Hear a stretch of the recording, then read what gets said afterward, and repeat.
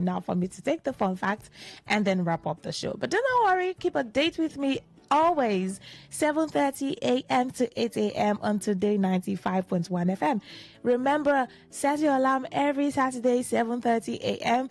to always be a part of the show, okay? And do not worry, there'll be amazing games coming up very soon. You know, in subsequent Saturdays, we'll have freebies, we'll have airtimes, we'll have opportunity for you to come into the studio. Yes, there'll be an opportunity for you to come join me in the studio live to participate in the show. That'll be an amazing opportunity for you, right? To sit here in the studio with me, the mic in front of you, and you're talking for every other person listening to hear you talk. You'll be answering questions, listening, share your moral lessons, telling us your name and everything about you live and direct in the studio. So you always have to be a part of the show for you to get that opportunity, okay? Yes, my darlings. Okay, very quickly for the fun fact segment. Do you know that jellyfishes are mostly made of water? Do you know that jellyfishes are mostly made of water? Jellyfish are mostly water. They are composed of approximately 98% water. When they wash ashore, they can almost disappear as their water content evaporates. So now that you know that jellyfish are mostly water, they contain approximately 95% of water. Yes, you know that now. All right, I'm wrapping up now, and there will be no time to play a song for you. But I promise you, next week Saturday, I'll play an amazing song from a popular cartoon for you. All right, my darlings, have a beautiful Saturday going forward. Have a beautiful weekend ahead. Have a beautiful new week from Monday. I love you. Be good children. Help around the house and stay out of trouble. Bye-bye.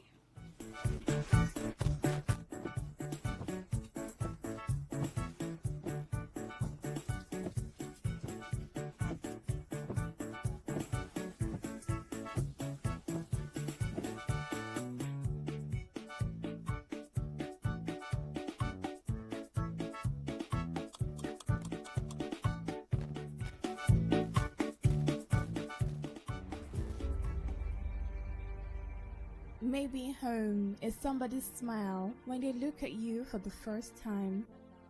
Maybe home is being a home to something you love and adore with all your heart, and that is what life, friendship, and love are all about.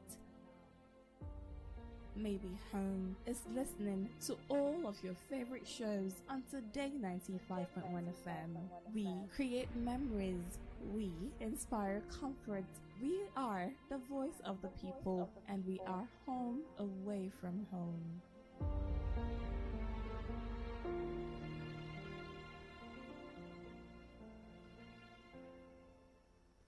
There is something girl about you, way I need you, oh, need you, oh.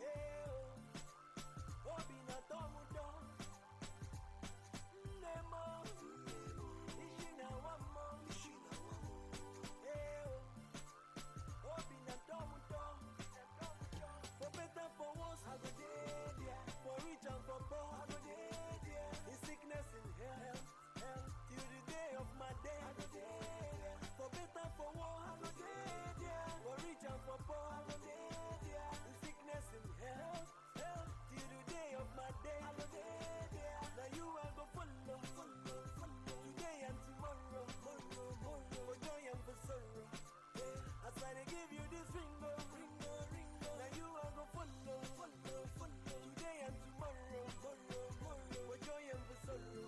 Yeah. As I dey give you this ringo, that's why I say you be the, you be the, you be the, you be the one, one, one. One, one, one, one, yeah. You be the, you be the, you be the, you be the one, one, one. Baby, now you be the one. I say you be the, you be the, you be the, you be the one, one, one. One, one, one, my girl. You be the, you be the, you be the, you be the one, one, one. Yeah, you are the one. There is something, something, girl, about you, hey, I need.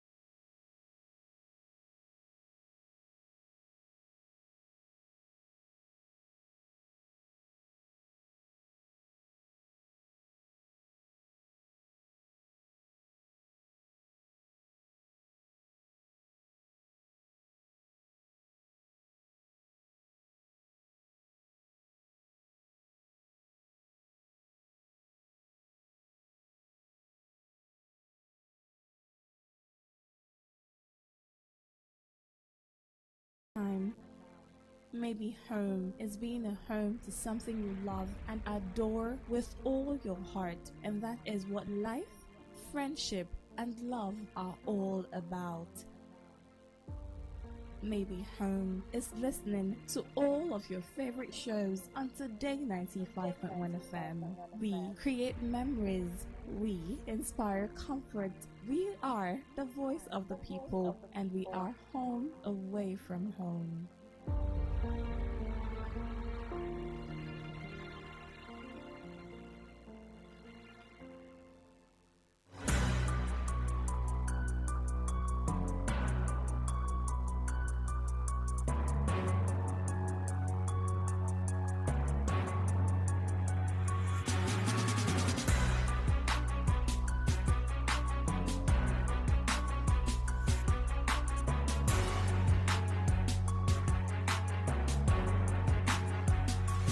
Welcome to Insight and Today 95.1 FM. My name is Lucky Maxwell. Good to have you on the show.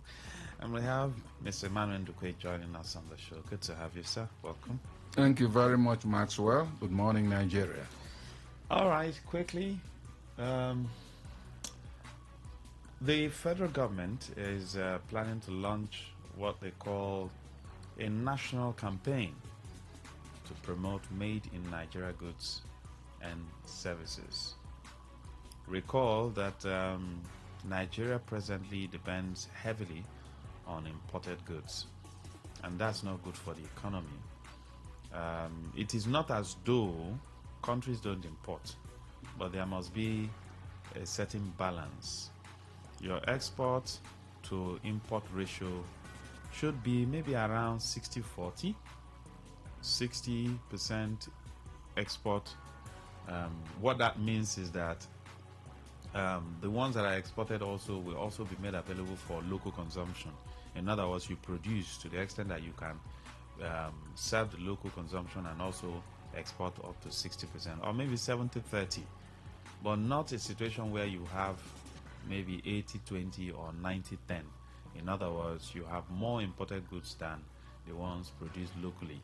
There are basic things that we are supposed to be producing here. We are not even supposed to import. Rice is one of them because we have arable lands yet to be harvested. You know, we have it all over in all the states. If we invest massively in agriculture, quell insecurity so that farmers can take charge of the bushes and then plant everywhere, we'll have enough food. and our people are very hardworking. We shouldn't be importing beans. We shouldn't be importing rice. We shouldn't be importing anything that has to do with food, because we are not like Holland that sits on top water. Even fish, we shouldn't be importing fish. Maybe one or two species, but that's the case right now, as it were, in Nigeria. Now, the federal government is planning to launch a campaign. In other words, trying to campaign to tell people to patronize made in Nigeria goods and services. They call it the Nigeria First policy. It is part of the effort to revitalize the manufacturing sector. I am also aware that MAN has constantly, that's the Manufacturers Association of Nigeria, has constantly stated issues confronting them, which is the issue of electricity. That's basic number one. Number two, you talk about tax. When they have to import some raw materials that are not available here to produce, and then high import duty on those. So some of them have closed down, and they have even preferred importing already made goods from China, US, and other countries into Nigeria so they can continue with their business. There was a lecture, that's the 5th Adeola Odutola lecture by the Manufacturers Association of Nigeria. Mr. President was represented at the event by the Minister of State for Industry, Trade and Investment, John Eno. Now, according to him, the campaign aims to shift national demand towards Nigerian products that meet global quality standards while also addressing the country's import dependency. So there's an admittance. They've admitted that, yes, we depend heavily on imported goods, including petroleum products, whereas we have 4 refineries that are not really working, and other people are also saying, give us opportunity to build modular refineries so we can start producing. Mr. Emmanuel, when you talk about made in Nigeria goods for people to patronize it, firstly, let's look at it from the angle of the manufacturers. They have an association called MAN, and they have constantly stated that one of the things hampering their expression is electricity. They have also talked about high excise duty on imported raw materials. They have talked about high tax, because if you want local manufacturers to express themselves, to fill the markets with Nigerian goods, you have to work on power. You have to also ensure that you give them an enabling environment, reduce tax, so that they can import. And then that's when you can now intervene to tell them that you can't sell above this level. There should be regulation. So if I'm supposed to buy toothpaste if they're supposed to sell maybe 1,005, because government has intervened in several areas, government can say no, sell it for 700 naira here, so that local consumers can have it cheap. And then if you want to import, you can now increase your money and then import. Is that not so? Government is supposed to ensure that electricity is stable. In fact, they're supposed to have palliative for industrial cities. In other words, places where you have industries, government is supposed to ensure that they have subsidy on electricity, so that the production costs will be very low. And that's when that's when government can have the moral right to stabilize the price and tell the manufacturers, no, you can't sell above this, you can't also sell below this. We know that your production cost is probably around 300 naira, everything put together, 300 naira. So if you sell for 500, 600, depending on the product, it won't be too bad. At least you make profit of 200 naira per product. But here, they are talking about a campaign. Will this campaign solve the problem when the basic issues are yet to be attended to? And number two, Mr. President, as important as that particular meeting, we are talking about manufacturing, and China today manufactures. In fact, one of the reasons why Donald Trump is having issues with countries is to look for a way. He says America first, right? Mm-hmm. Is to look for a way to see how things can benefit Americans first. He will tell you, I will impose 50% tariff on your goods, that is coming into our country. If you want to avoid that, then bring your factory to America. That's a way of, trying to woo people to come in Yeah. so that when they install their factories in America, they can produce there, jobs can be created, and of course the goods will be cheaper for her citizens. We don't see such moves from our president. He actually sent a representative, but I feel this meeting is as important as anything because it has to do with the economy. And when you say the economy is doing well, it is when, number one, you are manufacturing. It is when you are producing a whole lot for local consumption and also exporting. That's when you can say the economy is doing well because it will create a lot of jobs, people will be busy, crime rate will go down. Will this campaign solve the problem of the manufacturing sector? The answer to your question, in summary, is no. It won't solve that at all. You see, if federal authorities think there's a need for locally made goods to come, it's not a matter of just mounting it. No. First, enabling environment, which includes electricity.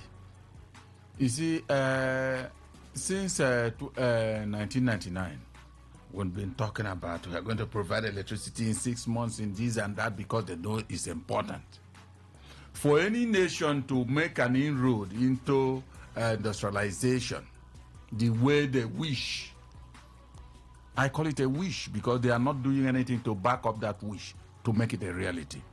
The truth is that when you come up every time, you tell your family, we are going to do this, we are going to do that, and you are not setting up structures to be able to achieve those things, then you are just a preacher.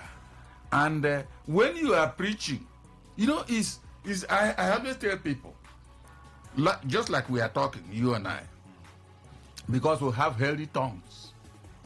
Once your tongue is healthy, you can say anything, and nobody charges you. God has made it in a way that the tongue is provided as an organ that talks, that makes speeches.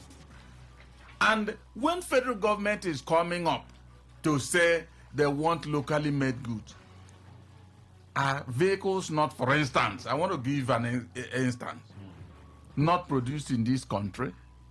Don't we have in Austin and perhaps a few others? You know, was it in Buhari administration or so when we heard that they were going to patronizing Innocent, and I think even the military also said they were going to be buying off what he produces and all that. How far is it going? The escalates that the president is using, are they manufactured in Innocent Motors or any other Nigerian motors? Even if it were assembly. But this one, I think Innocent has got beyond assembly. Yes. So why is it that you don't patronize it?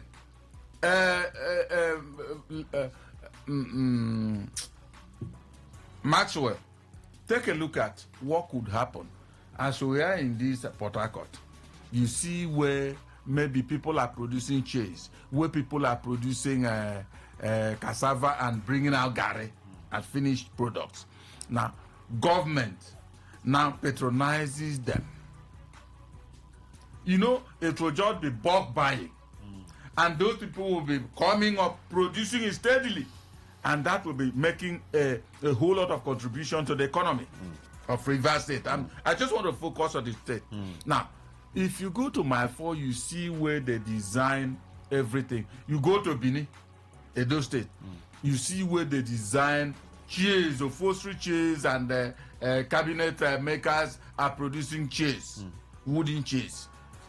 When government, maybe even not only one state, looks at this and know that Edo, for instance, is a hub of these cabinet chairs, and they make it a duty that we are going to be buying off anything they produce. Don't you know that the economy along that line will grow? Why do you think they don't buy it? Even when they are changing chairs in government house, they buy from Italy and other countries. That's what I'm saying, and that is why I told you. You know, I started by telling you that all these things are waste of time. It's just jamboree like every other thing they've been doing. They'll talk about it. When you say produce locally, it's Italy in Nigeria. Now, anything at all they need chair, they'll go over and buy from there. I tell you, if you go to Aso Rock, I've not been there before myself. If you go there, I doubt it. But as a human, I can't say such don't exist there. Where you see locally produced a cheese in Aso Rock. It might be all these foreign ones because they think they have arrived and they should be using something that is very tasty and everything. No, but the ones here are also very tasty because if you even look at it, when it comes to the chairs and upholstery and kitchen utensils they use in government house, Yes. some of those things are, when you look at the ones we produce here, like if you go to Benin and all that, man, the raw materials are even here. Even the white people, they came here to take raw materials. Maxwell, see. So when you talk about tasty, is it that our own is not as furnished as, they are not as fine as it should be? Let me tell you, Maxwell, you count one before two. And anybody that wants to count and start from 10, then the person is deceiving himself first before deceiving others who agree to follow him. Now, if government is telling us we want things to be manufactured in Nigeria so that they could contribute to the economy, yes, very nice thing to say.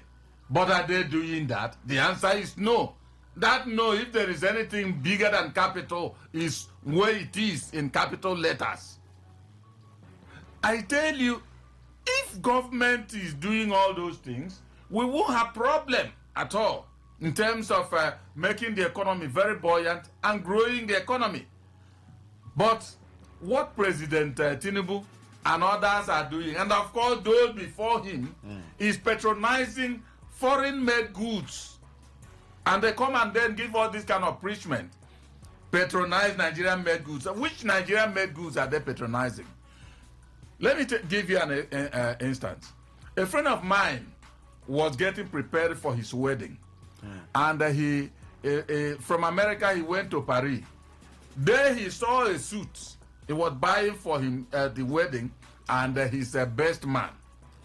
He saw a suit he bought, and then made in Paris and all that. He came back, brought that suit, told him, because it remained one.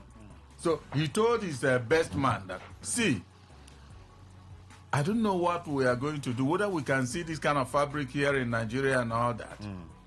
The best man took it and looked at it and said, yes, we can get it somewhere. There are some tailoring outfits in Aba that could give us exactly this. He said, are you sure? He said, yes. They went to Presidential Tailors in Aba. That's the name of that outfit. When they reached, facing them was exactly that one he had in his hand. They moved in and said, okay, the finishing, if it can be as fine as this and all that. As soon as they brought out that, the chairman of that organization said, these are part of my products in Paris. He said, No, what do you... no, I've heard that. What they usually do, because we have that penchant for foreign Yes! goods. I spoke with some of them, and they say what they usually do after production, they will just Package them, and then, made in this, made Yes. in that, and you think they made really in Paris or Italy. It's not here. No, this one I'm saying, he sent it to Paris. And they were selling it there. Yes, now, that's what they do. When he showed the man and said, this one, I made it here. Let me give you the remaining ones. He brought them out. They were exactly the same one he had in his hand. He said, so our country has reached like this. But government, if government could provide an enabling environment. Now, we talk about Dangote. I always tell them, Dangote is not a spirit.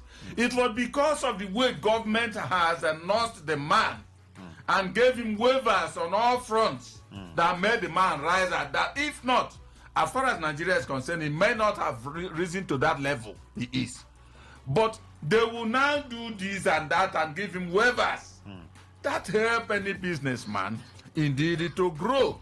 And his contribution will boost the economy. I don't want to believe in all this talk and no achievement, no action. That is exactly what government What is is really the problem? Is it a mindset, or Is it a calculated attempt, or is it a system where deliberately government does not want to really inject money into the system? Because for China, when they started, they had to tell themselves that we need to produce. Today, when US says anything, China will also talk, because Yes. when it comes to production, I mean, look at all this light we are using. This solar light, Yeah. rechargeable light. It's basically secondary school children that are putting it Of together. course, in China. They are the ones putting it together. Most of the things we use now, they are made in China. So I'm wondering, and when you talk about intellectualism, when you talk about being brainy, Nigerians, God gave us enough, Of course. when it comes to production. Yes. Because you go to Aba, you go to Newi, even here in Port Harcourt, you'll be shocked. Yes. There's a caller who actually listens to us. He's a phone repairer. He said he can resurrect a dead phone and bring it back to life. Yes. So if you see those kind of things, why is it that we are not really investing in our people? Maxwell, let me tell you the reason. You see, politics in Nigeria is taken too far. Too far to the level that has become indecent. Everything on this earth, the execution of everything on this earth has decent boundaries and indecent ones. And our own politics in this country, they are politics, but I am just watching because I'm not part of them.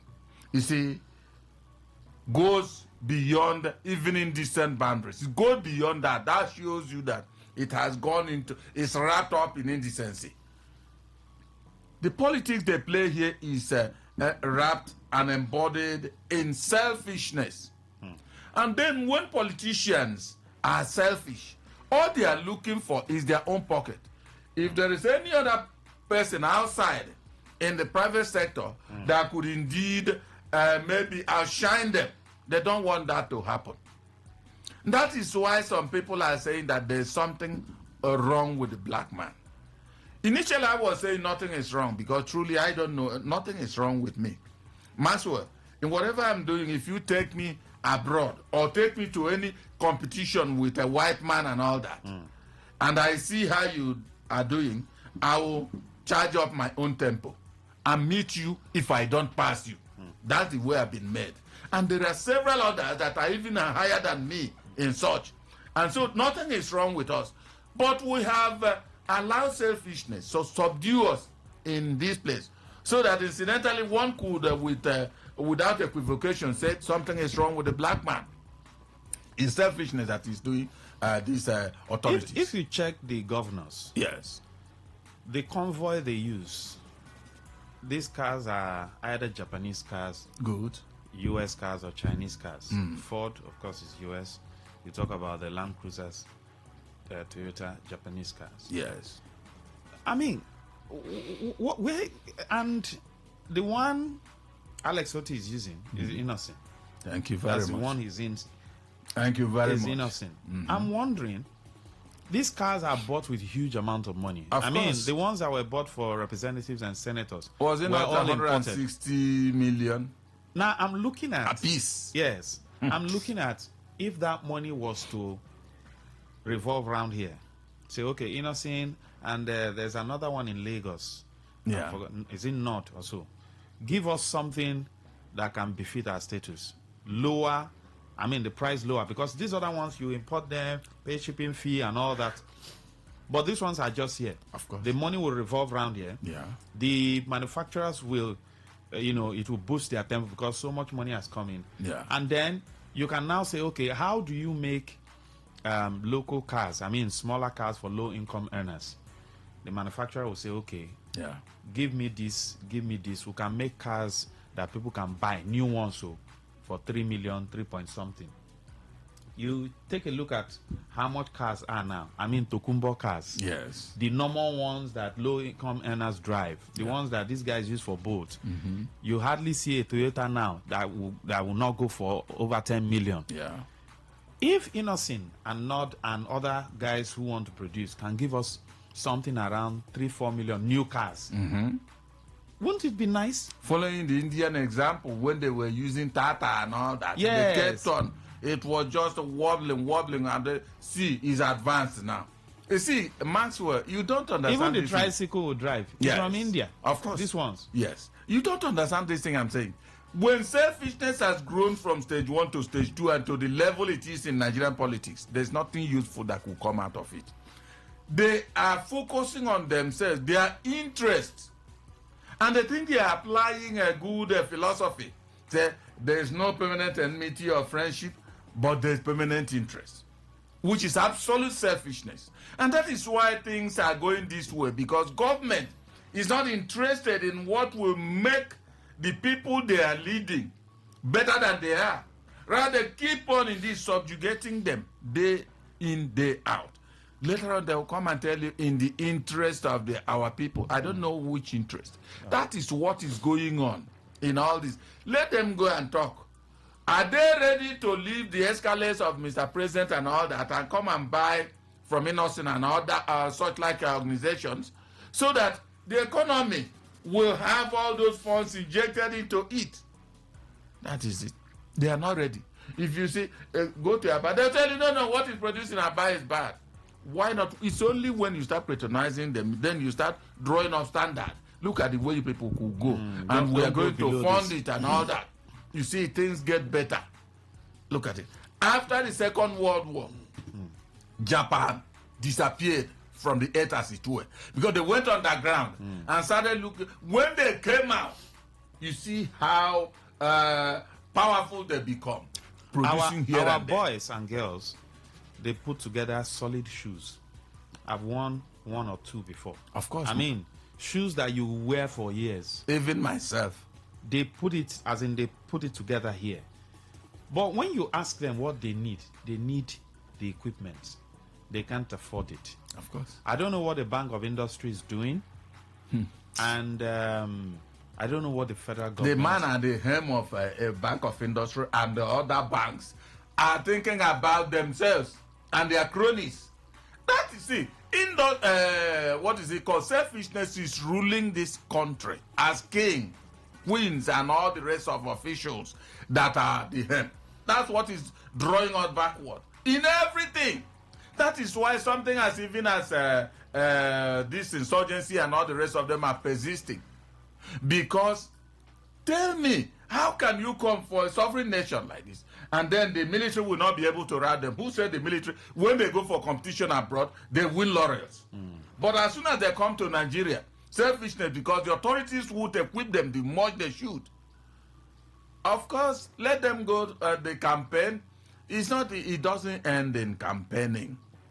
What actions? And the actions, are you truly ready and interested to practicalize the actions so that it becomes a reality?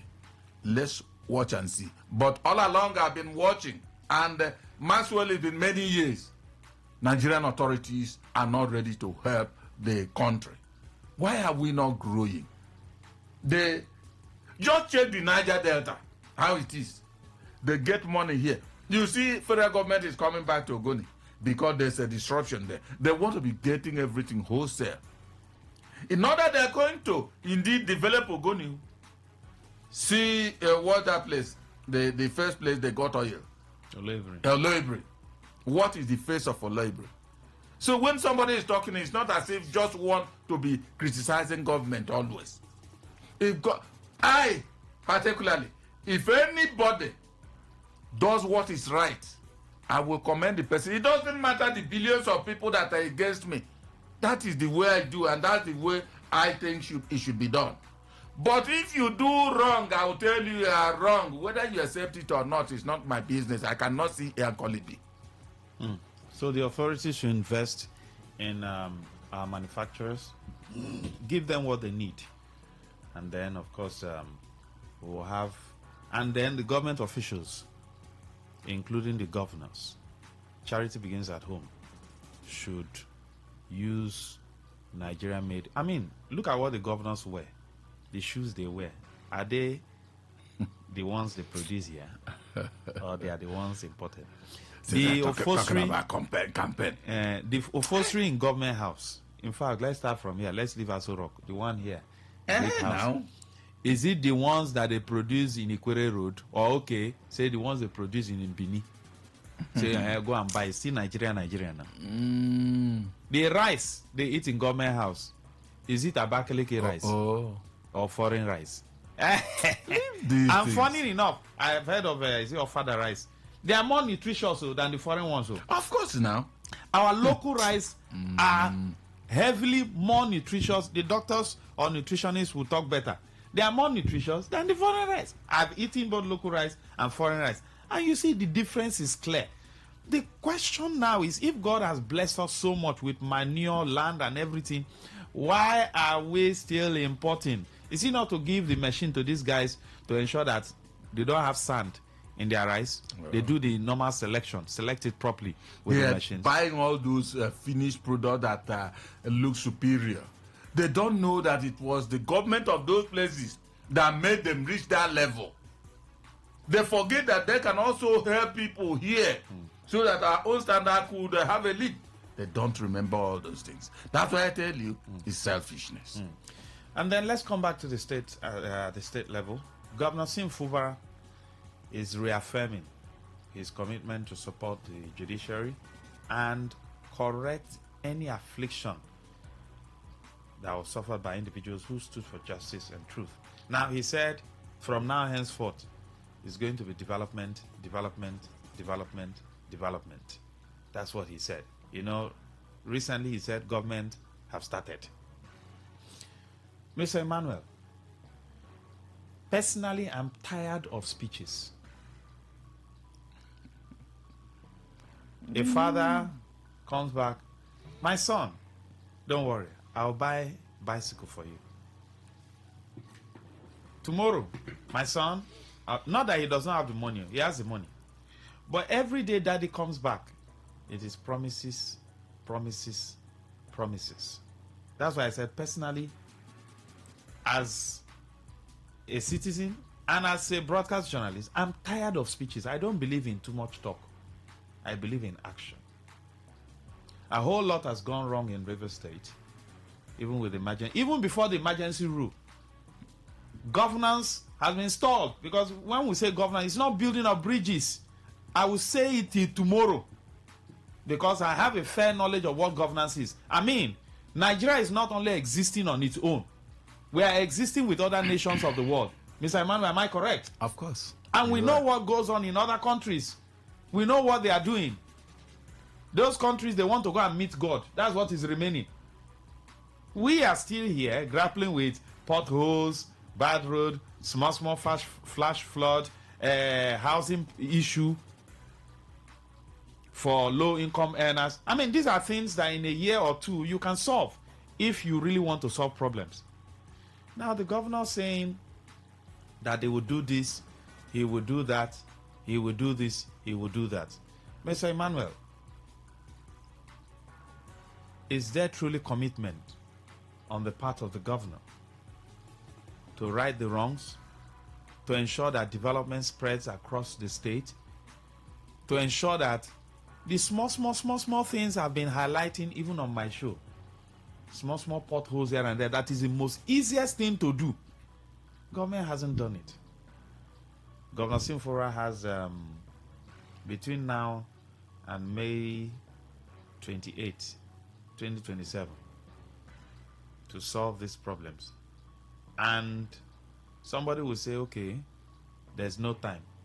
Yes, there's no time. But if government is serious, is it possible for him to touch major areas and correct the injustices? There are people who have been sacked unjustly by the past government, Ken Poly, lecturers, demonstration secondary school, a whole lot of issues. Some people's lands have been grabbed. And of course, you finger those who are even in authorities also who do all this. Can the governor settle all this matter? Because if you want to correct injustices, then you need to touch all this matter. Not just Ring Road has finished. That one is part of it. But we'll not chop bridge. Unemployment is on the floor, looking at everybody. Mr. Man? Maxwell, you see, one thing I want to say is that the taste of the pudding is in the eating. If you said maybe you want to eat gari with soup, certainly it's when you eat it, you will be able to know that I like this one over rice, which I've been eating and all that. In other words, he has made a promise. And I want to take him as a committed leader. But until I see, I will not go further on this. Let me give you an instance of some of the things that will buttress this thing I have just briefly stated. Chief Obasanjo at the center had to bring Bola Ige. And Bola Ige was a member of AD, Action, what they call that? That party was AD. Now, whatever it means, I can't remember exactly. Now, he remained an AD person, but he was brought into government as, was it Minister of Power or whatever, before he became Attorney General. Now, Bola Ige made a firm promise that he was going to provide electricity in 6 months. Alliance for Democracy. Thank you very much. That's the full name. Now, in 6 months, the very first day he mentioned that, I said, no, it was not going to be possible. Not that it's not. See, if government should back him, he can provide it in 4 or 5 months. The structure will not be ready, but at least you'll be taking them because the main supplier or whatever has been given. From there, it's not this one we are doing a ping pong, national grid collapse and all that. No. If it had been supported by government, just like we are saying about these homemade goods, it would be easy for Ige to realize his dream. He didn't do it until he became Attorney General. I don't know which one that happened first. I can't remember exactly because one has gotten tired of Nigerian system. But what I'm only saying that promise was made. Fashola was it? I think it was in Buhari. Came in and made his own promise. Till now, you and I are still paying for darkness. Whoever is there, we are paying for darkness. There was a time before the COVID, they said Abba Kyari, the all-powerful chief of staff. They signed a contract. Good. With Siemens in Germany. He came, according to the rumor we heard, with the virus of COVID and all that, and he died. But somebody continued. Till now, we are paying for darkness. See, a lot of promises have been made, both at the center and at the state. So if Governor Fubara wants to carve a niche for himself, as he had made such firm promises, let him stick to the execution, to fruition, so that we see that truly there's a difference in administration. But when you made that kind of promise, with my experience over the years in government, watching them very critically and keenly, I won't accept them until I see. So I have a philosophy. Seeing is believing. 0810951091. Join the conversation. Two major issues. Campaign for Made in Nigeria goods. Will it solve the problem of import-export, where we have more export? Of course, you must have met local needs before you export, where we have maybe a 60-40.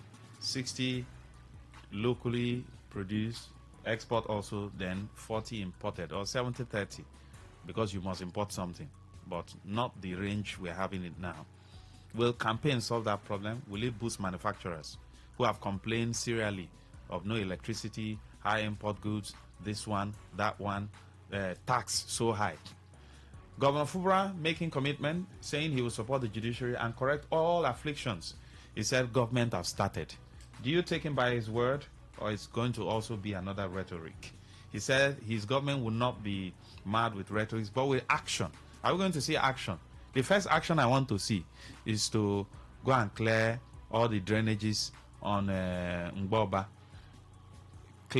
Fix that place at Dominion City. That's the first action I want to see. So that there won't be traffic again. Fill all the potholes. Clear all the big drainages. I want to see that action. Good morning. Yeah, Mr. Zion from Port Harcourt. Go ahead. I want to say that the request you made, clean up the drainages, has to be in the purview of the local government chairman, not the state, the local government chairman.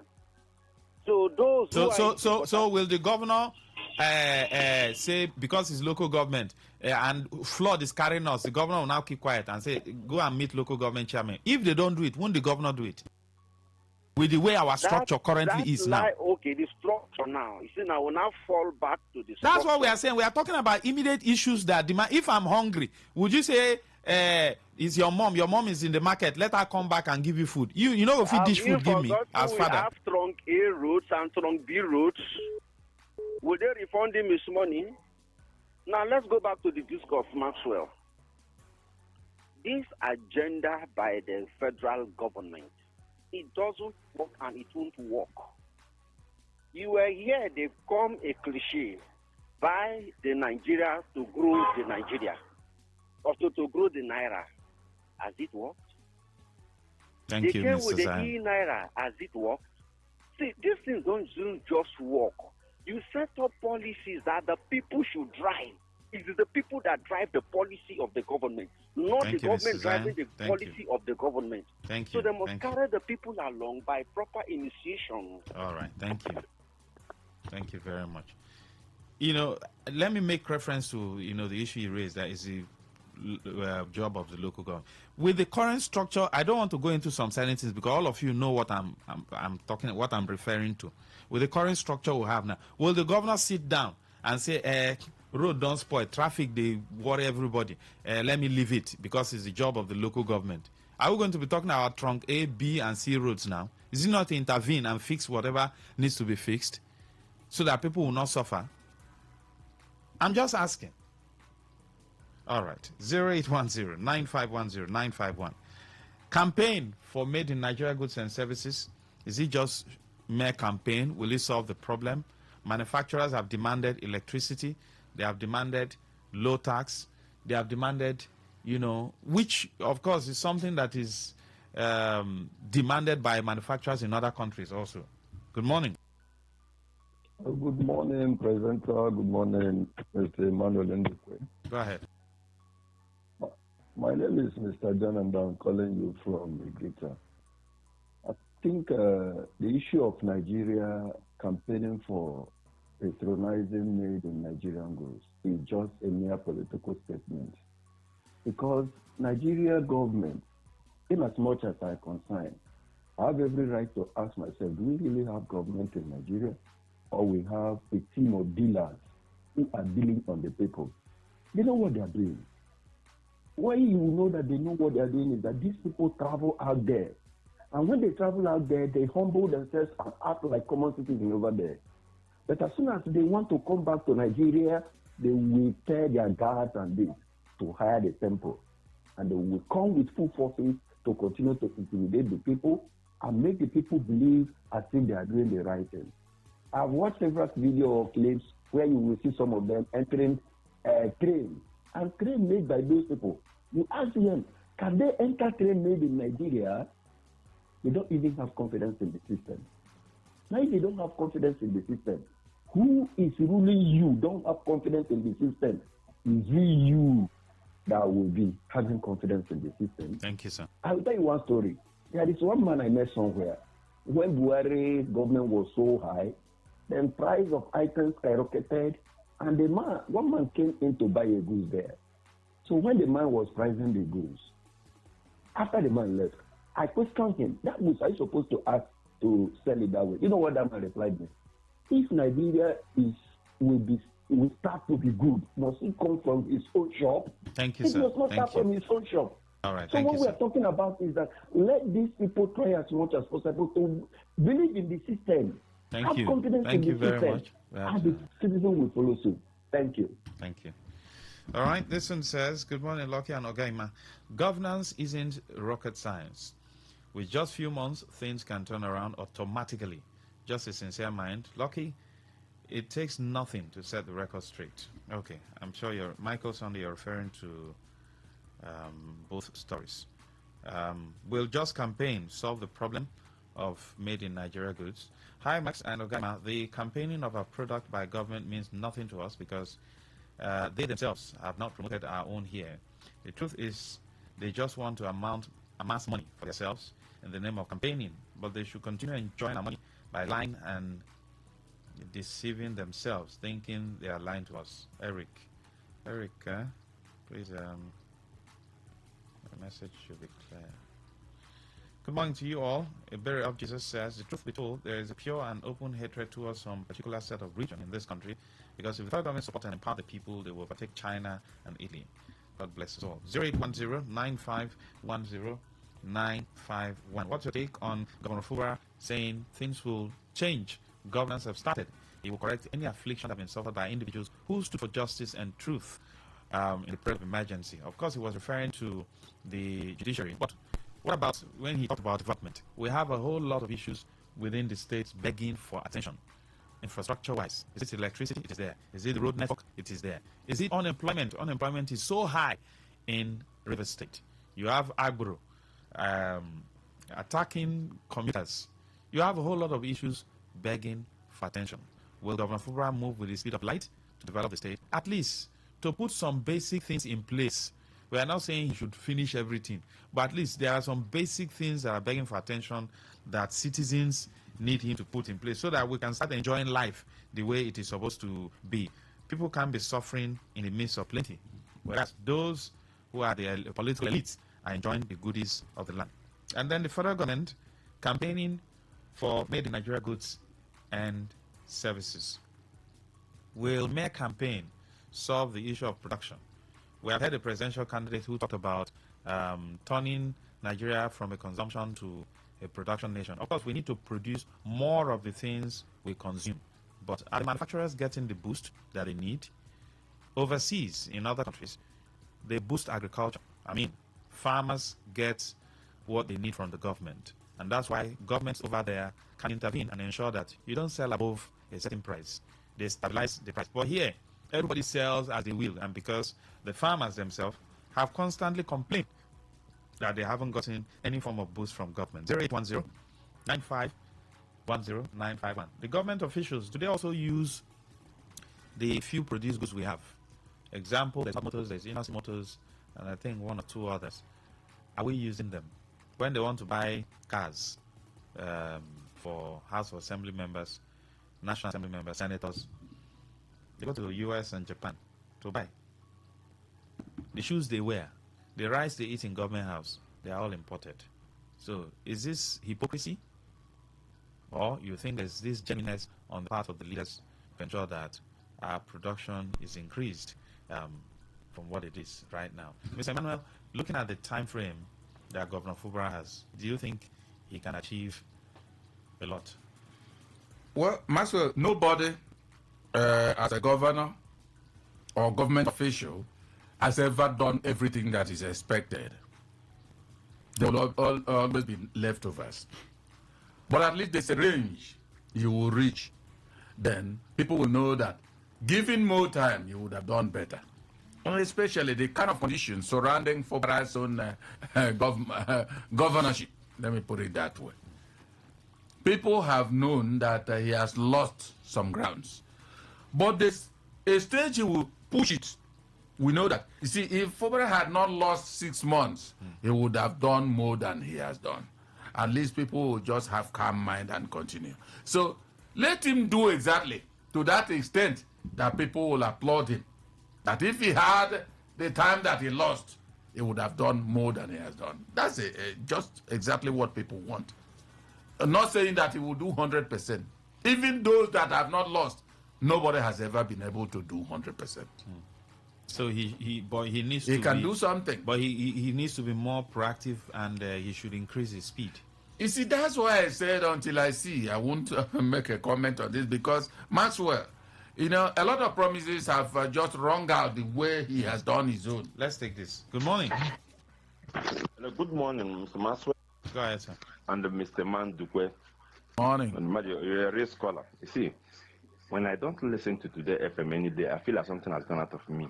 The way you can impact knowledge on people and give them the platform to, excel, to get that event of emotion, express to what they are feeling. You're carrying a lot of BPs, though, seriously. Okay, now, talking about made in Nigerian goods now, we know what happened to Tata, like Ogema pointed out now. Government of India made sure no other vehicle for all officials but Tata. We can't innocent and the other one you mentioned, I think in Lagos, Mazimu, something like that, and North. Can't the government say let all official cars be made in Nigeria?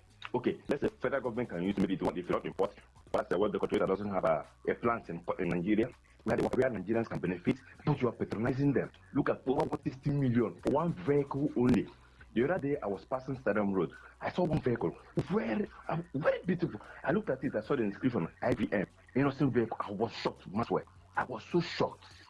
Now, what the same pronouncement they used to turn around the economy of Nigeria and in the country for subsidy removed. Make that same pronouncement, the whole thing will change both in the state and the federal level. Let them be patriotic. They say we should tighten our belt. Let them tighten their belt too and do the needful. Create an enable environment. Manufacturers are willing to do it. About a simple example. Thank you very much. Kenneth, I am on the line. Thank you, sir. All right, Second Timothy says, luckily the campaign for Made in Nigeria products patronage is in theory and not in practice. This is so because we have set of leaders who say what they don't mean and do what they never said for their selfish benefit. This is Nigeria for us. All right. So until we see our governors using Nod, Innocent, and Co., then there's comma somewhere. Because, for instance, Governor Fubara, his convoy should be up to 10. And all those vehicles are foreign made. President Tinubu's own looks like a charade. His own is like a chariot of horses. I think his convoy is more than 20 cars. They are all imported cars. And it is human beings who actually manufactured them in other countries. I had to even discover that the vehicles they manufacture in those countries, Mr. Emmanuel, they import some things. There are people who, of course, who produce brain box in one country, they will import. Yes. So you can't do everything, but the assembling is in that country. Of course. So it creates jobs, and that's what Donald Trump is doing. He will threaten you, 50% tariff. You say, okay, why not? You say, oh yeah, come and produce in America. America first. But our own president has been moving to France, moving everywhere. All they do is medical tourism. I want to go and check headache. I want to go and do surgery. I want to go and... That's what they do. But Trump is moving and, of course, signing deals that will benefit the U.S.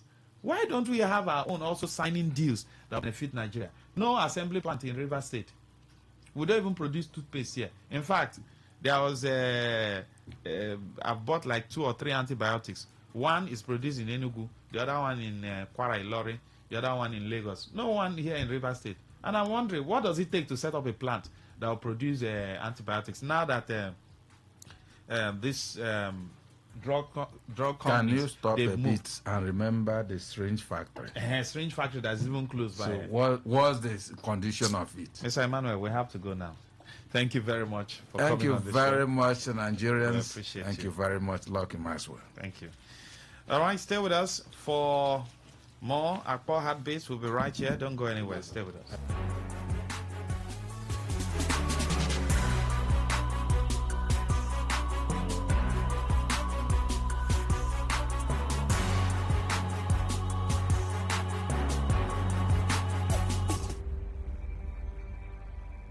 Maybe home is somebody's smile when they look at you for the first time.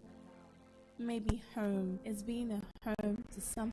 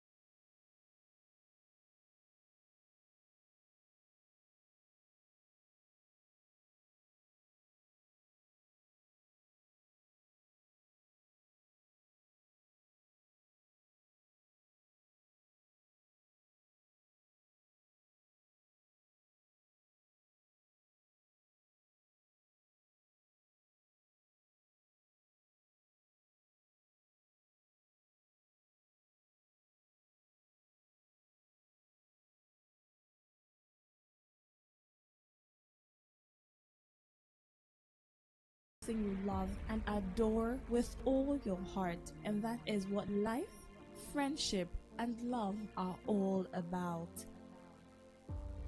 Maybe home is listening to all of your favorite. Waiting they create party for mouth. Waiting they cause they let you rejoice.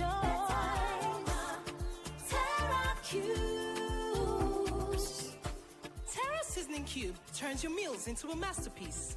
Unwrap joy, unleash taste. Hey, come cook with Terra Cubes. Come cook with Terra.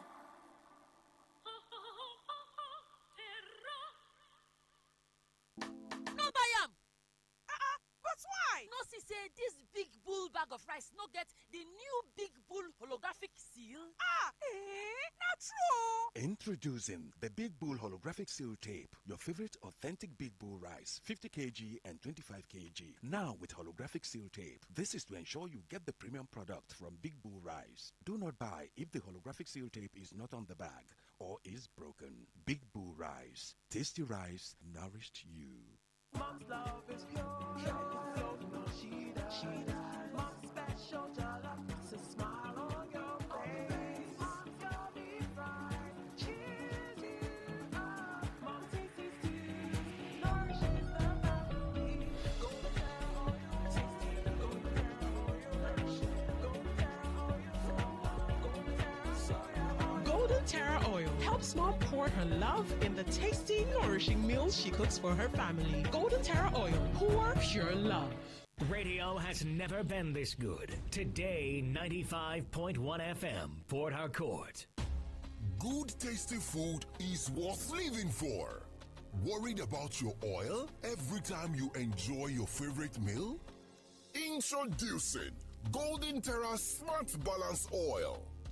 Smart Balance Rice Bran Oil is rich in gamma oryzanol. Several studies suggest that gamma oryzanol may contribute to the reduction of bad cholesterol. Golden Terra Smart Balance Oil. Good food, no worries. How do we make our cooking come alive? Oh, Pepe Terra. For that tasty meal where you like, oh, Pepe Terra. I mean, you won't cook food to impress, oh, Pepe Terra. Hey, Pepe Terra, Pepe Terra. Whether it's jollof or na stew, even for porridge or spaghetti, cook to impress with Pepe Terra. Yeah, Pepe Terra. Go for gold, Terra Gold Cube, the amazing seasoning cube. So when you're cooking your delicious meals, don't compromise. Go for gold. Rich, consistent taste for cooking mouth-watering soups, stews, and jollof. Choose wisely. Choose Gold. Terra Gold Seasoning Cube. One cube, endless possibilities. Terra Gold. Port Harcourt, are you ready? Today, 95.1 FM, the voice of the people. Radio has never been this good. Today, 95.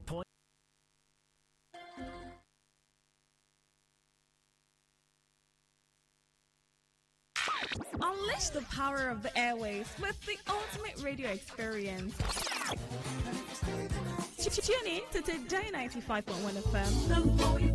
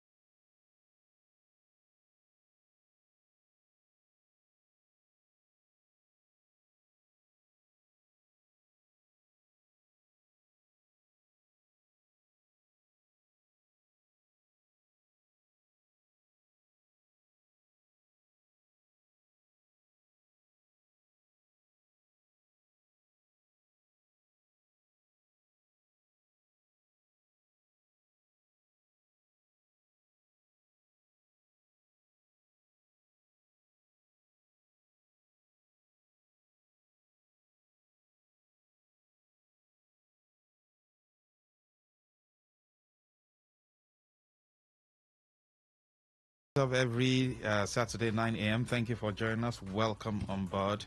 Akpo is moving forward. No backwardness. Yes, of course, no backwardness. We're moving forward, and that's why we're looking at Akpo yesterday, Akpo today, and Akpo today. We're looking at sports. Sports is one of the means through which you take people off the street. You create jobs. And it's very important that you invest in sport entertainment so that the youth can express themselves. We have joining us on the show, Wali Azubike. He's the President General of Akpo Youth Assembly. Thank you, sir, for joining us. Welcome. Good morning, Mr. Maxwell. Good morning, Nigerians. Akpo, Mamika. And we have the PRO, Ajoko is also joining us. Thank you, sir. Honorable Ajoko. Yes, my brother. Thank you, Mr. Maxwell. Good morning, Nigerians. Akpo, Mamika. And we have a big guest, Chief Wosu Obed Nyeche, Ogaron Akpo Sports Chairman. Thank you, sir. Good morning, Nigerians. Good morning, Akpo. Akpo Ameka. Yeah. Sir, what have we done so far when it comes to sports in Akpo?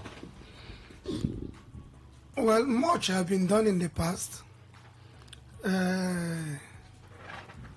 There have been a lot of competition in Akpo in the past. When I was growing up, I had a Ohaku Cup. Yes, that was in the 90s. Akpo has been a football-loving community or a clan, sports in general.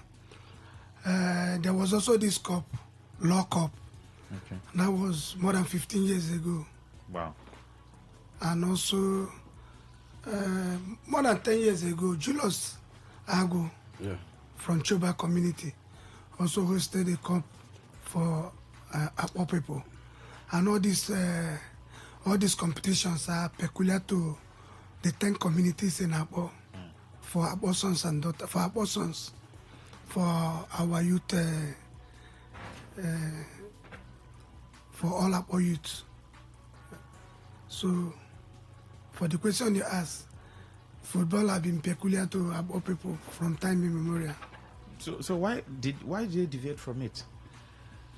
Well, that's a good question. See, things of such nature is a huge project, and if you see today in Nigeria, people are minding their business because the society has never been friendly to anybody. For you to cough out a huge amount of money to say you want to host a competition for the people. Back then when I was saying it, maybe it didn't cost Ohaku much to host it in the 90s.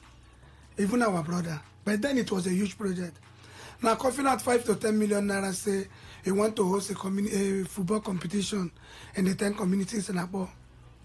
If you're not careful, 10 million can swallow it. It will swallow 10 million naira. But that's small money now, compared to the kind of drink some people drink. Yes. Yes, now.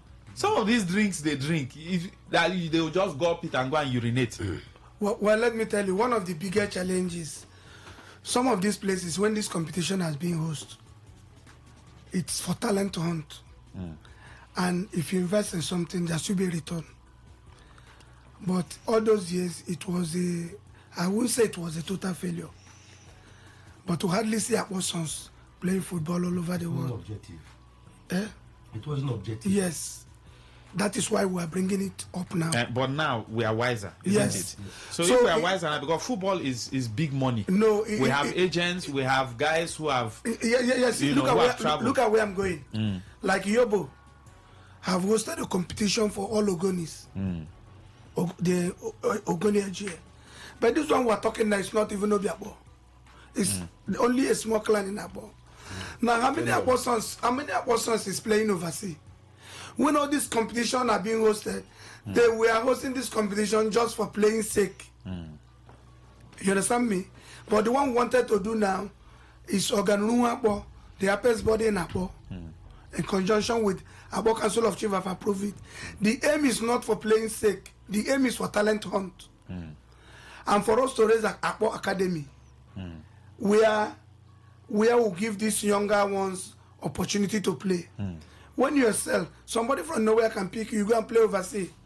By those times, the highest people who have gotten in Akpo was some of our brother playing in Shas, even in Shas feeders.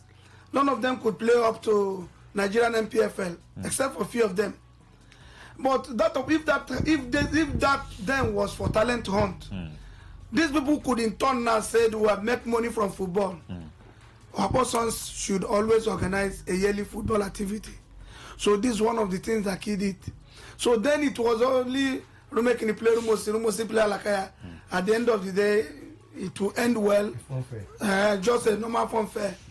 So the winner will go with this. It wasn't targeted at raising the young talent. So this time around, this one, if as we are starting now, it is not 1 year thing. Okay. Yes. It So is yearly. not a 1 year. It might be yearly, depending on our program. But the major aim is for a talent hunt. At the end of the day, Akpo will have an academy that will start competing in the Nigeria. What is it called? Where is the Pro League? Yes. The list. We can start off from there. As we continue, we can as well jump MPFL. So that is our target. Okay. So that was why it appears all these years, during from Haku Cup to Law Cup, it's almost 10 years, if not more. From the same Haku Law Cup to Gilos own, it's barely 10 years. And we are experiencing another thing. So for now, by this 2025, we are saying this is a continuous something, a continuity. I'm the chairman for now. Tomorrow, they might decide to bring another person to chairman it, but we all support the same person to make sure the dream is being carried, to make sure the program will get to its destination. You are a footballer? Well, when I was growing, I didn't play at a high level. It was just normal. Everybody's a footballer. Provided the torso range is your frontage, you're a footballer. Mr. President. But I didn't play professional football anyway. Okay. Because probably you didn't have the opportunity or someone who could carry you. Mr. President, how would this one be different? Because now we are wiser. Football is big money now. Let's not deceive ourselves.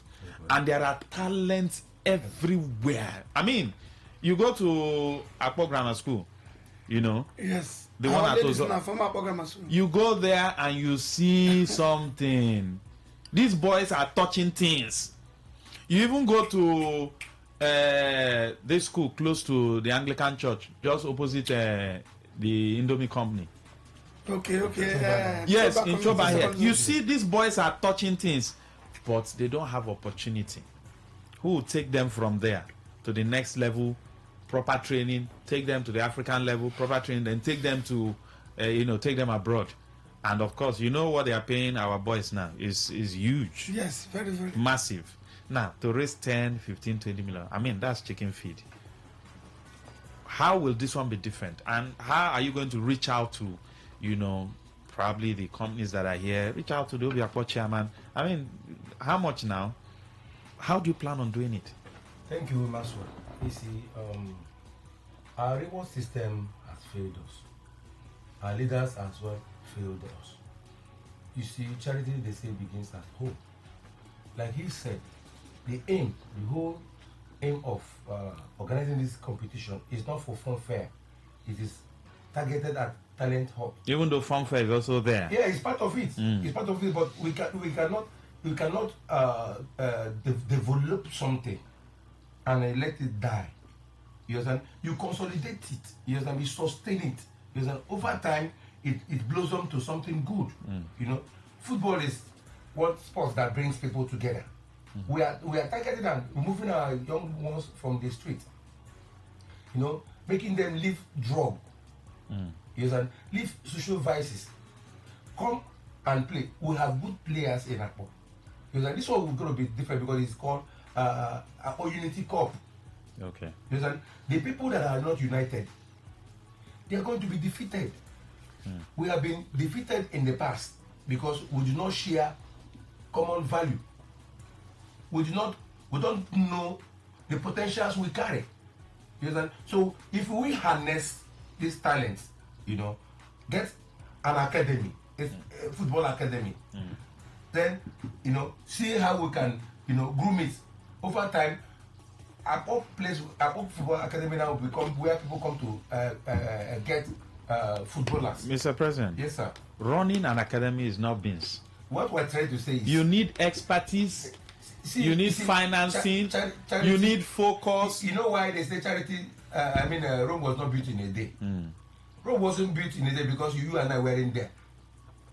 But if all hands are on deck, all hands in globe, you understand?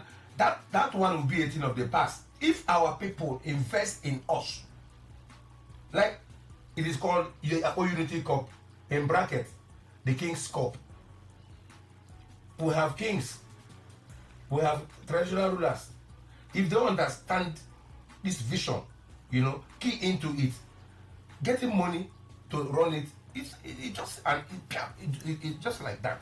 You understand? So we have written letters to our sons and daughters.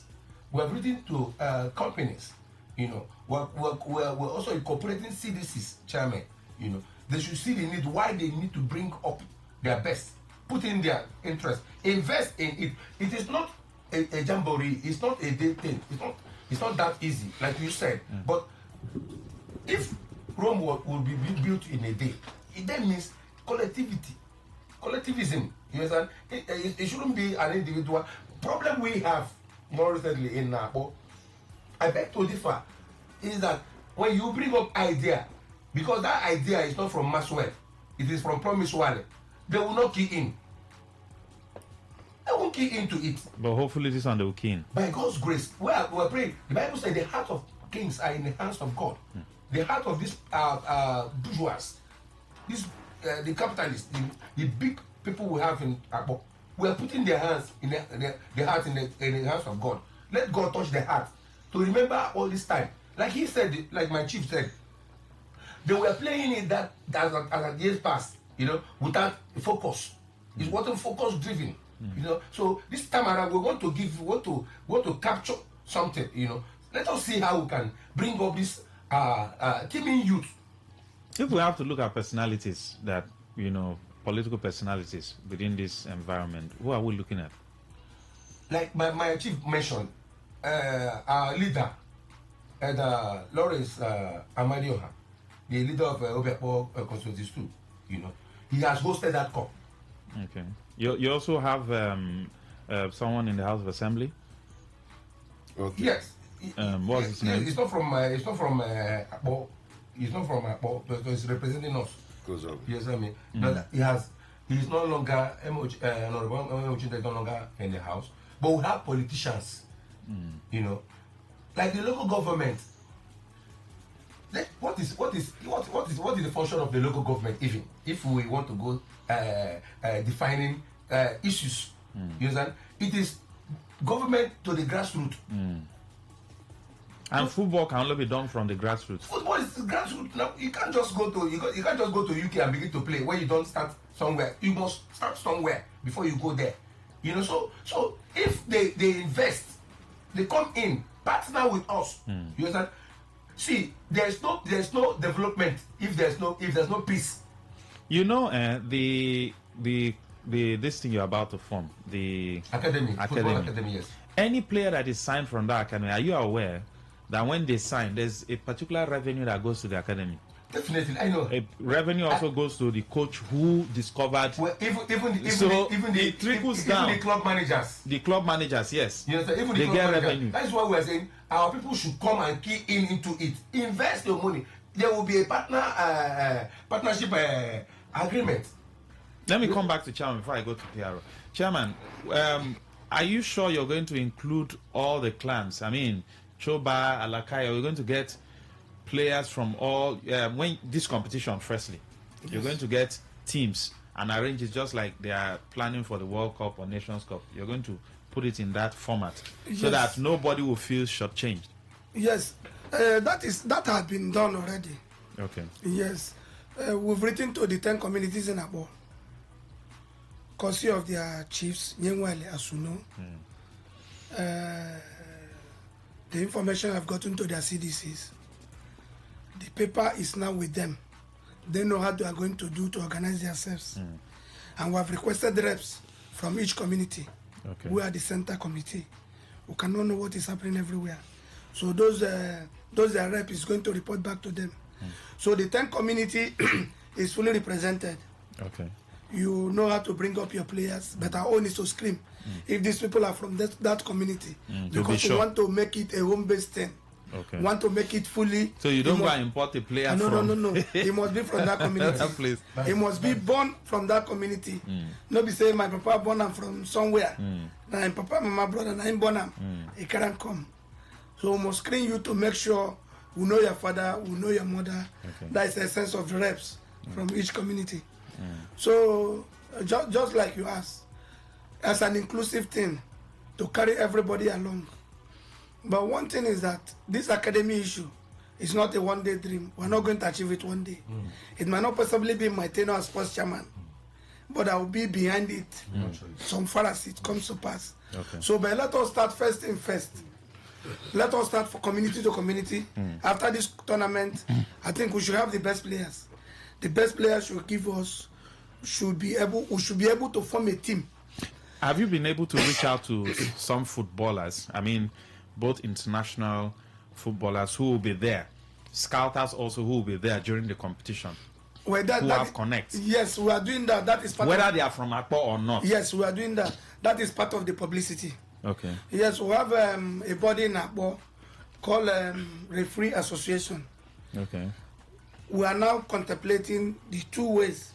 Maybe they will officiate, or maybe we'll go to sports council. We have not concluded on that. Okay. Because we don't want a situation where almost see they play with Rumekini. They say that Chobaman they blame. We don't want such situations. Somebody play with Alakaya, Chobaman they officiate them. So that's in Nigeria. So but that association, we are in touch with them. They are all going to do a great job for us because they are all ex-players. They are all players from. You have Finny the Judge now that is the coach of the Rivers team. Okay. Such people should be there. Yes, so there is what we call all stars. Okay. Obiapo all stars. We have reached out to them. Okay. But we are going to see their chairman. One of the member is connecting us to the chairman. We have to let them know it's Obiapo. There is a club of ex-players. You must have had that. All stars. So in our conclusion with them, we know for it to be cost effective, if we are going to take referees from there, maybe people that are not from Akpo, maybe help them to. No, if it's a referee, you can go outside. So that our first thing in our timetable is to go to Obiakpo Sports Council. Okay. Maybe for them to be signing referees for us. Okay.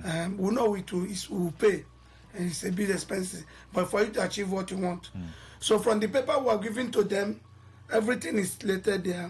The timetable, how the matches will be played, the venues, the detail of everything. We've even written to the schools involved. We are using University of Port Harcourt, their host community. Okay. So their field. Yes, since they are not going to help us in anything, let them. No, they can still give you. They have water now. They have water company. Let that be part of their contribution. They can still give you small the money. University of Rajuru, we will also written to them. Let that be that part of their contribution. Our ladies are program at school. So a week to the time, we'll also write to the 3 police station in Akpo. Okay. Cause it through For the security. yes, for security. Area command will now serve them. Will now copy them. Okay.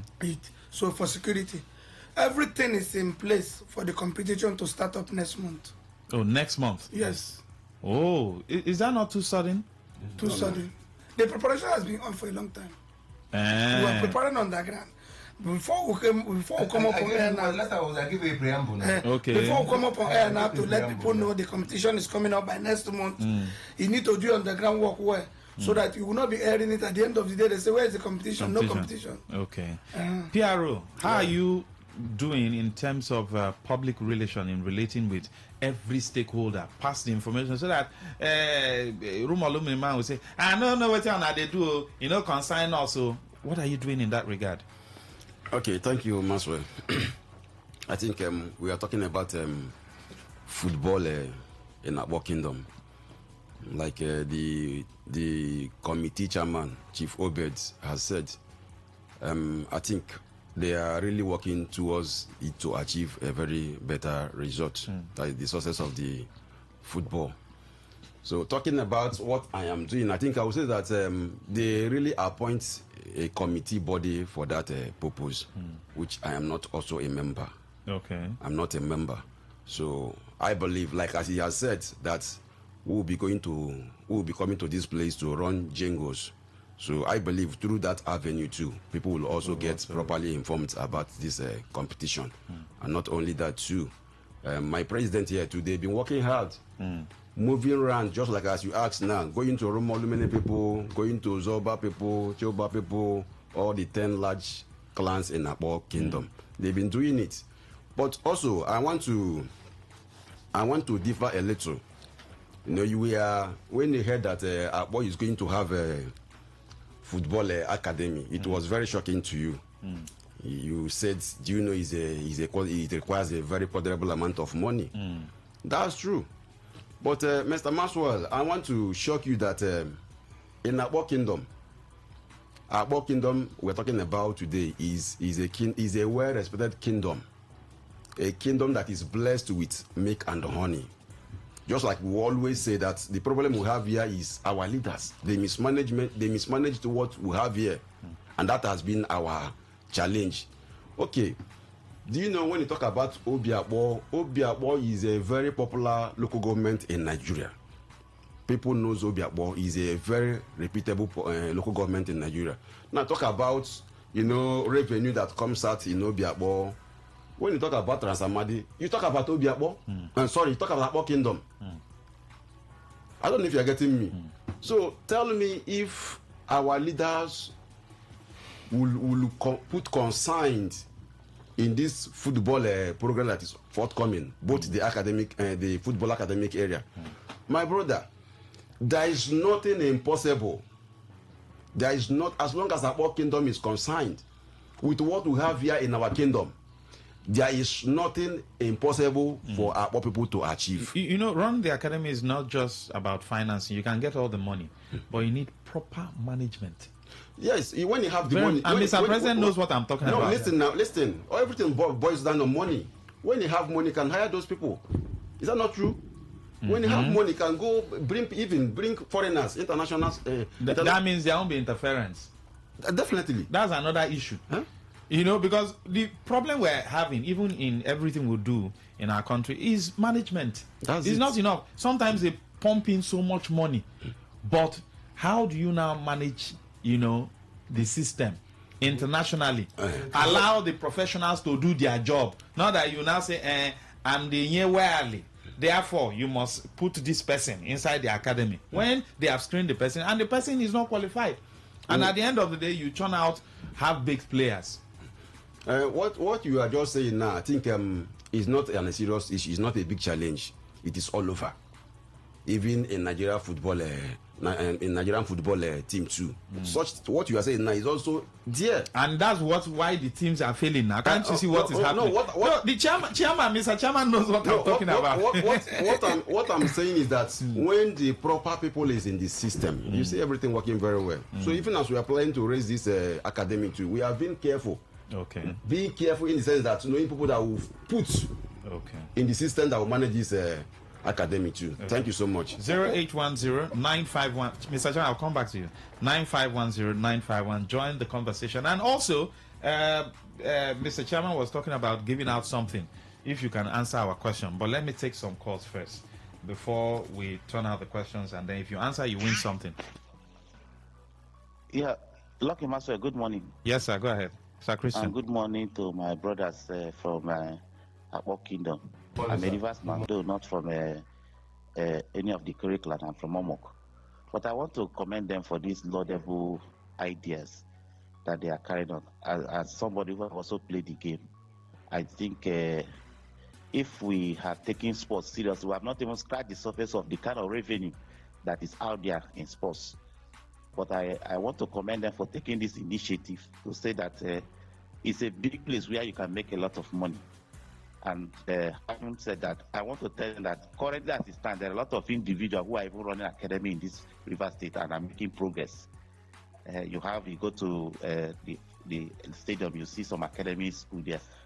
But one advice I want to give to them is that please don't involve politicians. More people have a lot of people who are respected businessmen. Instead, approach the businessmen that is in Akpo. Let them understand the need of how they can invest in this process, because it will bring a lot of dividend and revenue to your kingdom. Don't involve politicians. Please, that's my advice. And again, for the referee, I think you can go and partner with River State FA.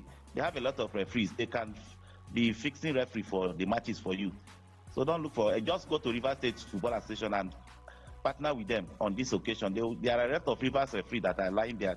They need to get something doing. So just partner with them. They will officiate very well for you. But again, like I said, leave politicians out of this. Look for businessmen in Obiakpo that can fund this process and let them understand the need for that kind of investment. Because I tell you, imagine a situation where you're able to take 2 boys away alone and you get $500,000 each from those boys. Calculate it in Naira. Thank you. Thank you so much. So you see, he's in line with what I'm saying. Yeah. That's the problem, because once monkey hand don't enter now, your thing go come scatter. Mr. Chairman. Maswell, sorry, before you go to Chairman. We have been surviving without politicians.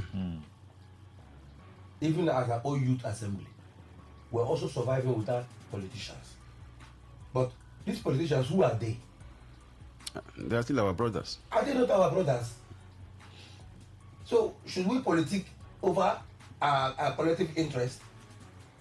So if we go to them as our brother and not as a commissioner or as a governor or as a president, I told you earlier that charity begins at home. So it is their own project. Like the program is our own heartbeat. It is our own program and project. So whoever God has laid it into his heart, you understand? Let him key in. So the advice is being taken. Some advice they don't reply according to our local police. Some advice you don't reply it quickly. You take it into consideration. You know, considering that these things could be good and they also could be bad. So that advice from my brother, who have taken that, I think we'll work on. Okay, Mr. Chairman, you want to say something? Yes, on the academy issue. First thing first, this committee was inaugurated since last year, over a year now. I know what it took us to come up to this extent. We are putting our personal money, our personal time and effort. So let us take first thing first to host this competition. And now, when it is successful, we'll not check our strength, our failure, our weakness. Now we cannot build on that. Now we cannot build on anything. After 10 years, we're just starting it again for the first time. So the academic thing will happen, but it will not be first. Let us not put that in front. If not, we'll start recording the failure. We don't want to achieve the word about the tournament. Yes. Okay. But today, we are telling the world and our sons and daughters and anybody that cares to hear that we are hosting a football competition in Akpo. From next month. From next month. There are brothers that will run through the festive period. There are brothers that are in diaspora, who are also football fans, and some of them are also players. We've gotten feelers from them that yes, that they want to. Ordinarily, they wanted to host a competition, but when they heard that Akpo Unity Cup is coming up as organized by Oganura Akpo, so they want to partner. So I also want to tell them not to relent. The chairman will also give out his phone number so that they will call in, so that they will do this thing. Because together, all of us will achieve more. That is the meaning of team. Firstly, Together, Mr. President, you give out your number. My number is 080 37 30 6133. 080 3730 6133. While I promise, Azubike. Okay. Mr. Chairman. Okay. 080 354 29584.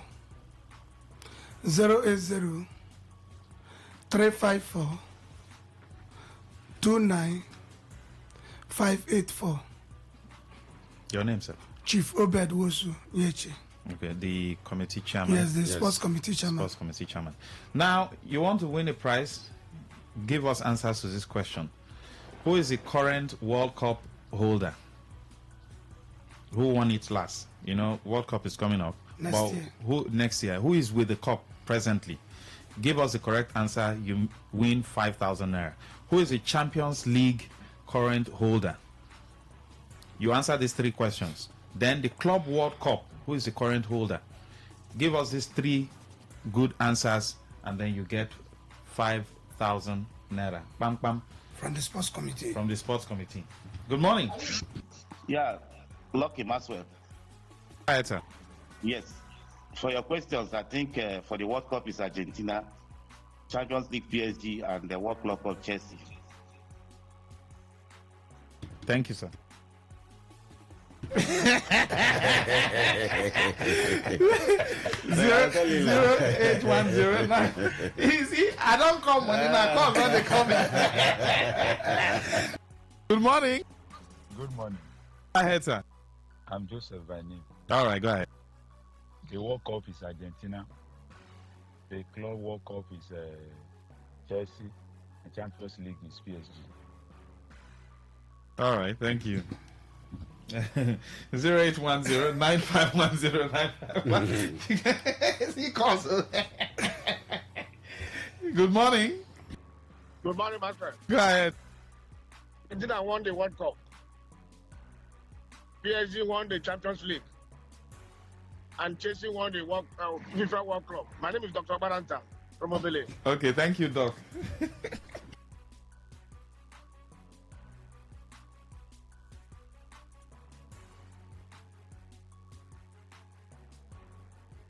Zero 9510951. Today is for sports. Send in a message. Who is the Club World Cup holder, the Champions League holder, and the World Cup currently? 0810-9510951. Send in your messages also. Maxwell, before this is let's take this. Good morning. Go ahead. Good morning. Yes, go ahead. The World Cup champions, Argentina. The Club World Cup champions, Chelsea. They beat PSG 3-0 in the final. And then the current Champions League winners, PSG 2. Are you a female? They beat Inter Milan 5-0. Are you a female? No, sir, I'm a male. Okay, thank you. Thank you. Okay, sound like a female. Greetings to everyone in the studio. My question is, after playing the football match, will the best players be integrated into Rivers State football team? Thank God ability at Twebu. Okay, they will answer your question. Good morning. Hello. Yes, go ahead. Yeah, good morning, sir. Yes, please. My name is Christian. Go ahead, Christian. Yeah, the winner of the World Cup is Argentina. The winner of the UEFA Champions League is PSG of France. The Club World Cup, the winner is my club, Chelsea FC of England. Thank you, sir. Thank you. Hey, good morning.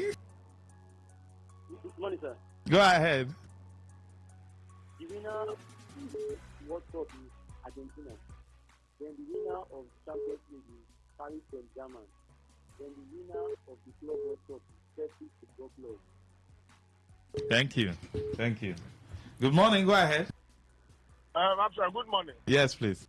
Yeah, my name is Dr. Go ahead, Doc. Hello, Doc. Okay. Please, Chairman, you have to answer this question. Okay. Will they be integrated? Well, that question is a big one. River State, he said football what in River State? Will they be integrated? In FA. FA. Well, it's Rivers possible. But this one we are doing now is only Akpo Kingdom. Like we said, a lot of scouters will be there. Okay. Even from the River State FA. So if anybody that performs well, you know, some of these players, our brothers that are playing overseas, are being picked by scouters that came to watch football. Yes. This guy is a good guy. They just pick them. So that is the same thing that will go happen here. Okay. So if you play well, you impress people, somebody might decide to pick you. But it's not in our power now to say, if you play well, we are going to put you into FA. Okay. Or we are going to but make there sure. will be prizes. Yes, for the very teams. well. Yeah, first, second, and third have a very good prize. Let me help him out. You see, let's be futuristic and optimistic into this thing. Put a level of reality to it. If the community, I mean the kingdom, has a trust fund, if there's a money kept aside, for development, that player or 2-3 players, those players can be sponsored. Okay. Yes, can be sponsored because in partnership, what you give is what you take. You understand? So if the product, like Japanese do say, good thinking, good product. You understand? If you have them good, you understand? People will come. You understand? Even if people don't come, you understand? We can register our players into other competitions, sponsor them into competitions. You understand? Competition by Obako Ekwere. You understand me? Competition like Obaga United. Competition like River State. Just like that. We will be sponsoring them. By so doing, before you know it, you understand? Then the sky will be beyond their limit. Chairman, but you have to reach out to a whole lot of ex-internationals. Of course. Because they have the link, and they are also looking for, good people that they can recommend. Because, when the revenue comes, it trickles down. Do you understand? Let me narrow your discourse. Like the chairman said, when the time of that academy comes, all this whole thing will be encapsulated. Okay. You understand? When the time of the academy, you understand? It's a vision, it's a picture, a clear picture of your tomorrow. You understand? So it is in you, it is in us. You understand? We are back unveiling it. So it's that when it's been unveiled, all these things will be captured.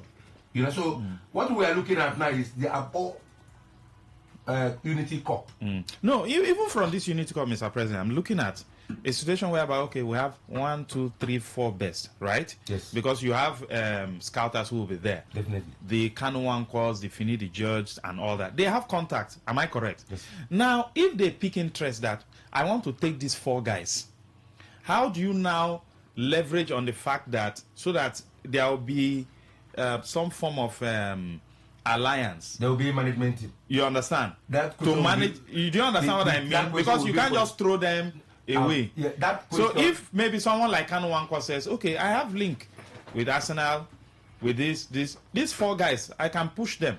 How do you now link up a management kind of before the academy, after the Unity Cup, so that when this thing starts coming, it will trickle down?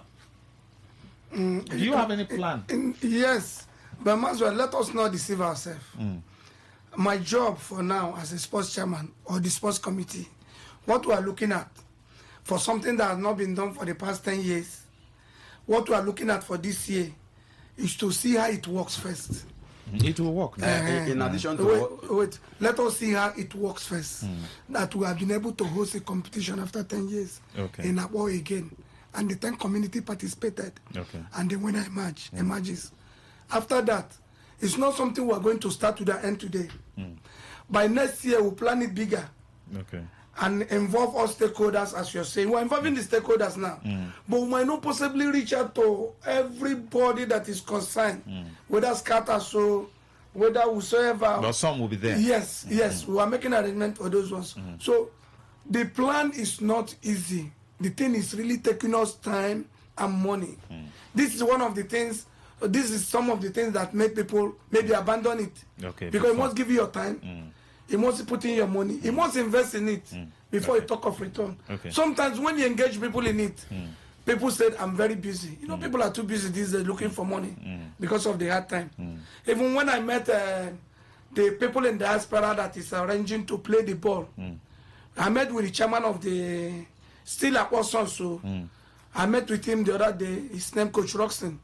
When we were discussing, I discovered they have long ago started planning for this competition, but because of the finance, they have written them, they have emailed them, they have told them this is how much it will cost, but they have not brought the money. Why? Because it is not easy for you to cover money from people. If you want to invest in anything, Start from your own first. So somebody will see the seriousness in you and say, for sure, this guy wanted to do this thing. For him to do this to this extent, if I put in 1 naira or 2 naira, we use it to finish it. But you have not started anything. You just want somebody to bring money. Let us do this. We have gone far in our planning. Okay. We have really gone far. Piero? Okay, Mr. Maxwell, I think this your question is a very striking one.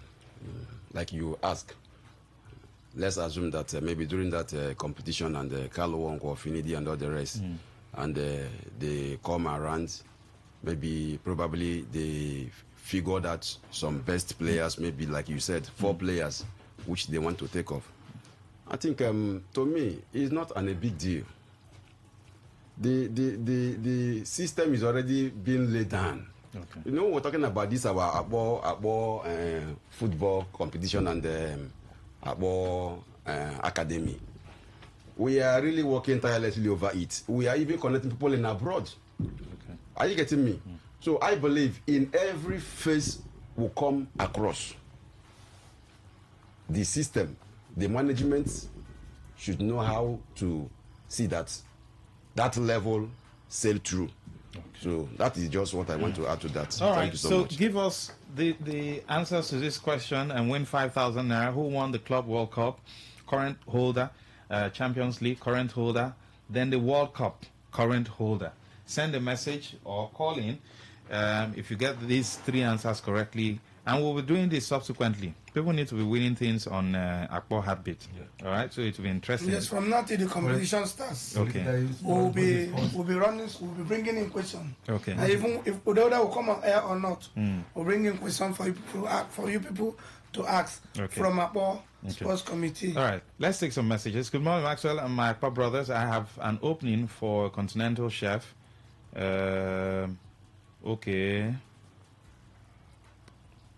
Okay, Roland. Okay, I will push this to Mr. President. There's a vacancy so that they can get someone. Thank you. The job even comes with accommodation. Oh, thank you, Mr. Roland. The Roland of last week, right? Yes. Oh, yes. Thank you. Were you able to reach out to him? The line wasn't going through. Maybe I think his network hinges. Okay. I'll call him immediately I leave the studio. Okay. When Emeka will. Thank you so much. Roland says World Cup Argentina, Champions League PSG, World Club Cup Chelsea. All right.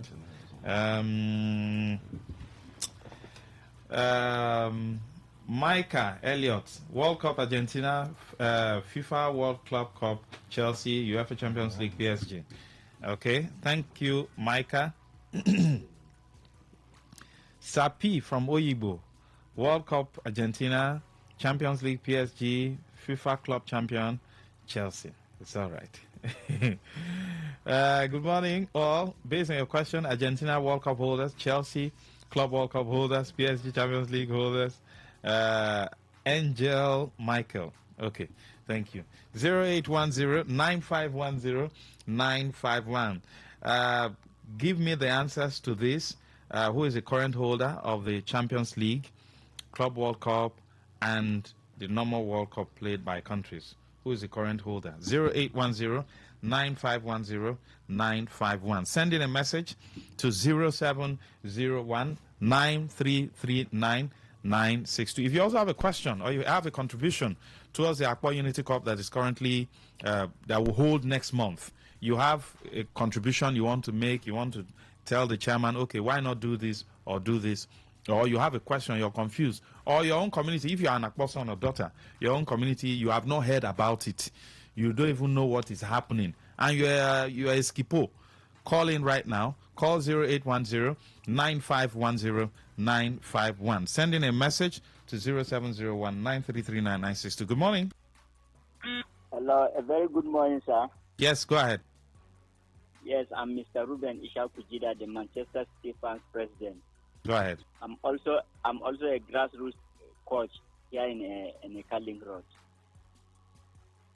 Go ahead, sir. Hello. Yes, go ahead. Okay.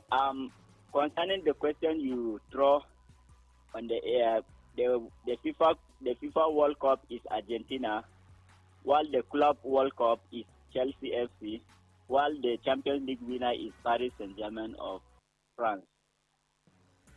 All right. Thank you very much. Good morning. Go ahead. Hello? Yes, go ahead. Yeah, Club World Cup, Chelsea, England, Argentina World Cup, then the PSG, France, Champions League. Good morning. Go ahead.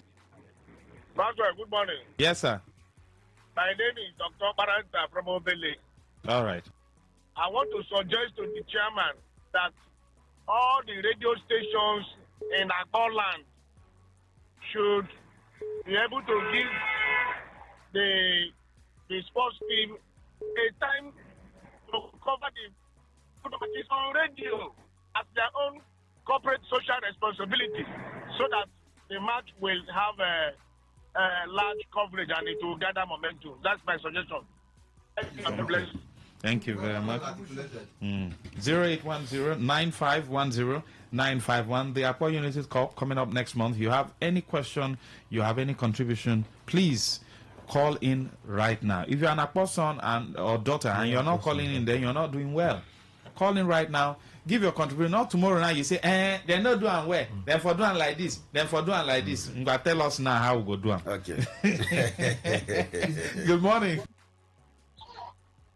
Go ahead. Good morning. Good morning. Okay. Second Timothy says, Lucky, in relation to your sports question, the answer is Argentina for World Cup, PSG for Champions, and then Chelsea for Club World Cup. All right. Yes, Mr. President. I want to thank the second to the last caller for that wonderful contribution. It is indeed a wonderful contribution. You see,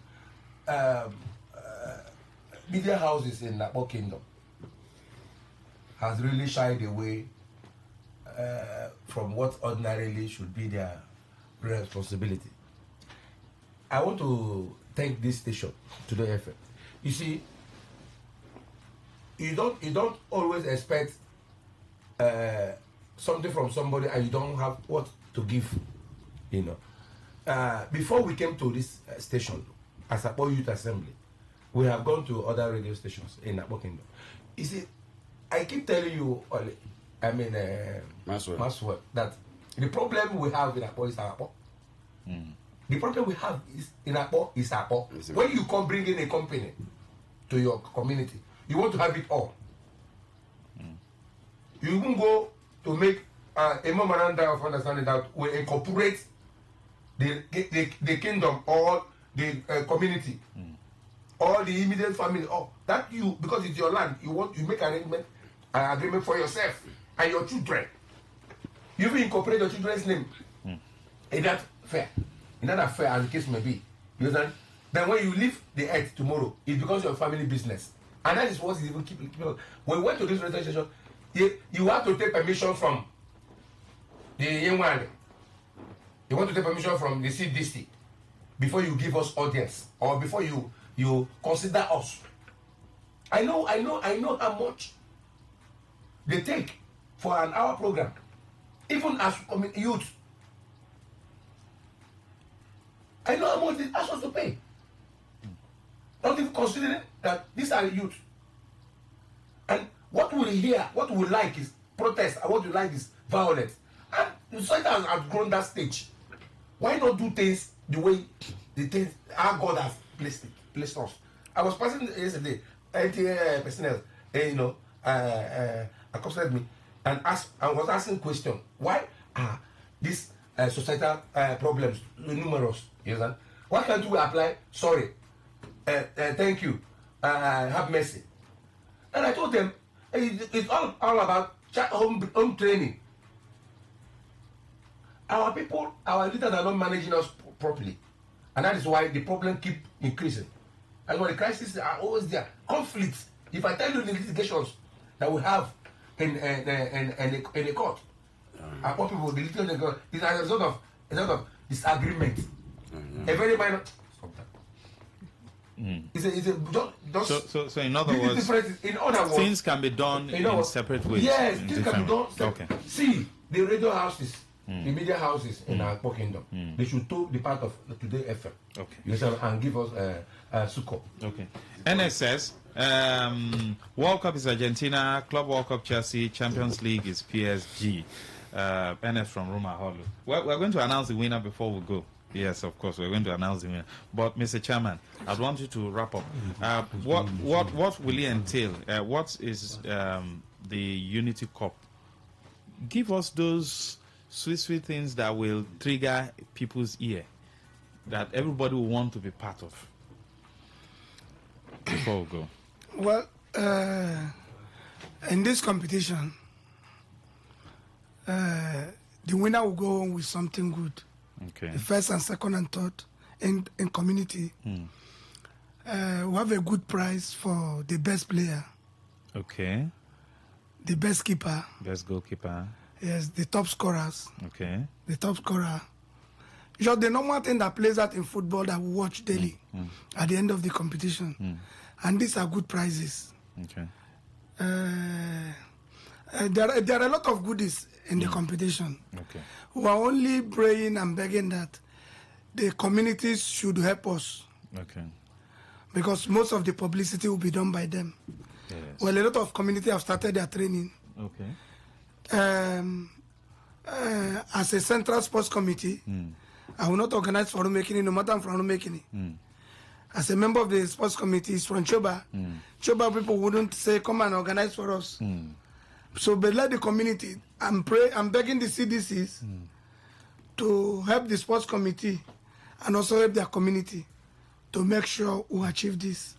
There are a lot of goodies. But you've also written to Uniport, the noodles company, all other multinationals. Have you written to them? Yes. So they will not say they are not aware. No, like he said, letters are, though, you know, this work is not for one person or two persons. You understand? The people disseminating this information or dispatching these letters, they're also human beings. That's okay. If the letter don't get to them today, Monday definitely the letter will get. Like that of Universal Port Harcourt, I think that letter should be with them now. Okay. We have a lot of people who are serving later. Okay. A lot have received. Okay. A lot are yet to receive. But at the end of today, I think if not all, they're supposed to receive it. So but you're supposed to follow up. Yes, and also to know follow if up, they have received. Or because not. you have 1 month from now. Okay. Or if not more than 1 month. Okay. To do whatever thing. Will it start at the end of the month, November? Yes, our program from our timetable is supposed to start from 2nd week of November. Okay. It will roll through December. Yes, we are going to play throughout the festive period. Yeah. Oh, fantastic. So people will have something to look out to look out for. Okay, let's take this. Good morning. Yeah, Lucky Master. Yes, sir. Sir Christian. So his reward. Let me add. I told you I'm a sports person.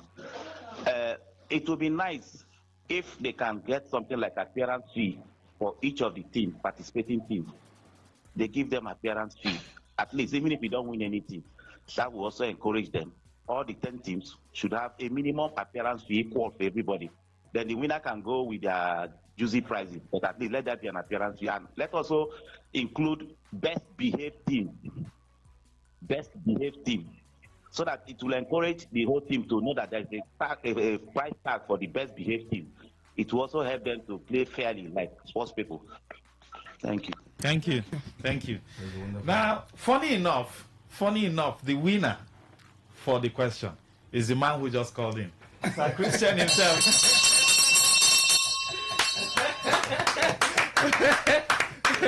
So, Sir Christian, you're listening? Send in, just send a message and your account number. Are you doing transfer or cash? Transfer will be better. Okay.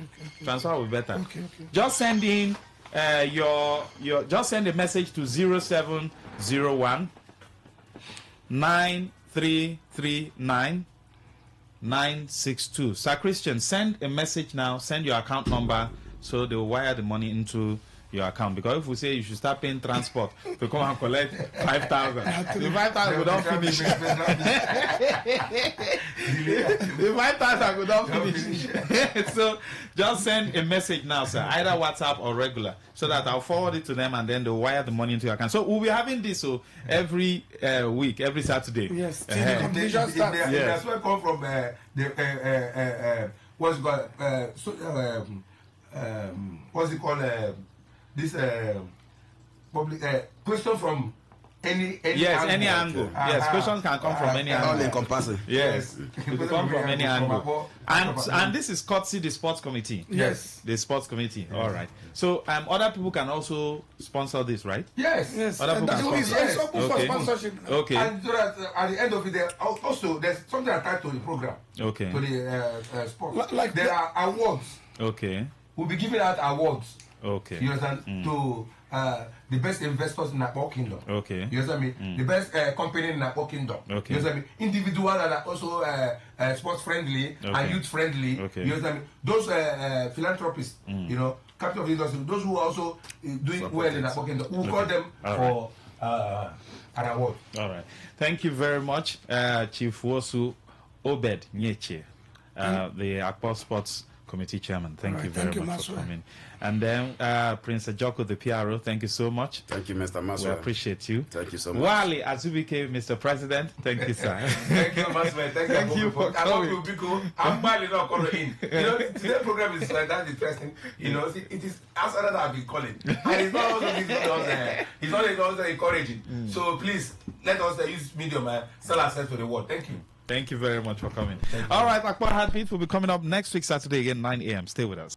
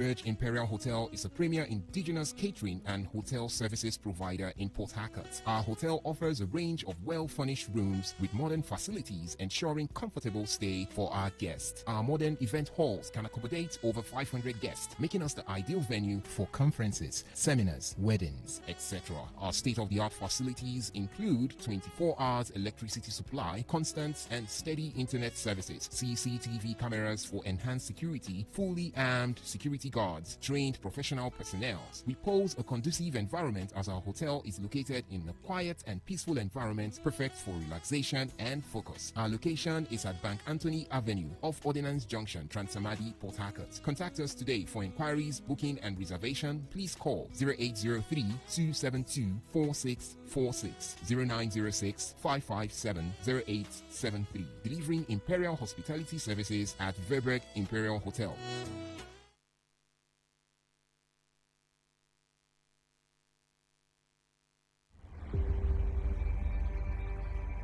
Maybe home is somebody's smile when they look at you for the first time. Maybe home is being a home to something you love and adore with all your heart, and that is what life, friendship, and love are all about. Maybe home is listening to all of your favorite shows on Today95.1 FM. We create memories. We inspire comfort. We are the voice of the people, and we are home away from home.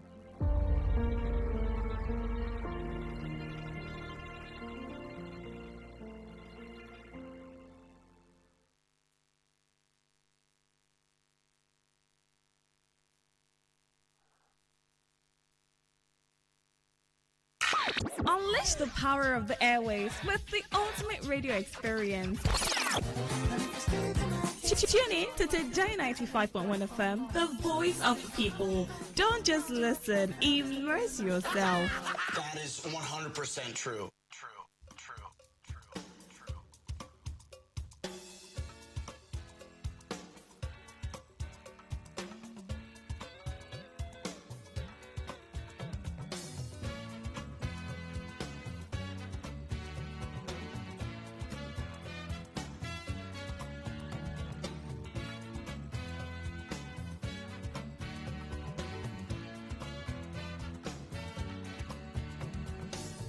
Alright.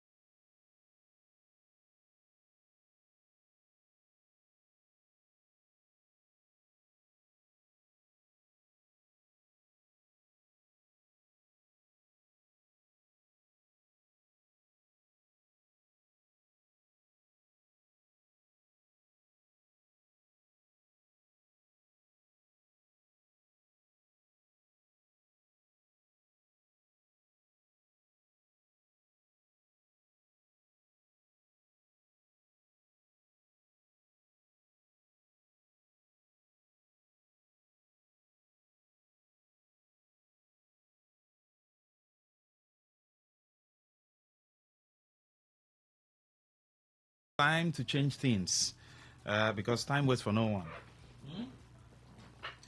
Rivers, Nigeria, Africa, it is time to change things. You can't remain on the same spot. There's need for change. And those changes, one major area that we need to effect changes is in the judiciary. Democracy has to succeed. Sir Christian, if you're listening, please send in a message. So you're okay. I'll forward it to them, and then they will send the money. Thank you, sir. All right. So one of those areas is in the judiciary. There's need for, review. There's need for change. There's need for, I don't want to use the word repentance, but as a nation, we need to do better. We can do better. When the society is better, it will be good for everybody. The big man, the middle man, the small man. Although we are all equal, but status-wise, we're not all equal. Some people have more money than the other, society-wise. But as human beings, we are all equal in the sight of God. But in the society, there are basic things that everybody needs to enjoy. And that thing is justice. Justice. Everybody needs to enjoy justice. The big man, if he goes to court and is able to prove his case, should be able to get justice. The small man, in quote and unquote, when he goes to court, he should to also get justice. The middleman, same thing. The law should not look at certain persons and then turn their face around. The law should be equal for everybody, just like it's happening in other developed societies. No matter how big you are, before the law, you are equal. The law will take its full course. If you commit any crime as a big man, you will face it. If you commit any crime as a small man, you will face it. That is the kind of society we're asking for. Nothing more, nothing less. We should grow beyond this level, where, like Mr. Smith will say, he was delivering a lecture and he said the law in Nigeria is like cobweb. Cobweb will always catch small insects. But if you throw stone, heavy stone, it will not catch it. The Nigerian law should not be in that manner. Several lawyers have stated that we have a lot of laws, wonderful laws. The problem is implementation. Barrister Living last week said the same thing. Barrister Oroko have said it over and over. We have sweet laws. Yes, they are not perfect, but there are provisions in the Constitution that Barrister Living said last week, if we can even do 50%, then Nigeria will be a sweet country. That means we haven't even done up to that. We might not have done even 20%, because daily we see it. The Constitution is there, black and white. One of the provisions in the Constitution is the power for Mr. President or the executive to exercise his powers, what you call prerogative of mercy, to forgive. God is one who has the absolute power to forgive anybody, but God has instituted government, because God cannot come from heaven as a spirit being to come and act among humans. He will use humans to act. That's why you hear people say, allow God use you. Allow God use you. When you do good things, you are allowing God to use you, because God is a good God. Now, God forgives, right? But God also warns, don't do this, that there are consequences. He says, he that kills by the sword shall die by the sword. So there are warnings. In our society, we have laws. If you steal money, if you steal a pen, if you steal Gary, the law will take its course. The punishment might not be the same. There are also punishment for capital offenses. They are there. In some countries like Indonesia and co, if they see you with drugs, it's capital punishment too. If you like, beg from today till tomorrow, consign them. They have put that law. That law is to ensure that it serves as a deterrent to others. So when you know that if I carry drug, now die, the person go die, you won't carry drug. It's as simple as ABC. You will face your work. Because they look at the effect of that drug on people and what it will cause. So different societies with different laws. Now, Mr. President, should I say a few weeks or a few days ago, used his powers, prerogative of mercy. About 100 plus benefited from it. But it has come under criticism. A lot of people are saying, yes, you can do that. Of course, there are people who were unjustly, probably during the military period or even during the civilian period, unjustly, labeled as this and that. If you give prerogative of mercy, maybe some people might say, yes, this one deserves it. But there are also people who got involved in drug cases, murder, culpable homicide. Recently, Femi Falana has also talked about this particular issue. But we're going to dissect it. Barrister Victor Roko is joining us on the program. And today happens to be his birthday. Thank you. Happy birthday, sir. Thank you, Lucky Maswell. Thank you for joining us. Welcome. Yes. Now, the prerogative of mercy is within the powers of Mr. President to say, oh, I have mercy on this person. But how should it be applied? What does that mean, firstly? And how should it be applied? Well, there is no specific procedure except for the meetings with the council, special persons in the country. Then I think I've been privileged to watch the chief judge. Not just the power is not strictly for also the at the state level also they do jail delivery here. Yes, so it is the power is bestowed on him, whoever he pleases. Now, I benefited from one. One of my clients benefited from one. He's been in prison for close to 10 years. What was his offense? Alleged murder. No trial, no bail, no arraignment. He has just been there. And let's say he was convicted for manslaughter. He would have served his tenure. Okay. You understand? Now, you see some persons, I've also been in court. Somebody was accused of stealing. That was before the birth of administration of criminal justice law. Stealing what? We argued in court that day. It wasn't my case. But I said what we look at is the act. What they wrote was stole 60 naira. He stole 60 naira. That was what was found in the bag. He snatched the bag. They ran after him. But what was there was 60 naira. So we look at the act, not the sum. You understand? So, well, he stayed there like 5 years. Whereas ordinarily with the little money, and look, first of all, the first point of criminal justice, listen, is justice. So you crack deeper as to the meaning of justice. The first point of criminal justice is forgiveness. Okay. Is to make you. That's why those who are ahead of us, they try to make you a better person. I know a pastor who told me he was an armed robber and showed me gunshots. I see his posters everywhere. I see, and he's doing well. For me today, he's a real man of God. For me today, you understand? But this was his past. So the first point of criminal justice, just like your son will steal from your pot, you flog. You don't just condemn him until when it gets to the worst. It's corrective. That's why it was moved from prisons to correctional center. Even the name, even if it is not structurally,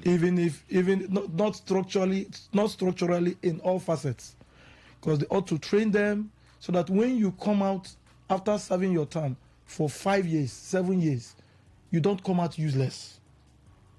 When you come out useless, you become more useless. In fact, you become, especially somebody who never committed the offense, because there are some persons, circumstantial evidence may link you. Though the Supreme Court and most courts frown at circumstantial level. You remember the UST case, the girl who was convicted, High Court, murder, Court of Appeal, murder. Supreme Court said no, it's a lie. You have to do more. You have to check more. And she lost her education. She lost this. She lost that. She lost time. She lost energy. If not that the mother was eager to see that justice. Who knows? God knows. You know, sometimes the judge goes with what he or she sees, or he sees. We don't have he or she. Now, this is the power of the president. The president, sometimes, like that of the chief judge, they assess the file. Okay. You understand? President may not have time, but he may form a committee, nobody knows, go this and that, and he uses his power, his prerogative. So there is nothing wrong in it. There is nothing wrong when you are doing what you are required to do. One, the purpose is, some persons, I know a boy, he's a friend, till today. He was arrested sometime before we entered the university. Somebody was bringing this adulterated cash, what they call it, counterfeit. You know, was buying, using it to buy. So he wanted to bring me into it. I said, no, you know, I'm scared. We grew up in Duke. He was arrested. And when he got arrested, they saw about 5.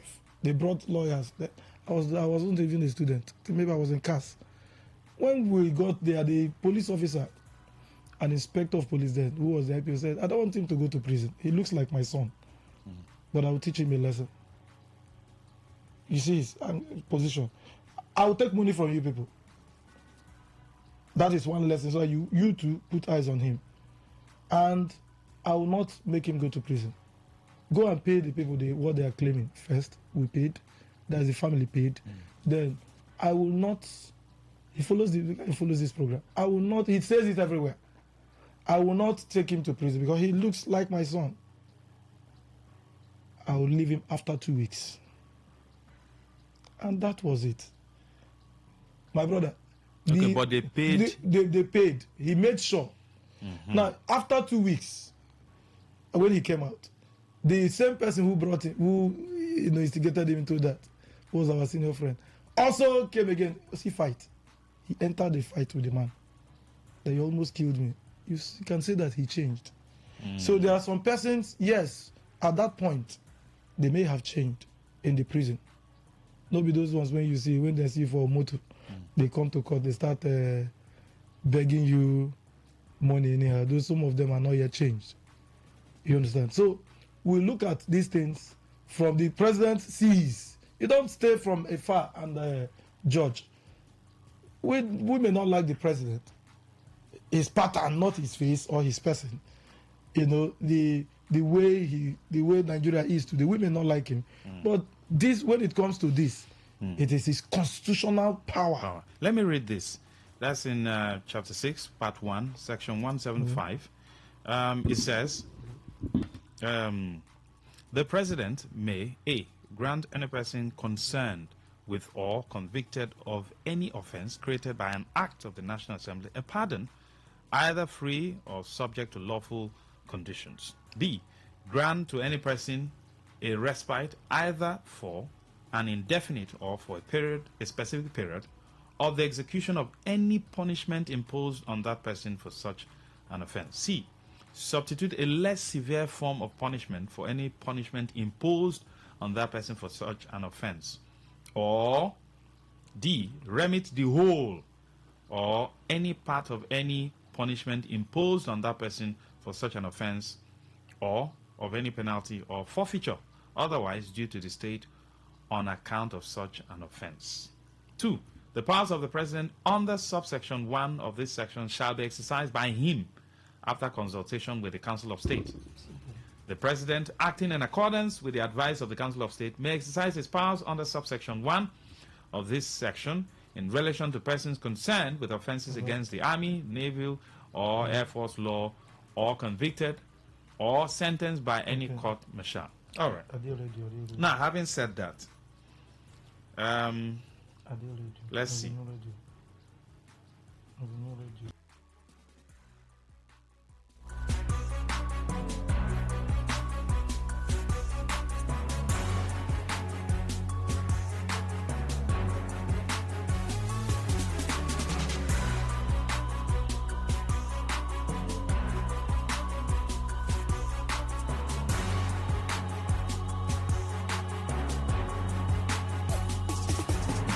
All right. Now, let's look at what Mr. President did. 175 inmates, right? The reason why he has come under criticisms is the fact that some people are looking at the fact that some of the people he gave clemency are people who who must have committed offenses such as drug issue, culpable homicide, kidnapping. That's where some people have issues. Okay, The Kensariwa and Ogoni 9 and co, of course, we know what happened. You can't say Kensariwa was a killer or kidnapper or something. He was merely advocating against environmental devastation in his land. And of course, we know that happened during the Sani Abacha period. Femi Falana have talked about the fact that they were even framed and killed. Femi Falana said that when he came for the lecture here in Port Harcourt. But people are not against, they are against some of these set of people who were involved in drug issue. That's where the problem is. Now, let me, these are, when you come to that mercy, it's always to those with serious offenses. Somebody with stealing, which falls under state, and most of these offenses, can you listen to, can you, yes. Now, most of these offenses are within the federal offenses. You know, there are classifications, federal offenses and state. Like stealing 3 years, before you know the person is out. And at that point, the judge can say, go 1 month. The judge can even say, go and sin no more. But when it comes to homicide, when it comes to murder, no option. Murder is murder. When it comes to kidnapping, in River State law, it's death sentence. When the law provides death sentence, no option. You can't say, let the person go and sleep. But when the law provides for a certain range of numbers of days imprisonment or years, the judge has power to bring it down small or even to pardon you. When under locutus. Depending on the offense. Depending on the offense. But when it is murder, you are found guilty, you go for it. Murder is murder. I mean, death is death. So now, assuming the president is, you don't expect him to come for less. You expect him to go for those ones. Not all. You know, me, I not too like Mr. President pattern. But when it comes to some of these things, we see it as lawyers. You know, some of these persons may have changed. May. Yes, may. How would you know? So how would you know they've not changed? That's where we are. So the president, that's why the advice will come. Like the boy I moved for, that was for 10 years. I bought him a phone when he came out. You understand? So he told me, I told him, you go follow your boys. He said, God forbid what he saw. And when you go to the prisons, you see some of them trying to do some handwork. They may be recommended. We do not know the procedures.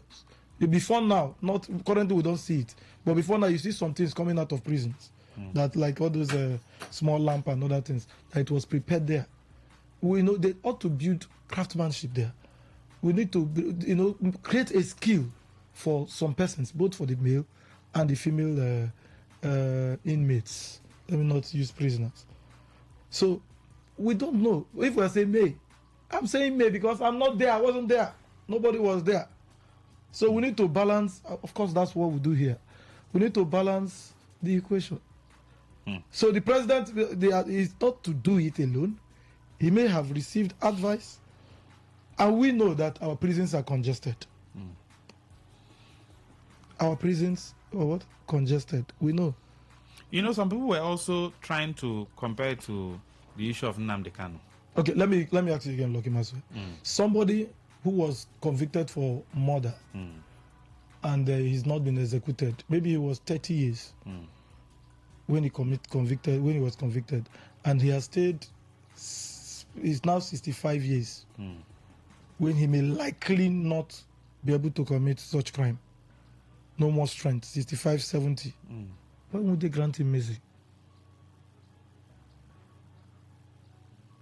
There was a particular lady who was involved in culpable homicide. in the north who, according to killed the husband. She was also granted clemency. Well, I don't know. And some people have also I'm coming. And some people have also linked it to connections. No, to the issue of even Nnamdi Kanu. I don't want us to be political. Yes. That they can also use what do they call it? Is it political to settle the matter?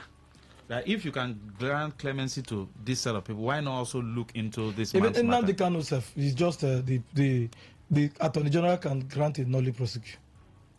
A what? Can just grant a nollie. We call it nollie prosecute. What does that mean? That don't stop every trial. It can be done. Yes, it can be done. For me, as a lawyer, I've not seen anything wrong. I've not seen anything wrong. I've not seen the reason. I can't understand the reason why, Nnamdi Kanu is being held. If you watch, several courts granted bail. In fact, the court had to flag down the proceedings unless they comply, and it was moved to another court. So you can see the judge was from the north. So our DSS, they have their style. Do you think it's DSS thing or a political arrangement? Sometimes DSS gives advice. They give advice. No, but you said the Attorney General. No, the Attorney General has powers. That's what I'm saying. So even if they're giving advice, can't he? At that point, if he gives a nollie prosecute, that's the end of the matter. That's the end of the matter. All right. So if he was convicted, the prerogative of mercy, the clemency comes when you've been convicted, when you've been found. What if guilty. the person is But still... that of the Attorney General is, before, though still acting for the president. He's still acting for the That's president. what I'm saying. A case that is still ongoing, like that of his. Yes. And say, this thing is okay. Yes. Let us just end this case. Can it be done? Yes. That's the power is contained in the Constitution. Okay. Of the powers of the Attorney General. 0810-9510-951. Join us on the conversation. Let's talk about this. We're looking at the prerogative of mercy, what it means, and when should it, apply? How do you think the president should apply it? Should put it. Barrister, I'm going to come back to you. Granting clemency to people who have been involved in drug cases, murder and co. For instance, the drug case. Are you not telling the NDLEA, you guys are very stupid? No, there is nothing like that. Because there are people, that are probably on trial now who have been held for drug cases. Yes. Are you not telling the NDLEA that they are doing nonsense? Look at where I'm going. Does he have the power to do it? Yes. Has he followed the constitutional provision or direction as to meetings with the Council of States? Yes. They will advise him. Yes, he may have called for the fire, you don't know. And what I observe, let me not say what I know, what I feel that they do, they ask the prison warders. Because we did it. We made the files available. Some of them, the prison warders will say, this person is a bad person. I'm not unaware that influence may come. And because of one person, you say, let us just do it. To be, having a target at one particular person to free that person. You come, you say, let me just do... You now do mass release. Yes. So, now if you are saying drugs, yes, drugs bag more sentences than stealing. In Indonesia, they kill. That's that's death sentence. Once I think there was a time in our laws, it's for 14 years. They wrote and they were begging when they saw some Nigerians with this thing. The guys told them, "This is our law. This is our law." Yes. They are gone. They are gone. No, so don't carry drugs again. So when you now grant such people clemency, are you not, spiting the judicial system? Who would they grant? No, you just said you gave a case about someone who was involved in, and the person is now 65. Yes, I'm giving an instance. An instance. The person will not have strength again to go and do kidnapping. A 65-year-old that you can grant clemency. Am I correct? Yes. If someone who committed that same crime is 40 and you are granting clemency, what are you doing? That's what, Lucky Basso, I said what I'm looking at.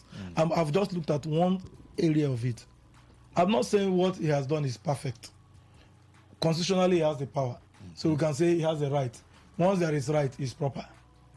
So what we are looking at, the moral angle. But the right is not absolute. No, is it absolute?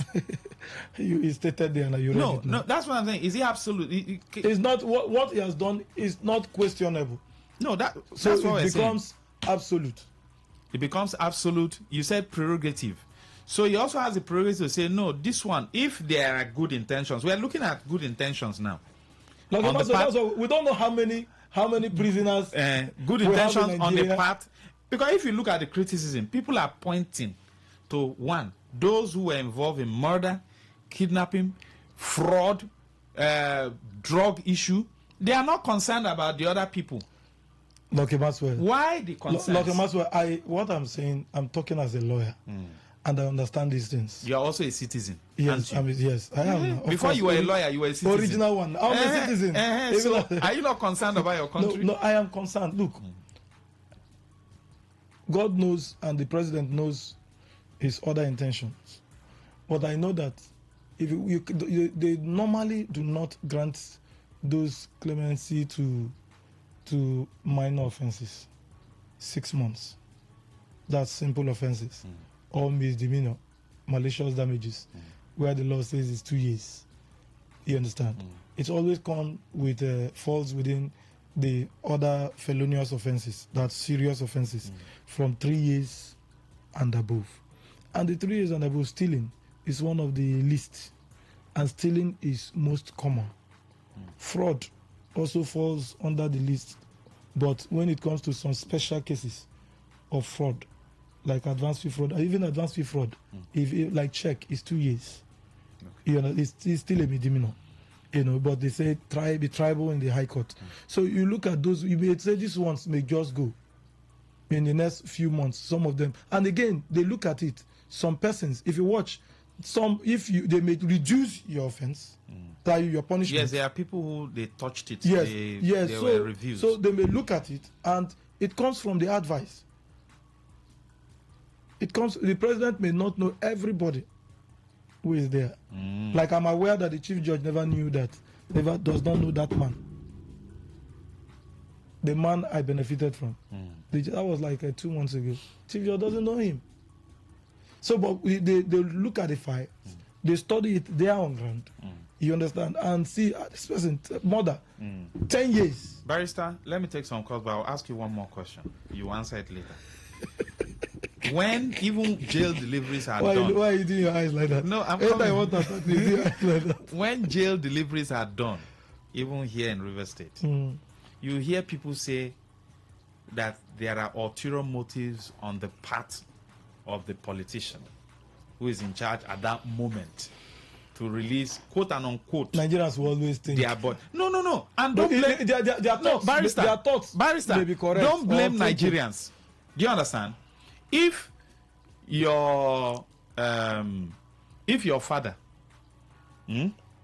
is used to deceiving you, always promising, I will give you money. My son, I will give you this money. My son, I will give you this money.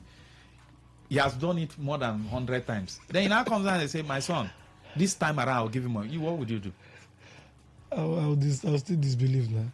So don't blame Nigerians. Don't blame Nigerians when they have this doubt or when they have this suspicion on the part of Nigerian politicians, because over time Nigerians have, said this is what they want to do, and at the end of the day, let it all be that I'll be misquoted tomorrow. Let me say it. 1, he has powers. 2, he has acted in line with his powers. Okay. 3, you don't know. Possibly you've not seen what he has seen. We don't know the content of the content of the advice given to him. We don't know whether the files were properly examined. And because sometimes they grant this mercy to when they see that your time is almost up, they grant you mercy. Not just because, but the first point of it, that's the rationale, the morality behind it, is the first point of criminal justice which is making you a better person. Hold on, sir. Good morning. Yeah, good morning. Go ahead, Sir Chris. You see, this matter with the talk, it's a very, very deep situation. Because why am I saying this? Because the fact remains that it is proper for we to contemplate clemency in our laws, because even our Creator pardon us. And I can also tell you that there are people who are even in those correctional centers that are better human beings than some of us that are walking freely on the street. Two of us. So where do you draw the line? Where do you draw the line? Because if we have even formed this opinion that once somebody is sentenced to prison, that is, you just condemn the person. Some, like he has told you, who are out there, have told you that they were former this, they were former that, and they are now good persons. So there's every possibility that they would have also changed because of their experiences in the prison and become better human beings. And you are not denying them the opportunity to come. And meanwhile, you have a lot of terror people who are still outside going freely. So where do you draw the line? And I want to ask, this issue of drug we are even asking. Are we saying that people who are into drugs are the worst offenders on earth? Like some country will tell you it's a straight killing of the person. Let me play the devil's advocate here. Are you aware that one of the commandments of the God is we shall not bear false witness? That even in the media industry, a lot of them bear false witness because you don't know a thing. You are just reporting, but you don't know the detail of the thing. You are just, if they ask you to tell us the exact detail of it, some of us don't know. But you say according to reports. You publish it. It's in the media house. People take it. And if the facts are not accurate, you deceive a lot of people. Thank you, sir. So is that one not also an offense? All right, thank you, sir. Good morning, Lucky Maswell. Go ahead, good morning. Lucky Maswell. Yes, Chief Mascot. Thank you so much. I need to address in the studio Victor, Barrister Victor. Good morning, sir. Yeah, thank you. But this prerogative of mercy, Lucky Maswell, is being abused, especially by this president. According to Atiku, not according to Mascot, that this president is according mercy to those of his primary constituency. People of very questionable dealings and other things, especially drug dealers, for political purposes. I disagree with you, Lucky Maxwell, when you said that God is the only person that has prerogative, but he has sent people on earth, government, to do that. It's a lie. How can God send the president Tinubu to come and forgive people who have committed crime against humanity and against the dictates of God? So for me, this is neither here nor there, Lucky Maxwell. And Nnamdi Kanu, I pray for this government, like you made reference to it. This government, I pray for them that let Nnamdi Kanu one day die in prison and see whether they will be able to contain the aftermath and the consequences. Because I see no reason why he's been held into custody and incarcerated up to today. But Buhari, let Buhari as he was president, assured Amechi Mbazulike that he will give him this lifetime gift by releasing Nnamdi Kanu to him. Did he do it? Because he's an Igbo man. I pray for them, Lucky Maxwell, that let Nnamdi Kanu one day die in prison and see whether they will be able to contain the aftermath. Thank you and God bless you. Thank you very much. Good morning. Go ahead. Hello. Yes, go ahead, sir. Good morning, Lexington, and your guest. Good morning. Maxwell. This is Lexington from Iglesias. Go ahead. Okay. What you are saying, the point of view many of us are viewing it is, okay, me personally, it's not granting the pardon to a thief. You know, there are some people, it's conditions that led them to what they do. And some people, genuinely, they have changed. But if you look at Nigerian pattern, let me use this, what they do in the northern part of the country, they say repentant Boko Haram. It's the same people, as you catch them, you release them, you train them, they go back again. There's no change. That's what we are saying. These people, are they people, it is your motive of releasing somebody. Their motive, what many of us believe is that their motive may be for a political reason, not for the overall interest of Nigerians. Yes, there are people who are in prison who should be granted pardon due to what they commit. But the view of, like, personally, like me, I'm looking at it is their motive for me is not genuine. Look at in the northeast, in the northern part of the country, as I emphasized initially.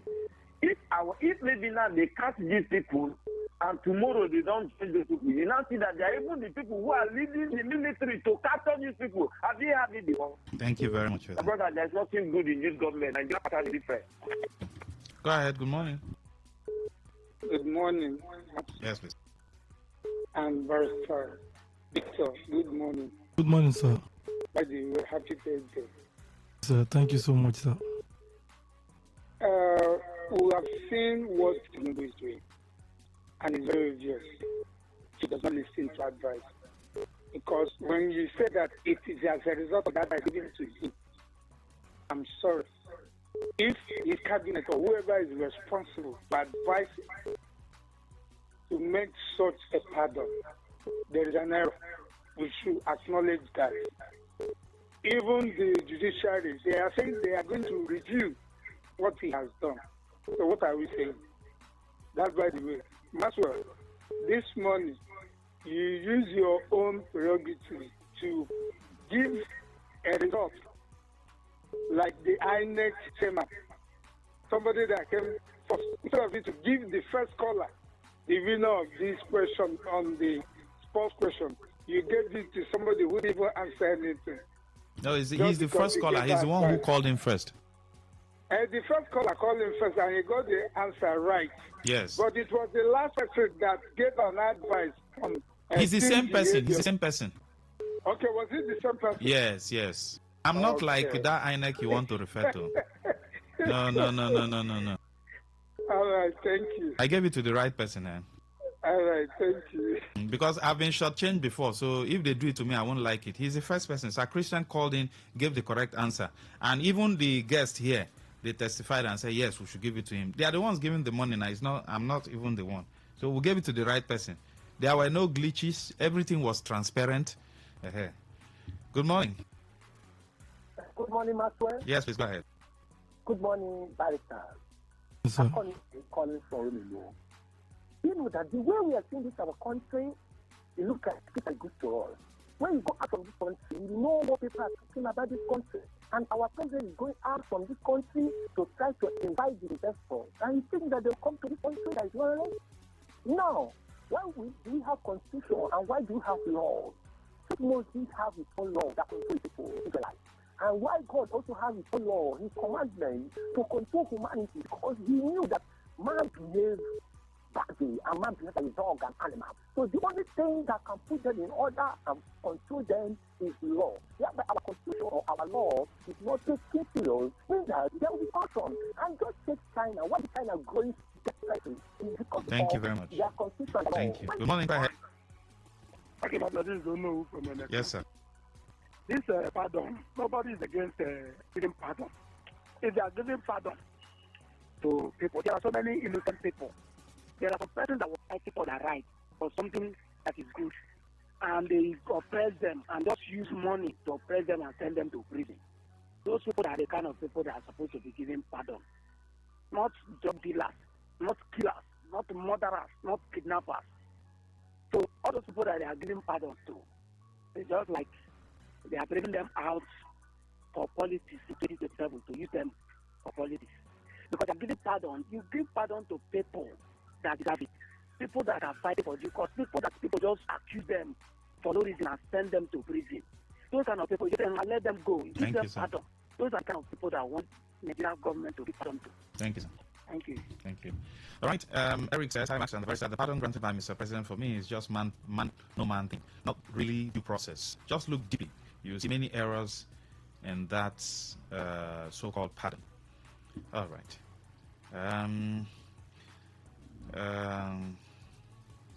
Jonah says, Nnamdi Kanu has been held in captivity for 5 years now. The court process is annoying, slow. All right. Thank you, Jonah. Happy birthday, Barrister Victor. God keep you safe and lift you up. Thank you for all the law education you always give to us. God bless you, sir. Thank you so much. Divine sentence, that one. Lord Maxwell, my name is okay, Sir Christian. I've seen your message. I will do the needful. You were the one who won it. You were the first caller, and you got the answer correctly. So we didn't give it to the wrong person. We gave it to the right person. Okay, don't be scared. We are not. There are no glitches here. So, barrister, you have seen, even Femi Falana faulted it, and of course, it's not as though Femi Falana is. Has the encyclopedia of knowledge, but a lot of lawyers have spoken about this. Yes, Mr. President has the right to do that, and of course, when you are giving, even normally when you're giving, showing mercy, you show it to people. For instance, even God Himself says, "I will show mercy to whom I will show mercy, compassion to whom." Did He show compassion or mercy to Saul? Because Saul was trying to. They sent him on an errand. He did wrong, and instead of him to say, "I'm sorry," he was still trying to prove that he was right. Okay, but David committed sin, right? And God show have mercy on him. penitence. Now, look, Maxwell, look, when it comes to this thing, nobody has looked at the files of those people. Nobody knows how many years remaining. Nobody has. Sometimes, when you look at these files, the judge has no other reason than to convict the person. But the facts may not be good enough. Okay. Sometimes you look at somewhere in Edo, when we were talking in Edo State, somebody was convicted and he was shouting, "It was Fono." I told you about Fono. Fono. He's going for murder. You understand what I'm saying? He's going for murder. I've been in the matter where, thank God, the lady, she's a little bit connected. When I came, I insisted they should allow her to make call. I used my relationship with the police. I will not mention the police. They should allow her to make call. And she called a very senior police officer, a commissioner of police, and he said, "That is my younger brother." He scolded the girl that you are the first to answer this. And I know you cannot do it. And the evidence from people shows that the boy, somebody working for her, stole her money and left his phone. Oh. And that phone, the person had already committed crime and dumped the phone in her shop. And that phone had been there for 3 months. So she was an innocent person. But who will explain that? Who you will not take that link. Police allowed her to make, and the man said, "I will use my first number to shorty her. I'll bring producer anytime." I know she cannot. And obviously she did not. So some persons you don't know how they've gone into the fights. So you don't know, it is not the offense. It is how it was done. But because we don't know, we just pray to God. If we review our laws, do you think there are some offenses that they should put, that they should, the punishment should be capital because of the enormity, because of the consequences? For instance, in Indonesia, drug, capital offense. In our country now, stealing of public funds is like water. That is one I will say. That is one I will say. They should put capital offense, so that people will stop stealing public because funds. Well, first point of criminal justice is correction. Second point is deterrence.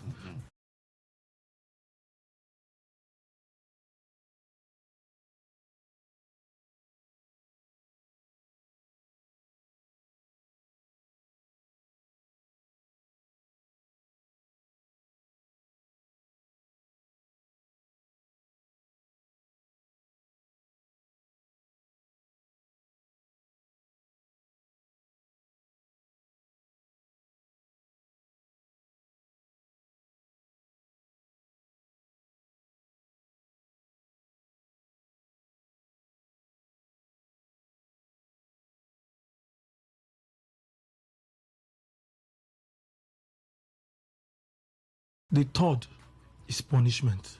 Okay. So, if it is murder, it will sound both deterrent. That's murder. That's sorry, I said murder. That's death sentence, like embezzling public funds. Because when you're embezzling, people will die. If they kill one, because they must catch plenty. If they kill one, others will learn lesson. Okay. Including me and you, of course, who want to go there tomorrow. We will say we don't want to die. Leave our children. So that would not stand as a deterrent. So we may not blame Mr. President. I listened to our icon, but I have my view. If I have not seen very well, I don't know how to talk about it. Thank you very much, Barrister Victor Rocco. Happy birthday once again. Thank you, Lucky Mas. Yes, we'll do. Small You know, party. I'm mourning. I'll be Yes, burying I my know. boy next week Saturday. Okay. But glory, I was thanking God today, but I was crying Sure. because I know what he would have done. He would have done something. But it's well. It's okay. Thank you, Lucky Maswell. Thank you, Barrister Yeah. Victor. Yeah. We still pray that God gives you the strength to carry through. It's not easy. Sure, You know, sure. each time I call you, I feel it in your voice. Sure. Unlike before, I feel it in your voice. We Thank never, you we very never much. go sit down since now because if we don't go do 1-1. Have you? Yeah. Thank you very much for coming. We Thank appreciate you. it. Stay with us for Family Circle. Say no to the ordinary. Embrace the extraordinary, because we are the voice of the people. Today, 95.1 FM. Today, 95.1 FM.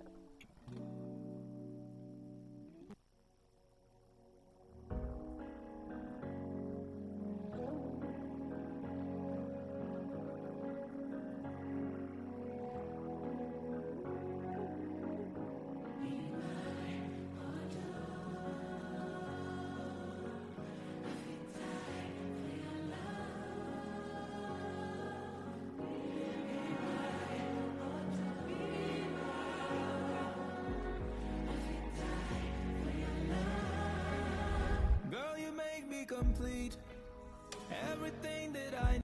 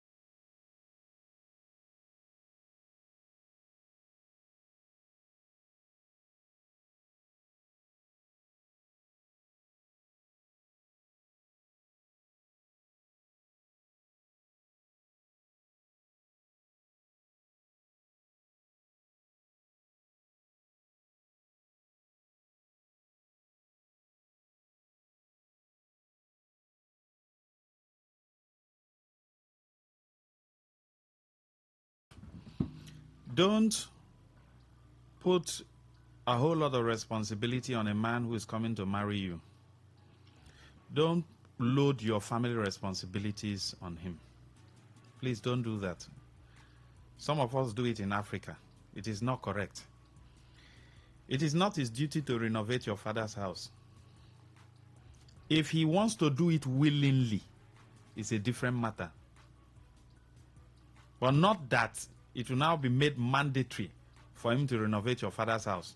Sometimes your parents are even the ones who will say, your in-law, who will come, you know, go renovate this house. Where we go stay do the marriage? It is not his responsibility. He can do it willingly. Do you get what I'm saying? So please, some of us do it in Africa. It is not correct. It is not correct. It is not his responsibility to pay your school fees because he has proposed marriage to you. So it is now incumbent on him. It is your father's responsibility to pay your school fees. If he finds it comfortable that he wants to do it, no problem. Oh. Do you get what I'm saying? If he wants to do it, no problem. But it is not incumbent on him that he must do it. If he does not do it, I will not marry him. Auntie, it is not correct. Let us not push our responsibility on other people. So if he wants to do it, fine. Within his purview. Within his... he probably has a financial backup to do it, no problem. Now, we're going to look at some of the characters that might push your suitors away. Today, we are talking to the ladies. Maybe next week, we'll talk to the men. You discover that it was very easy for our mothers to marry in those days. Our mothers were well-groomed, but this our own generation, I don't know what's going on. Are there characters you can display that can push your suitors away? It's also applicable to the men. Oh, yes. There are some men that when they come to you that they want to marry you, the character they portray, you just look at yourself and say, no, even if this one is the son of Mr. President. Mba.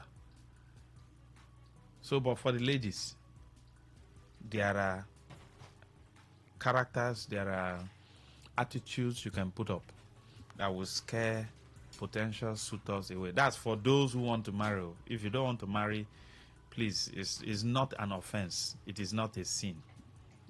Do you understand? There's nowhere written in any constitution or the Quran or the Bible or anywhere that states that thou must marry. If thou does not marry, thou shalt die. There's nothing like that. It is a choice. You can decide to marry. You can also decide to remain single. It is within your purview.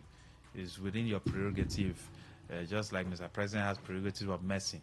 You can choose to remain single. But if you want to marry,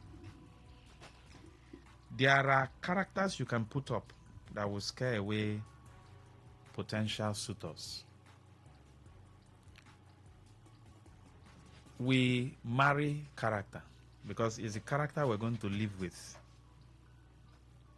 It's not the beauty or the handsomeness or the money. Because you can marry money and be crying inside the Jeep, inside the SUV. So there are characters you can put up that will scare suitors away. Someone just comes around, he likes you, he saw you from afar, and then you start interacting. You know, just like the preamble I did, where I said, don't go and force it on a man to come and renovate your father's house. The moment a man proposes to you, you now say, thank God, POS don't come. If you want POS, go and meet POS Africa, former governor of Rivers State. They call him POS Africa, and they are money. A young man wants to marry you. You put it on him that now he will pay my school fee, renovate my father's house, train my younger ones. That man might run away. Even if he has a financial capacity, let him do it willingly, not out of compulsion. Well, Mrs. Harriet is joining us. Yes. on the program. Mrs. Harriet, good to have you. It's always a pleasure to be here on 95.1. So today we're talking about, I've had a lot of. I don't know if you've ever had some girls saying that the good girls, the bad girls get married faster than the good girls. I don't know if you've ever had that. Yes. That they will tell you, oh, you see, these bad girls, the people.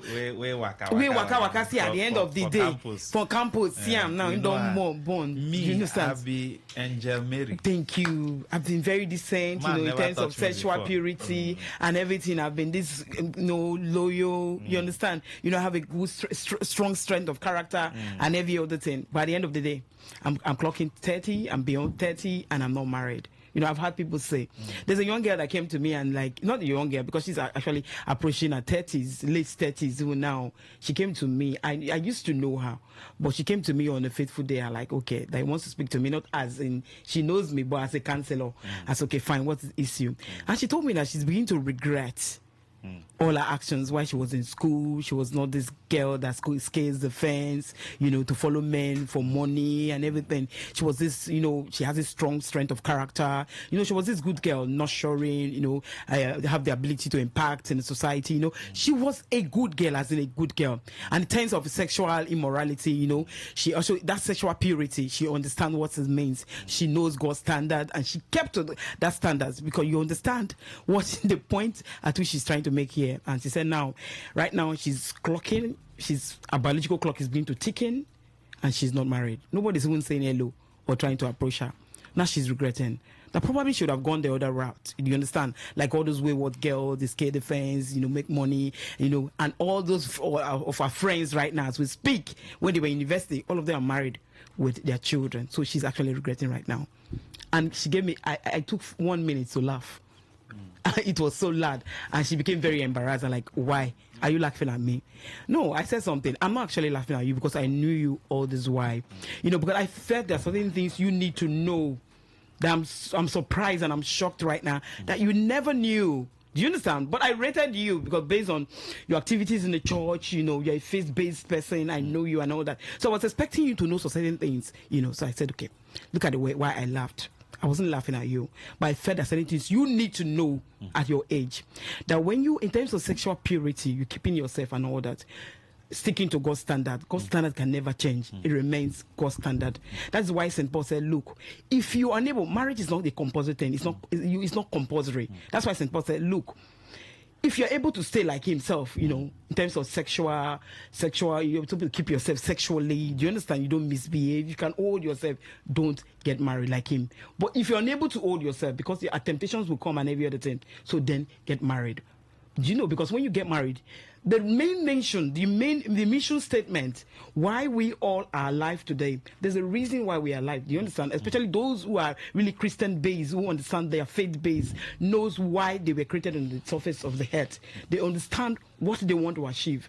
And the main thing is not marriage. Because in God's kingdom, there's nothing called marriage. There's nothing called relationship. There's nothing called wife or husband or children. Do you understand? So the main thing is that race, the salvation race. At the end of the day, you're able to acquire that. So if you are a Christian and you know that the main reason why you're on earth, not because you want to get married, you want to achieve so many things, but that salvation is more important to you. So I was trying to let her know that keeping herself, she should never have a cause to regret that she kept herself. Because she understands the standards, God's standard, it never changes. Men can change their standard. The world can change their standard. But God's standard still remains God's standard. So if you have kept yourself in terms of sexual purity, you're clean, you have the moral codes, the standard of values, you understand what it means. It then means you are abreast of, you actually know what you're doing. So there's no cause for regret. But let me come to you. Let me be true to you right now. As a counselor, not as I know you for years. You think you might be a good girl. A really good girl. Do you understand? You kept yourself, in terms of your moral codes, your standard of value, you're intact in terms of your dress sense, you're intact and all that. You can be as beautiful, the most beautiful, like a beauty pageant or a contestant in a beauty pageant. You can be as beautiful, as fashionable, but there are certain habits. If you do not exhibit those habits, you will scare brotherhood away from you. They will run away from you. You will freeze them. They will not come close to you. So that's why people feel the bad girls are getting married than the good girls. The good girls, the only difference between is, look, the bad girls understand there's some certain position, they position well. Let me use the word positioning well. Do you understand? Positioning well. That some of these good girls might not, they are not aware.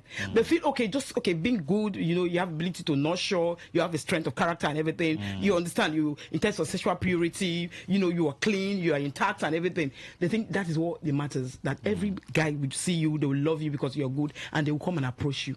But they don't know. There's some certain habits, even as a good girl, with the strength of characters and everything you think you have. There's some certain habits that you might be exhibiting that is carrying these men away, and they will not come to you. So I told her, I said, let me tell you as a person, I've witnessed you, I've seen you, I've known you for years. You are unapproachable. And she was like, why? I said, yes, you're unapproachable. Because your look is telling men, don't dare, keep off. That's what your look speaks. That even in the church, when we're asked for contribution, in terms of our contribution, individual contributions, when you stand up to talk, I can see that aggressiveness in your voice, in your tone. So all these prospective guys, men that want to get married, want wives, they are taking note of these little habits. If you see how aggressive your tone is, so when somebody says you are unapproachable, it could be your tone, your body language, your facial expression, your eye contact. There's a way you position it. And if you're telling brotherhood, man, these guys keep off. And they say this one are fire for fire. See the way she talks, this aggressive look. You have it. Your eyes alone, your posture is telling men, say, keep off. So you are unapproachable.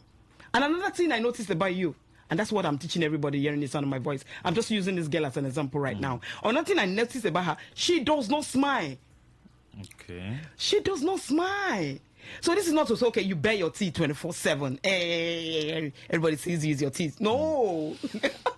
This is jovial countenance that you can put in. Natural one inside you that radiates. I've seen men who got married to some lady just because of how that smile on their face, how welcoming they are. They give you this good reception. You understand? You want to be around them. It's just like me and my home, my sisters, we know how to accommodate people, to welcome people in, So some brotherhood would like to also see a woman who has that jovial look. It creates this arena of hopefulness, and accommodating. Do you understand? So when 24/7 you don't smile, you are always tied up. The Bible said, according to a proverb, that a woman, that a heart that is glad makes the face happy. But a broken heart or a broken spirit, a broken heart, it tightens the spirit, kind of, it hardens the spirit. No man wants to stay with a woman who's always, who's not happy. You don't know when she's sad, when she's happy. You don't understand you. So you might have all these good things around you, you have a good strength of character, you are good, sexual immorality, you understand what it means to keep yourself, pure in terms of sexual purity and every other thing. You might be a good girl, ability to nurture. You might be kind. Kindness. You portray all these good things. But people see some other things from a distance. Yeah, from a distance. You understand? So you are unapproachable. You don't smile. And they say one of the best accessory a woman can ever put on is smile.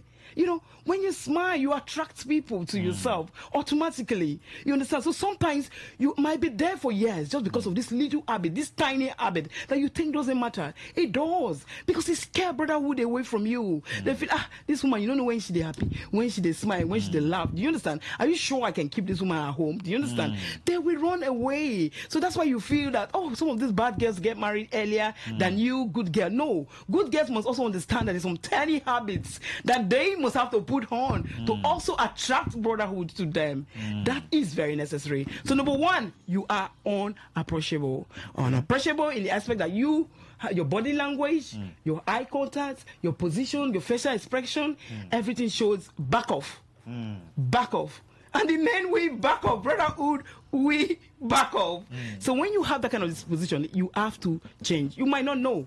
So if you don't know that you have this kind of rigid look, do you understand? It tells the man, I'm a no-nonsense person. Your tone is so aggressive and everything. You might not know. That's why I advise them, look, go and ask your siblings. or ask your mother. I think we also hear from some girls too. They say, me, I'm a no nonsense person. Yes. I will not take nonsense, from any man. From any man. And besides, some of these guys, they can hear you. Do you understand? They can hear you. Tomorrow they won't come close because you just chase them away with your tone, with your mouth, with your words. All these are little things people don't know. You can say to 40 years and no man is coming with everything that you have. The strength of character, ability to nurture, to impact in your immediate environment. You can just stay for 40 years and no one is coming because of this little tiny habits that you felt. No, it doesn't matter. But it does matters. You are not approachable. You must be able to be. You must be approachable for people to be able to say, okay, I want to talk to this person. That reception. That look, that content, and that disposition. It must be there for people to want to. First impression matters to come to you in the first place. Then number 2, there are people who look too busy. Okay. There are women who look too busy. In as much as men want a woman that's very independent, you're hardworking, you understand, you have skills, you're very good at what you do, you're making money. Men will like you, they'll be attracted to you because you will be able to at least alleviate some extra burdens that they'll be carrying and every other thing. But when you get too busy, you look too busy. There are people, maybe a salonist, you understand, their work is taxing. Like every fashion designer, my work is taxing. But when you engross yourself too much in the work and the aspect of relationship is suffering, that the people who come close to you, that wants to get married to you and all that, each time they come to you are like, this work, I think I don't have time right now, please, I cannot leave this thing I'm doing, I'm with a customer close, please. So would you have time this weekend? No, I don't know. I don't even know. I will let you know if I will have time. Thank but you. I'm not sure if I will have time. Off time, please. What are you telling me? Before you know it, 30 years, 31, 32, you are clocking 40 because you are so engrossed in what you're doing. Nobody's saying it's not good. What you're doing is good. You're engrossed, you're hardworking, but you create a balance. Create time. This is time I want to, because you need to get married. Because we are talking about people that are ready to marry. Because I'm not talking about people that are not ready to marry. People that are ready to marry, but they look invisible to these guys. Do you understand? They have everything that it takes, but they look invisible. So when you are ready to marry and you are so busy, you are so engrossed in what you do that you don't have time for relationship, then people, you scare the brotherhood away.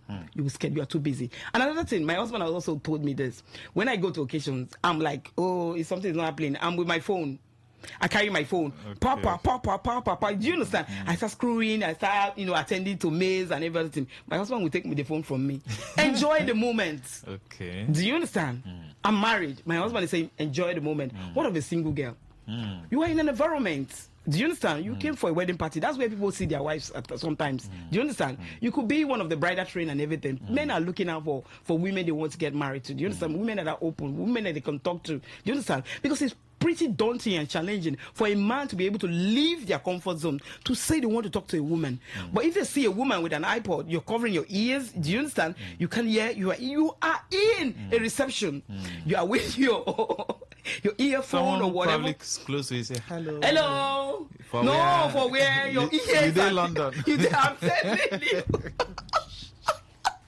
You are not paying attention, You're with your phone, you're scrolling through, your hands are so fast and all that. You are engrossed. You are too busy. These men will run away from you. People don't understand. These are tiny habits that you think they are negligible. They are not important, but they are important. They can keep you in the next 20, 30 years of your life. Do you understand? If you feel you are too busy, you don't give attention, there's no reception, these men will not come to you. Because men is a big challenge for them. When they feel they want to talk to you, they leave their comfort zone to want to talk to you, they like you. And there's no way to come through. They will go away. There are other women that are ready, they are even begging open hands to accommodate them. So they will leave you. So when you form too busy at the end of the day, you will lose that in terms of relationship. So another one is when you are so engrossed with friends, you're too much in friends.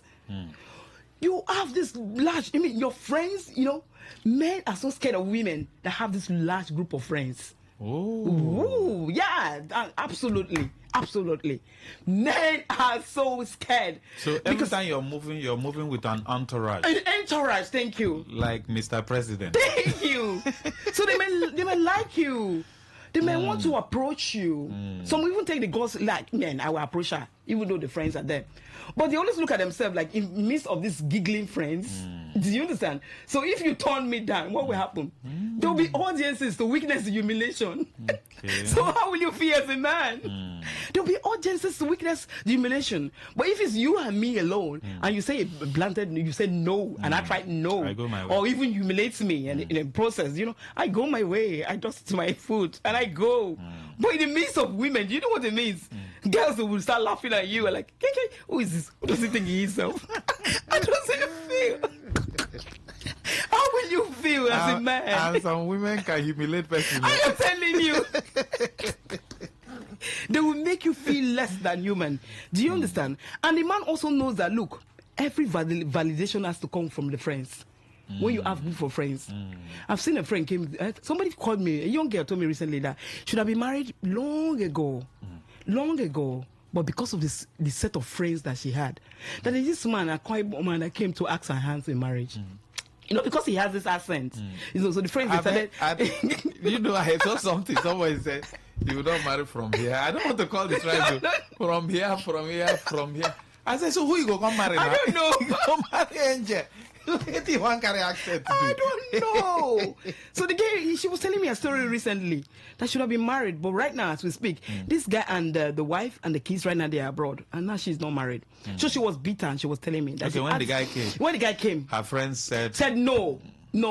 This kind of guy. Look at his accent. Like this. He's a quite bad accent. Is this kind of person you want to go with? Please. Funny enough, the Chinese man has accent. As I said, for kind of everybody the Japanese does. man has accents. Everybody the Filipino does. has accents. They have accents. So why are we forming UK? I don't know.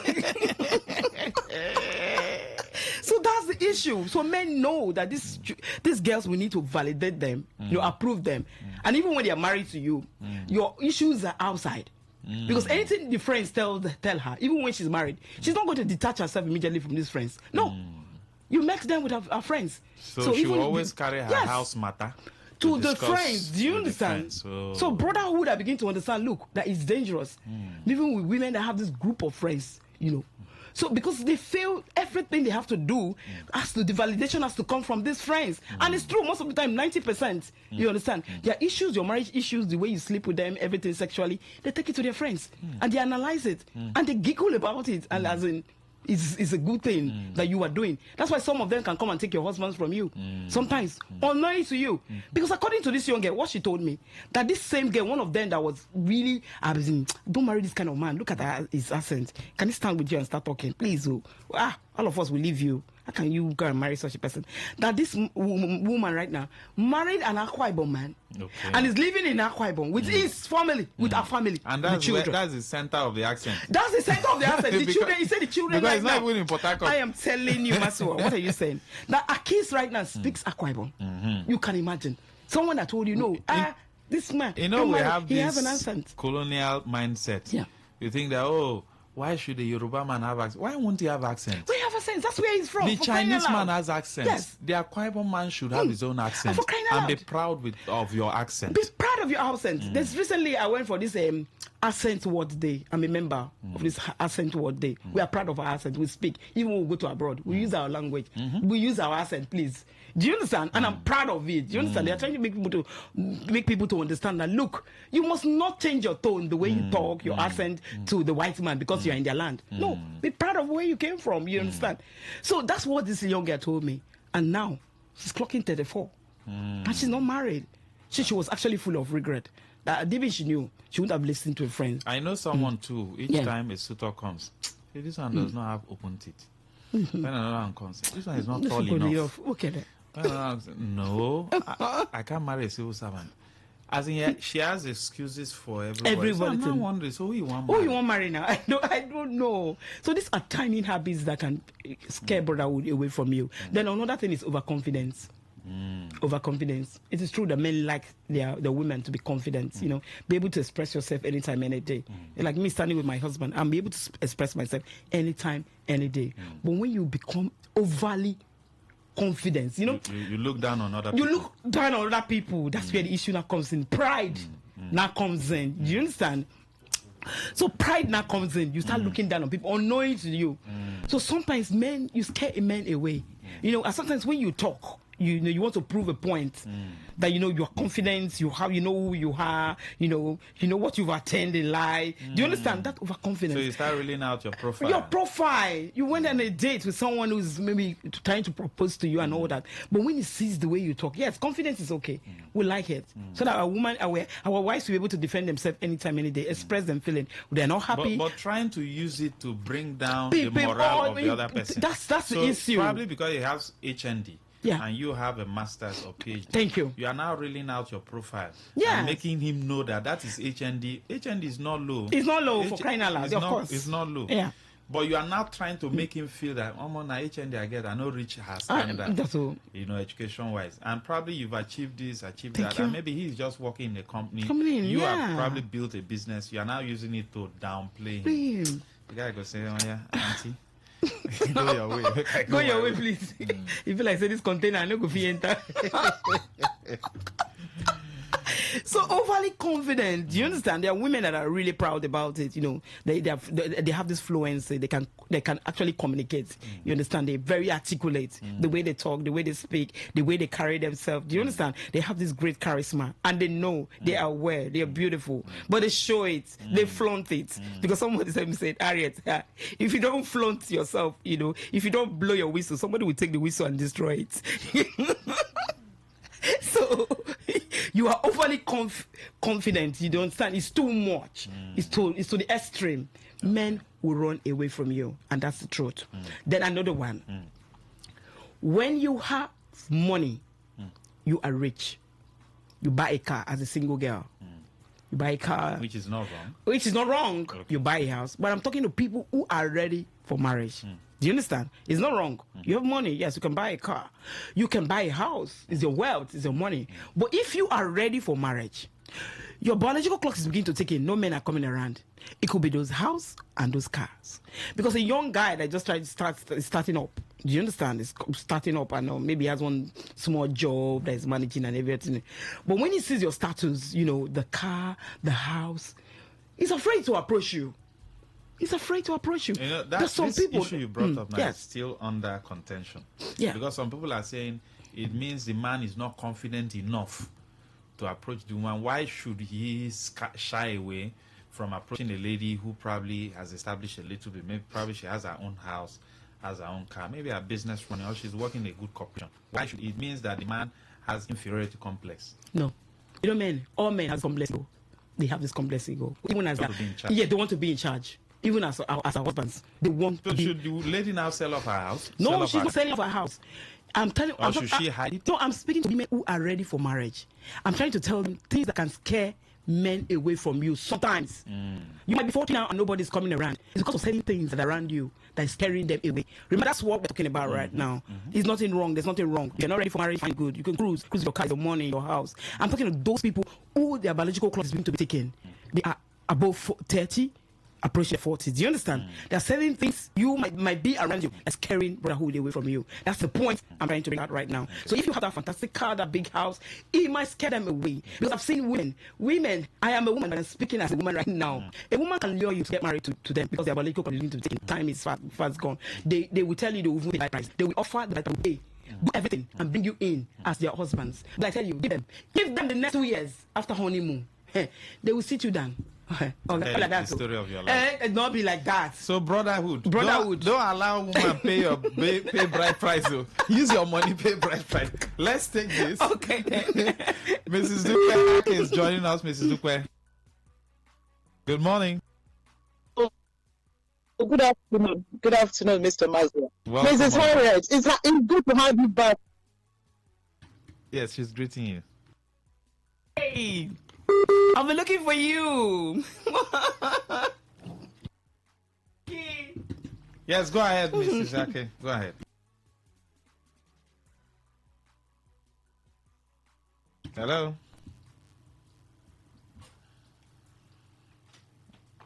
Oh boy.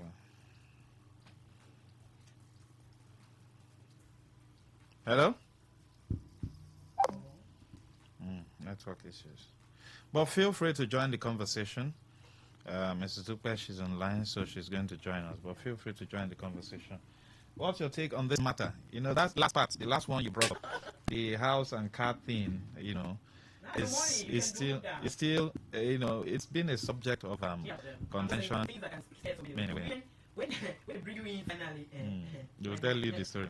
Well, I do advise the brotherhood, no matter how, pay your wife's bride price. Please don't allow a woman give you the money to pay. She can support every other thing, no. But you see that list, my brother, use your money, do them. Good morning. Good morning. Thank you, sir. Go ahead. I'm Kinedu from Port Harcourt. Yes, please. The board of contents last night, like the lady going apartment, house, things like that. Normally, we have an African guy, African man, we look intimidated. What? Yes. Like, if an African man, you have to admit that if a woman can pay for herself, all those things, so she can afford those things by herself. That's very the manner. Okay, yes. Thank you. She doesn't need the man. So, probably maybe except the man wants to become a toy. Yes, in the hand of that woman. That's it. And as an African man, no matter how much she gets, if you want to regard her respect, if you want to marry her, take her up on that own apartment. Take it to the apartment. And you have no respect. Okay, thank you. Good morning. Okay, Master. Yes, sir. Go ahead. This topic is very, very sensitive. You know that house that I'm living, I managed to keep it when the government was okay. And I this don't know what government that. So things became rough when I started having issue with my business and all that. Because of high cost price of things and all that. I was not actually meeting up with some things that I was doing at home, providing everything. And I don't know where my wife, she had the money. And she later started bringing them out much more. Started doing some of those things since she has seen that it's not longer coming the way. And because of the time, we had a little issue. It's like saying you forget yourself stay for some time now. You have not been doing your responsibility. You are not doing your responsibility as a man of this house. You know? It was like, for just these few days, you know that you are doing the one that was providing everything. Like the little things that was doing, like most likely, NEPA bill just came on Saturday and I don't have, and she'll just bring out about to pay, you know? At the end of the day, I was like, so let's assume that was the one that financed the building of this house. And she has been the one that has been providing everything. Well, maybe one day I would do small thing and my wife will say, like, don't know yourself. Oh, yeah. Carry on and get out from this house.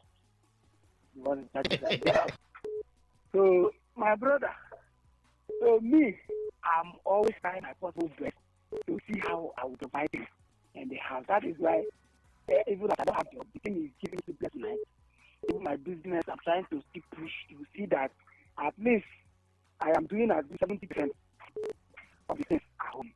If not, these women, no matter anyhow you have, they have a spirit of God in them. One day they will tell you something. They will tell you something. Thank you very much. Good morning. Go ahead. Hello, Maxwell. Good morning. Yes, Muriel. Oh, thank you. I agree with your resource person. Thank you. I've learned a lot. Look, I was eagerly listening, and just yesterday I was even telling my daughter, we were in the kitchen together, and she was frowning and doing one kind, because we always, all of us, always about to do cooking together. I said, what's the problem? I was trying to make jokes and gifs, and she was not really feeling it. I said, what's the problem? So I just asked her to go. I didn't even know. This morning she told me that she was having 1 or 2 cramps. I said, look, why did you tell me? She should be, she's not, I don't know why she's not a good mood. So I said, look, you should be able to learn how to be free, communicate freely. And there was something I shouted at her, and I don't know if that was the reason why she was sad. So I was angry. So I was just thinking it was because of the shout. And I was telling her, you need to let go easily. No matter if you're in relationships. If I'm not kind of person, do you think I'll be married up to now?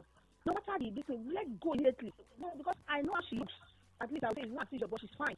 So you need to get all this. Look at me, how I am. If I you know that I can't, me and you can't even stay for a very long time. It's not for the kind of person I am. And then I want to ask the question, please, why is that beautiful girls don't get married easy like that? Now this is what we talk. Now we don't talk now. Yes, so I feel it's close, and I relate to both women, young girls.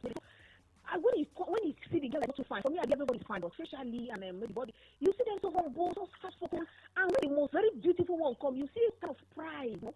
You really see that scare men with. And I also want to ask, please, to the young girl that's not married, should be allowed to buy cars for herself, rent an apartment, live in a luxury way, Can it be a fruit of, does it scare men out? Sure. Thank you.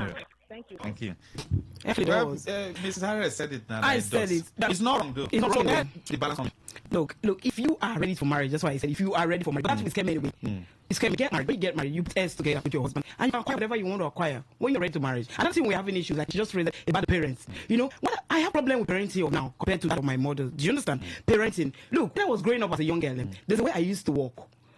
I'll bend my back like this. When I bend my back like this, so my mother noticed it and like, you're beginning to bend. Are you deformed? You're not deformed, for crying out loud. Do you understand? So mother are paying attention to details. They look at the girl child so much. Like that's what I do with my daughter now. If she walks the way she's walking, I say, come. You don't walk like that. Come. This is how you should walk. But you doing shakara? Do you understand? Something? I don't know. I'm in my house. I just have an average height. Everybody's tall. All my siblings are tall. Okay. So my mother called me, look, you are not even as tall as your sibling, and you're beginning to bend your back like this. Do you understand? The next time you try it, you will see what I will do. So I didn't know one day my mother was behind me. The way she hits me with her 5 fingers, the thing showed on my back. And I chest her out immediately. Since that day, I never walked that way again. Okay. So sometimes we see our children, we see this habit. She does not smile. You give him something, you give her something. She's not appreciative and all that. And we say, oh no, she's a child. That's what she they do. Not be saying she they do. They say great women are not born, they are made. Every behavior is learnt. Okay. A behaviorist will tell you that every behavior is learnt and can be unlearnt and be relearnt. Okay. So we should put our eyes on our girl children, the way they talk, the way they carry themselves. My mother will always drop in our children's conversation, especially the girls. She will not allow us to go out to visit our friends, which is sometimes not always correct. But what she does, she will allow friends to come and meet you. We're much younger. But we didn't know what my mother was doing at that time. It was when I grew up to this age, I said, goodness, my mother will not allow sleepover.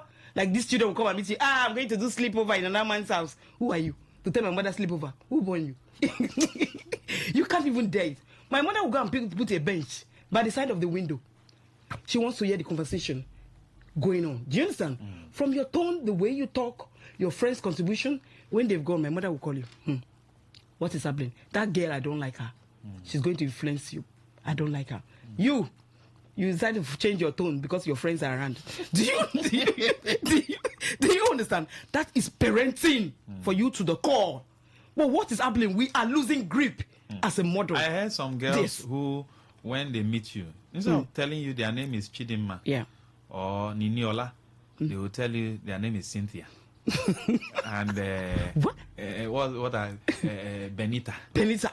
I say, Auntie, now Benita, your mama give you. Your name is Chidinma. Chidinma for crying out loud. What is on your certificate is Chidinma. It's Niniola.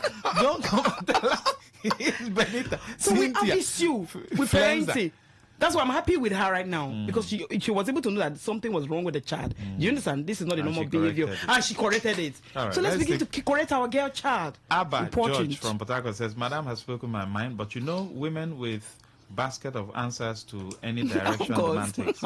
Please advise them. The answers they generally give to counter what you have said is that any man who is theirs will take them regardless of their character. Please advise them."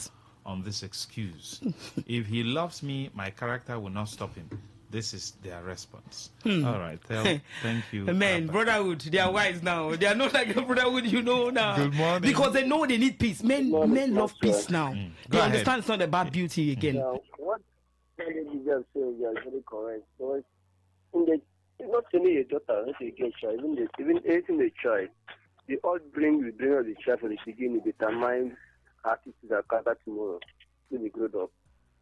Yes, but sometimes a child will start to say, it's a baby, it's a child, you will change from it. And when you grow up, you say, find that thing you say you change, become one of the bad habits you change, one of it. It's very correct. Actually, it's very correct. So in marriage, something marriage to understand marriage is just that some ladies are so proud of themselves.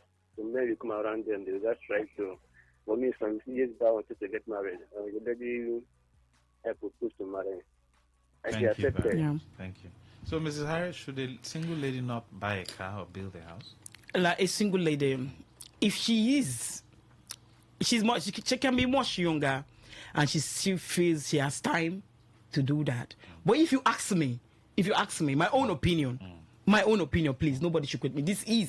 I'm entitled to my own opinion anyway. But if you ask me, I would rather wait for a girl. No, pipe low, come down low. Do you understand? All men have this complex ego. They want to be in charge. And it's not their fault. It's biblical. Or maybe, okay, it's build a house and not let him know. No, that's even worse off. That's even worse off. No, until you're married, you now let him know. Then because before you get married, so she won't waste the money. Money, of course. Because before, when you are dating and you're about to get married, let him know. He must have to know. You must have to let him know. Because I've known marriages. Let him know when you also know that the man is a good man. Yes, not someone who will now use it and take advantage of you and say, this one get house, I can marry him. So that when I marry him, I go take over her property. That is also there. Yes, I know. Marriage is a covenant. That's why getting married to the person you are getting married to, marriage didn't go wrong. It started wrongly.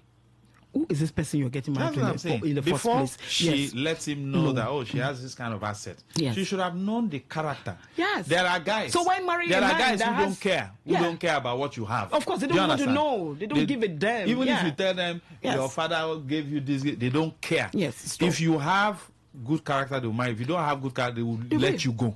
They wouldn't even look at your property. They don't care. But there are some. Yes. By virtue of your communication with them, the moment you just tell them, I have this, I have the, in their hearts, because they are deceivers, they say, okay, this is the reason why I should marry her. Yeah. And they capitalize on it. And they will show the girl shaking. Shaking, yeah. Absolutely. So don't you think probably she should conceal it? Maybe when she sees that, they've got into the final stage. Yes. She can now open up. My concern that she has to. That this person is genuine. He's not a fraudster. Mm-hmm. Yes, that's absolutely correct. Okay. Absolutely correct. Yes. Good morning. Good morning, Max. Thank you for joining us. Welcome, sir. Doc. Good morning, Ma. Ugochukwu. I'm calling from Port Harcourt. Good morning. So Max, you and the mommy won't finish us today. This is very deep. And what I want to say is, Max, let Mom advise the pastors, because all these things she has.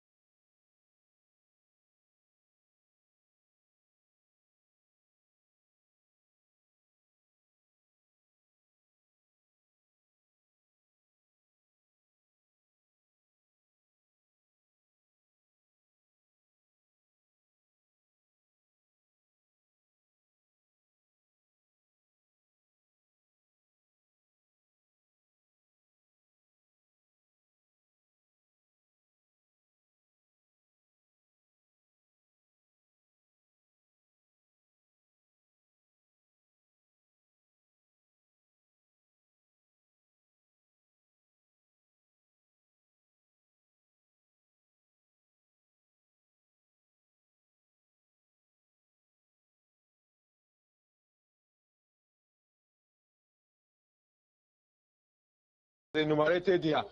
Most churches, especially those new generation churches, that those men of God are not qualified to assume the role of counseling. They are the people that have made some marriages to suffer those setbacks. You can't assume the spiritual position and while at the same time assuming psychological position, Chris. It is not God that will come down and cement your relationship. Those spirits, the spiritual have a role to play, while most of it is in their hands, the hands of the human. on the person who said that the person that proposed to her has an accent. I give her example of Mr. Senate President, whom even as he assumed his exalted office, still has the tongue of his mother till today. So when we are going into marriage, let us involve psychologists and the counselors. I think it will go a long way to helping us. Thank you. Thank you, sir. The accent thing, let me clear that, is a mindset. It's not just even in marriage. The average black man feels that he should speak like the UK citizen. The UK citizen, an American citizen. No. The Chinese man is very proud of his accent. The Filipino, the Japanese man, the Frenchman, the Russian. You hear them, they have this rhotic sound. The Russian, they are, but we Africans, person travel go UK, come back, you come back. Don't change, auntie. Now all of us will grow up for Diobo. You just get the opportunity to go UK, come back. You can't. No, it's a mindset. It's a mindset, and it's affecting all our facets. Absolutely. Our children these days now, our parents are making them to funeralize things. That's when they will be accepted. Don't funeralize anything, please. Talk the way you're in Nigerian. Let the Nigerian accent show. Proud of it, for crying out loud. Yes. Good morning. We all came from. Hello, Master. Welcome, ma. Good day, Shoma. Go ahead, ma. I've heard all that you people have said. You hit the nail on the head. Well, another thing that discourages men from getting married is high bride price. High bride price. Some towns, some areas, when you go there, the type of list they will give you, it will even discourage you.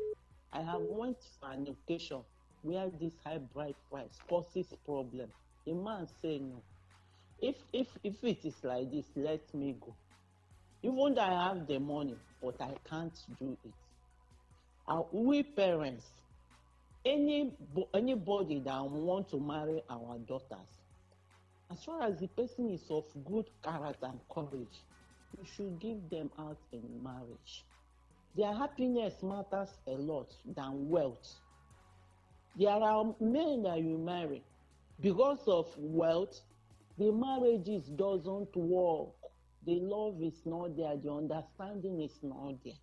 So we have to talk to our parents, we mothers and fathers, that wealth, money vanishes, but love and understanding is the root of all marriages. Have a nice day and God bless you. Thank you, Mama. Thank you. That's Mama talking. Yes. Where's the wisdom? It's not what in the market. Max, if you like riding a car worth 100 million, if I see you with no wedding ring, I will approach you and tell you something. Bro, if you know anyone, bring her. Once which it does not scare me away at all. Now, weak men, it does scare away. Okay. You can't even be richer than me and treat me with no respect as my wife. I'm not that kind of man.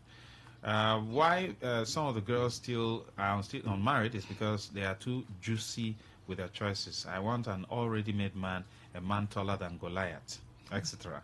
Let me shock you, 99.9% of these girls before age 30 have seen men serious on them for marriage, but these women are too juicy.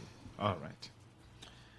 That's much we can take. Because once a lady, I'm aware, once a lady is around 20, 21, 22, 23, guys do come around. Of course, then. They don't lack suitors. No, I call it the peak period. Every girl have that peak period. The men will be coming. Yes, they will be coming. And you would think 21, 22, 21, 23, 23. 24, Thank you. 25, They will be coming in 26, numbers. 27. In numbers. They will be coming. And you think it's going to remain that way? I'm sorry. Now, those guys, if you don't accept anyone, those they guys, will go and marry someone get else. married. So by the time you are 30, you won't see those guys Because again, no, it's it's circle. It's like a circle. This one says, a great woman you are. Yes, our mothers paid detailed attention on the children. May God help us and our grandchildren. Most modern mothers, as they tag themselves, would ruin the society. God forbid. God forbid. Thank you, Kanu. Yeah.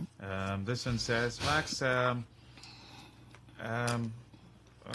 going on? How can you meet a lady you admire for the first time? She will now ask you, can you afford my dream? She begins to name them. Why others, one you see, will tell you she only uses blue this Vaseline. So which one will you go for? Promise, Walker. Promise, it depends on your choice. My choice. So go for the one you can afford. Afford, for kind of love. Don't kill yourself. If you can't afford bottled water all through, please go for the one that drinks normal sachet water. Don't kill yourself. That's what I cannot used to die in tell this people. matter. Don't kill yourself. You always see a girl that will that you can afford. This is your pocket. Yeah. If you also have the money for bottled water, no problem. Some of them have been trained like that from childhood. So that's what they know. So if you can't afford, just shift. Go for the one that you can afford. There's no this thing inside. No quarrel. If you can afford, you go. If you can't afford, everybody stay on their own. Simple and short. Don't kill yourself, like I said. Every shoe has size, no problem. But the issue of bride price, we'll treat that one. We'll treat that one, yes, because it's a great menace in our society. Yeah, our elders are not helping matters. People are now monetizing marriage. Why? List 1, list 2, 2, list 3, list 4. Premier Women on Facebook. Please, go there. Premier Women International. Premier, as in premiership. WOMEN. Yeah. Check out Mrs. Harriet's write-up, please. Videos, photos. You see there. You will see them, please. Podcast, all of them. Yeah, thank you so much. Always a pleasure.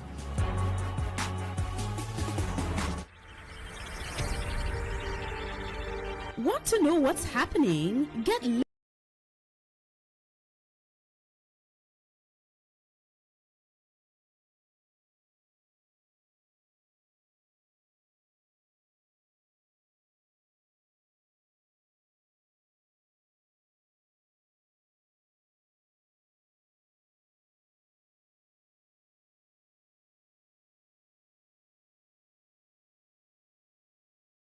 latest information in sports, politics, lifestyle, you name it. The frequency of choice. Today, 95.1 FM. Today, 95.1 FM.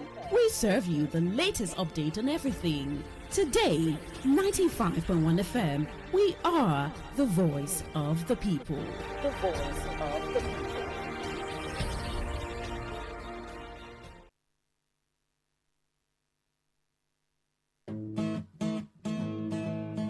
You may not realize it, but do you know you can always show your love for others with simple gestures? Here are some of them.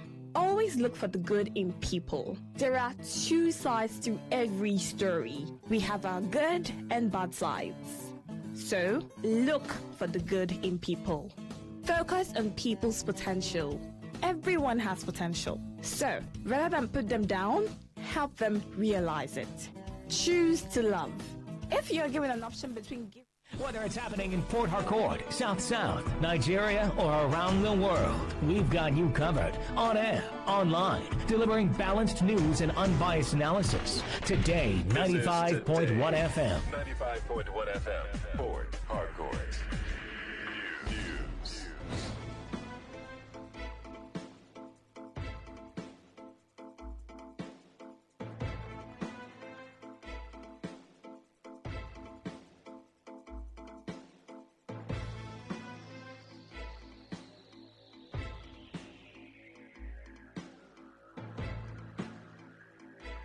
Good afternoon. Thanks for joining us. This is the World News on your premium talk radio today, 95.1 FM Port Harcourt. And the headlines: Federal government launches data-driven reform to clean up civil service records. UN delegation to visit Nigeria to spotlight progress on IDPs.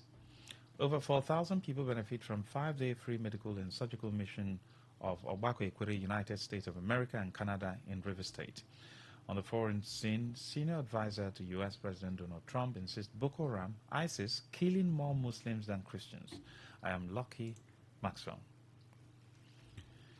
The federal government has commenced a comprehensive personal audit and skills gap analysis across ministries, departments, and agencies, MDAs, as part of efforts to strengthen data integrity, improve workforce planning, and drive a merit-based civil service.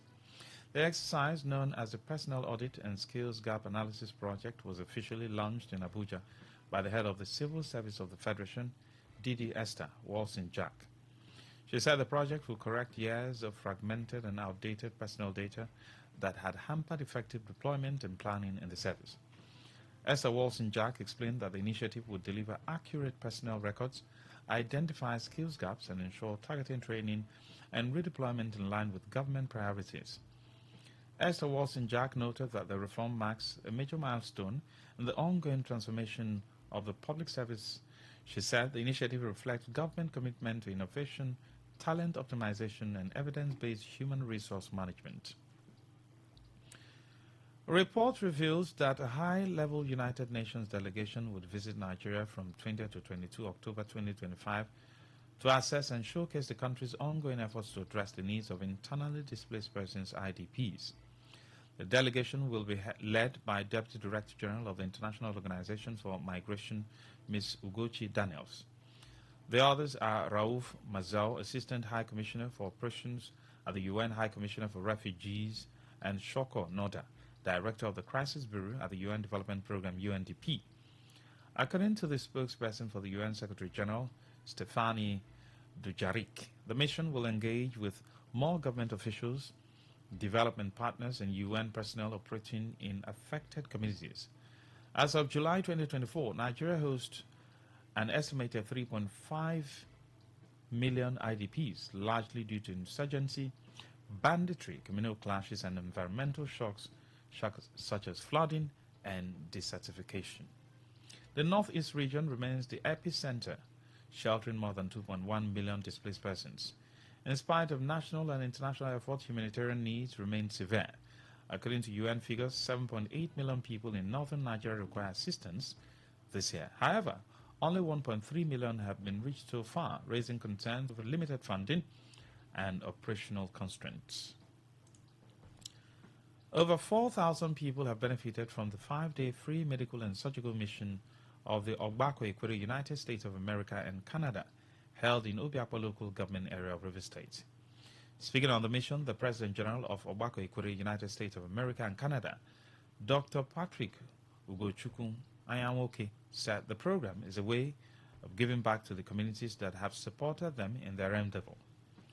Dr. Ugochukwu Anyanwoke, while recounting the impact made during their medical and surgical mission in Ikwere and Emoha local government areas of the state, commended the role of the host, His Lordship Right Reverend Innocent U. Odu, Bishop of the Diocese of Evo, co-host, Minority Leader, House of Representatives, Ogundu Kingsley Chinda, Chairman of Obiakpo Local Government Area, Gift Walu, and Speaker of the Rivers State House of Assembly, Martin Amehule, for the success of the third medical and surgical mission of the Ogbako-Ikwere International, USA and Canada. Dr. Ugochukwu Anyanwoke, while also commending the commitment of the members of Ogbako-Ikwere USA Canada, said their medical interventions stem from the fact that the health of the people is something the group is passionate about, insisting on their resolve to supporting the people health-wise, economic, social, and cultural. This is something that our members are very passionate about. Ogbako-Ikwere is member-supported organization, and this program is largely supported by OISA Canada members. Medical mission is something that we are all passionate about because we have seen the impact in the prior medical missions that we've conducted in other local governments, such as the Ikwere local government and the Emoha local government. Obiakpo is our third medical mission. The next medical mission is going to be in Port Harcourt local government. When we went to Ikwere local government, we saw over 4,000 patients, and we did all types of surgeries, including general surgery, eye surgery, and treated other, illnesses such as, high blood pressure, diabetes, you name it. People saw that and they were excited. On his part, Health Administrator of Ogbako-Ikwere USA and Canada, Professor Uche Godson Oji, who spoke alongside Ike Guru Wonodi, who is in charge of the financial aspect of the group, explained the essence of the 5-day medical mission and reasons for gathering the best hands in handling the mission.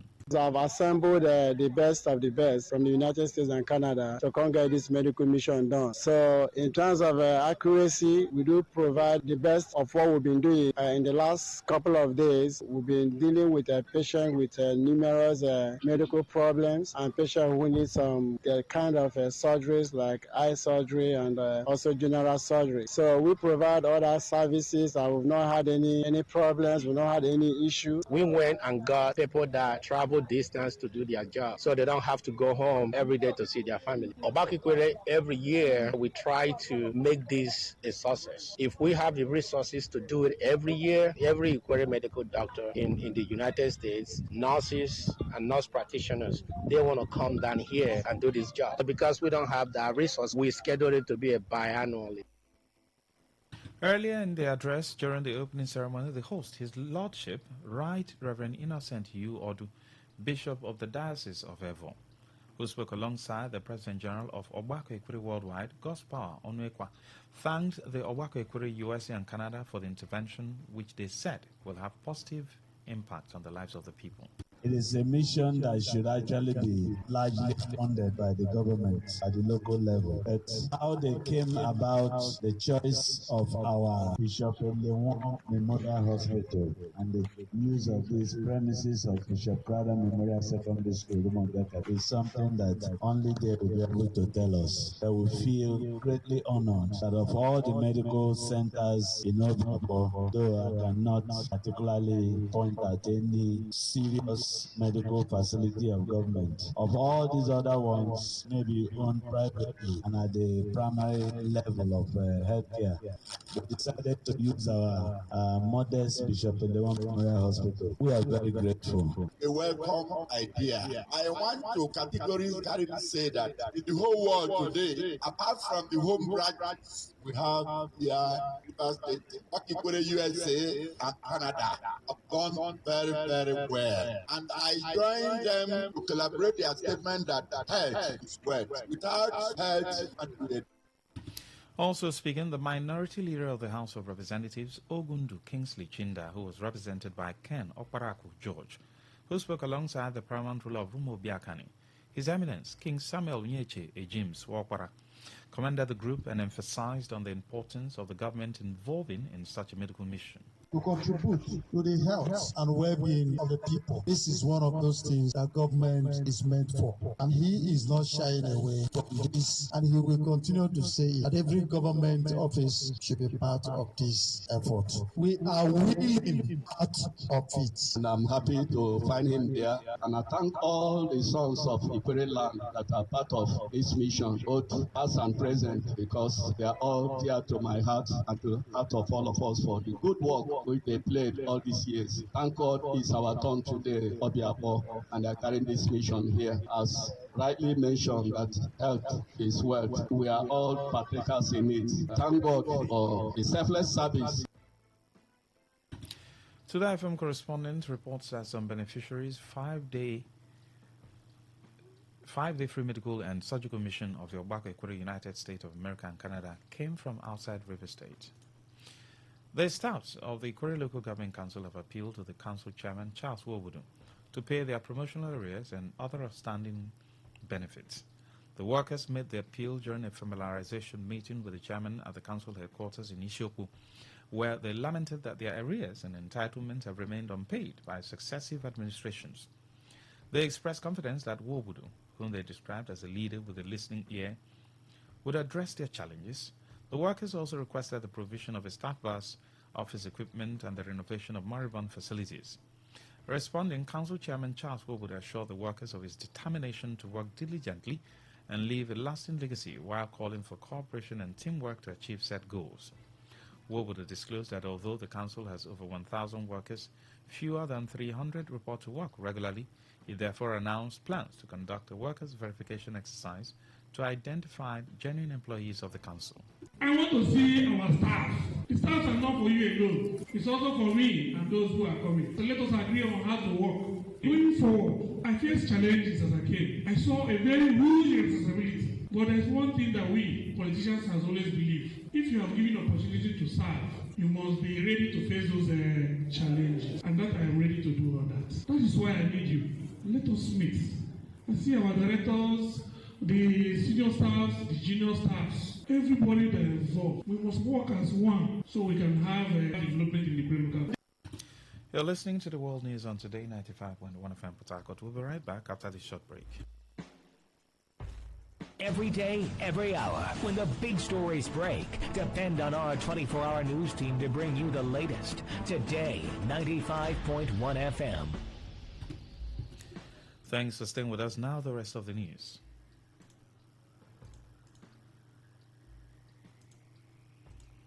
The West African Examinations Council WAEC has announced plans to commence computer-based examinations tagged CB-WASC as part of efforts to curb examination malpractice and enhance the integrity of its assessments.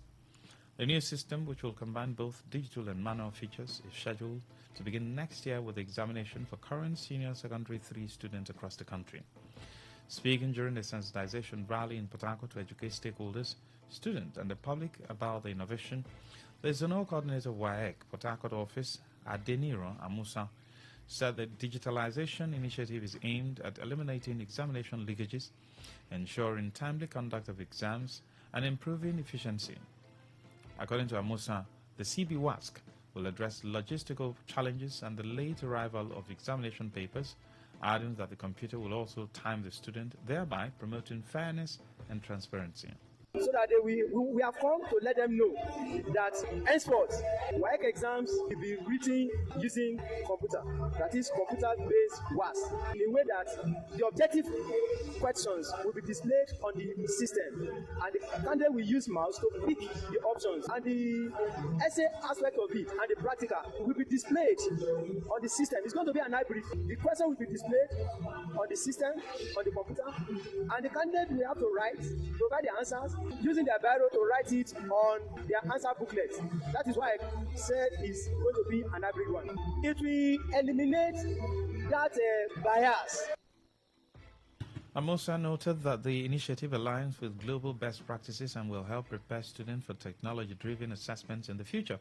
He urged schools, teachers, parents, and students to embrace the new system as part of efforts to modernize education in Nigeria. The take-home is that they should know that this CB-WASC has come to stay. That is the mandate from the Ministry of Education. And we are enjoying all the teachers, the parents, and the students to embrace it, because this is the way to go. We need to leverage on technology. This is the internationally accepted way of conducting exams. It is starting with this present SS3, and it's starting next year. While some students commended the initiative as a step toward modernization and digital literacy, others expressed concern about their limited exposure to computer use. Rivers State Governor Siminalayi Fubara has reaffirmed his commitment to support the state judiciary and correct any afflictions suffered by our individuals who stood for justice and truth during the period of emergency rule in the state. Governor Fubara gave the assurance during a special court session marking the opening of the 2025-2026 legal year of the Rivers State Judiciary in Port Harcourt. The governor promised to reimburse expenses incurred by the Nigerian Bar Association Rivers State branch during its last conference in Enugu and pledged continued support for the digitalization of the state's judicial system. He also announced plans to employ additional judicial staff, assuring that the remaining 3 months of 2025 will be packed with developmental projects and reforms. I know what I mean when I say exceptional courage to seek the aid of the courts in Rivers State. I also want to commend the leadership of the Nigerian Bar Association, both national and state. Please, anyone who has suffered any pain, any form of oppression because of standing for justice, because of our sake, we will do, or we will look for a way to correct it. I know that it was part of the things you did mention, but we'll address it in a way and manner that it does not bring any kind of friction. I assure you that. As a state government, we will continue to provide a stable and predictable legal environment for good governance. Earlier, the Chief Judge of Rivers State, Justice Simeon Chibuzo Amadi, highlighted key achievements of the judiciary, including staff recruitment, training, and capacity building. Justice Chibuzo Amadi, however, appealed to relevant authorities to allow Chief Magistrate retire at grade level 17, while lamenting shortage of personnel, noting that the current workforce of 1,643 is inadequate to serve all judicial divisions. We most humbly plead to His Excellency to break these chains for the Commission to have a befitting office complex of its own, as we cannot continue to be a tenant of the High Court. We therefore appeal to His Excellency to kindly address this long-standing need. New judicial divisions and magistrate districts. In my address at the opening of 2024-2025 legal year, I announced our intention to recommend to His Excellency the Governor the creation of 2 new judicial divisions, namely Abuja and Bonny Judicial Division, pursuant to Section 39, Sub 2 of the High Court Law Cap 62, Laws of River State of Nigeria, 2001. He disclosed that the state judiciary currently has 14 High Court divisions and 40 magistrate court, but faces challenges of poor infrastructure and inadequate funding, despite recording the highest number of litigations in the country. This is grossly inadequate to serve the 40 magisterial districts with 44 magistrate courts, customary courts of appeal, 48 high courts of the 14th Judicial Division in Rivers State. It is noteworthy that 2 judicial divisions and 2 magisterial districts and 8 new customary courts were created, which require staff to operate. This is aside the special demands of specialized courts like the Family Court, the Small Claims Court, and other related MPAs like the Administration of Criminal Justice Monitoring Council, ACMJs, and the River State Multi-Door Courthouse. The need for employment of more magistrates, dispute resolution officers, programmers, ICT personnel, and other general staff of not less than 1,000. To end the news as a summary of the major stories, we told you that federal government has launched a data-driven reform to clean up civil service records. UN delegation is expected to visit Nigeria to spotlight progress in IDPs. We told you that over 4,000 people have benefited from the 5-day free medical and surgical mission of Obako Ekwere United, US and Canada. The news was edited by Uchendu Wejihowo.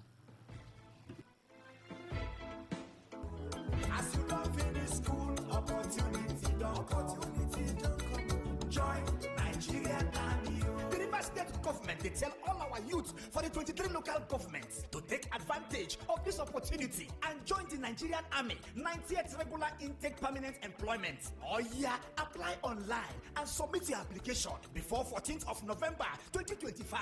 You must get 5 credits, English and Maths compulsory, not more than 2 sittings for your West African Secondary School Certificate exam. This employment not be for degree or diploma holders. Your age must be from 18 to 26 years. You must stay single, and as a woman, you know go don't born pikin. Application na free. To apply, visit our recruitment portal for recruitment.army.mil.ng. Rivers State Government ready to give logistics support to the people who qualify. For more information, visit the Rivers State Ministry of Youth Development, Block C, 7th floor, State Secretariat Complex, Port Harcourt. This message now from the Rivers State Ministry of Youth Development. Tune in for a journey beyond the ordinary. Fasten your seatbelts. We are not just a station, we are the station. Today, 95.1 FM, the voice of the people.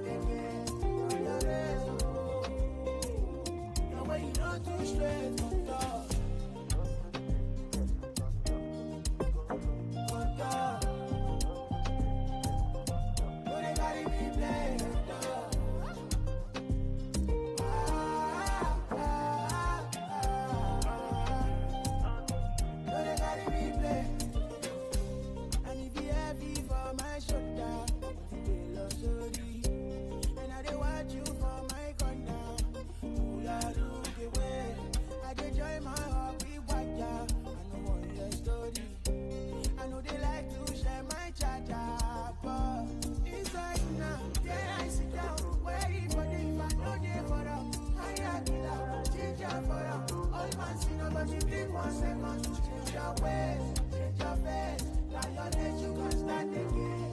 But your days, the way you know too straight,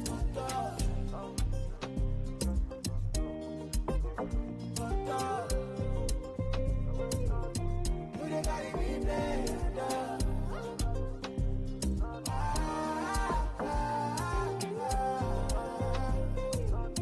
you dey carry me play.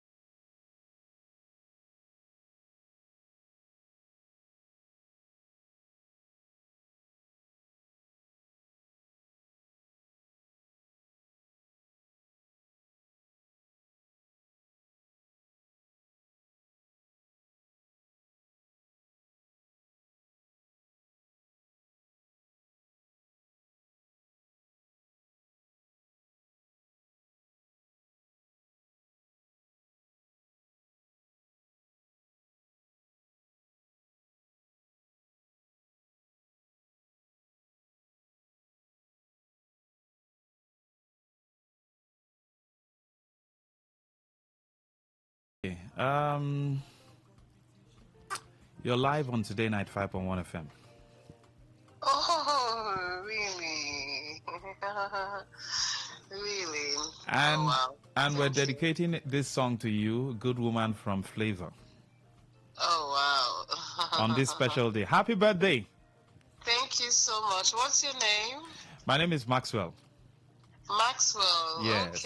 Okay. Thank you so And much. this I is know from this is Queen Queen. Kima. I know. I know, right? Thank you. Thank you. All right. So any party ongoing anywhere? No party. Although I'll be in Port Harcourt, so I decided not to do anything. I'll be in Port Harcourt this week, and yeah. Okay. When I'm in town, when I'm in Port Harcourt, yes. All right. So later you call Flavor. No problem. Thank you. Thank you so Happy much. birthday once again. Thank you. Thank you. Thank you, please. I appreciate it.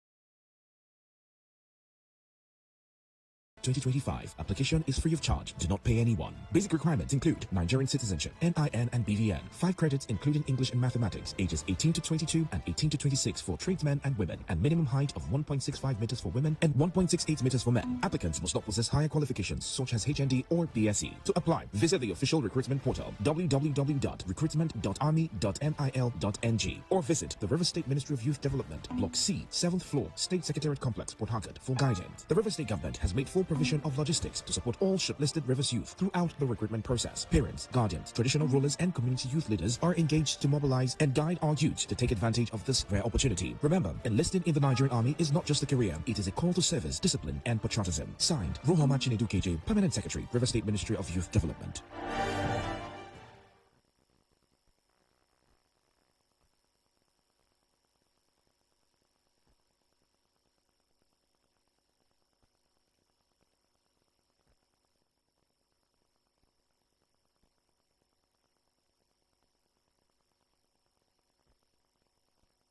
Whether it's happening in Port Harcourt, South. What's a successful business without sales? And what is sales without an audience? Well, do you know that you can reach 8 million listeners across 6 states in 2 geopolitical zones all at once? How? With Today 95.1 FM, you can get millions of people to know about your business. And what does that mean to you? More sales. Call 081-389-2850 now for more information.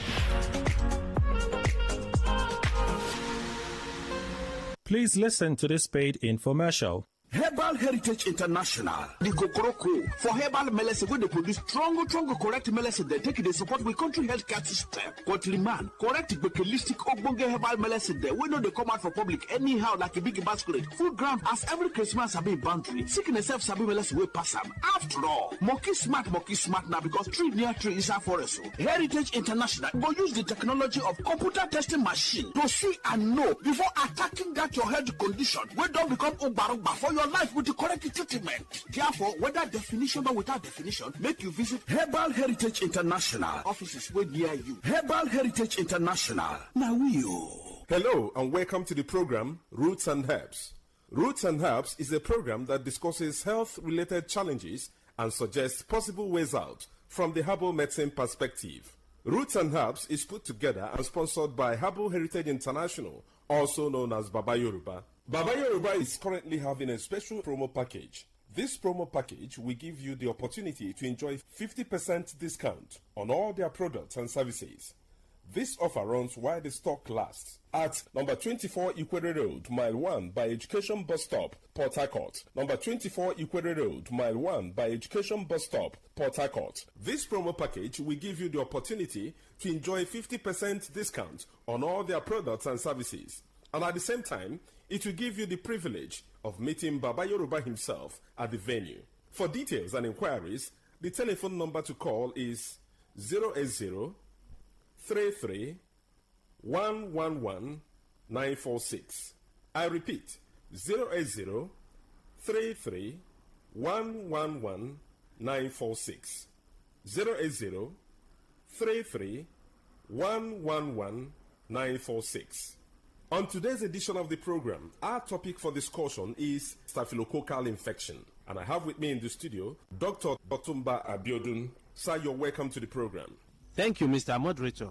Staphylococcal infections do occur in the body system when Staphylococcus bacteria enters into the body system and spread within the body system, destroying body cells. Staphylococcus bacteria are majorly of 3 types that can afflict men. But of these 3, the most pathogenic in nature, that is the one that is capable of causing diseases easily in men, is the Staphylococcus aureus, because it is capable of invading body cells, destroying them, causing different pathological changes in the body. When Staphylococcus bacteria spread in the body system, there are a number of changes that one can experience. This can result to burning sensation within the individual, and this can be seen as fever from time to time, or a situation where there is certain hotness coming from within. There can be skin manifestations in staphylococcal infection that can be given one periodic boils or rashes all over the body. In some people, such rashes can come around the pubic region or even leading to boils that can lead to blisters or even ulcers on the skin. It is possible for one to experience persistent headache in staphylococcal infection because the body fluid is already contaminated. Staphylococcus, as we know, is a form of bacteria. Any bacteria that is capable of spreading in the body system can lead to reactions in the body that can further damage body tissues. And when this occurs, it is possible for one to experience joint pains in form of infective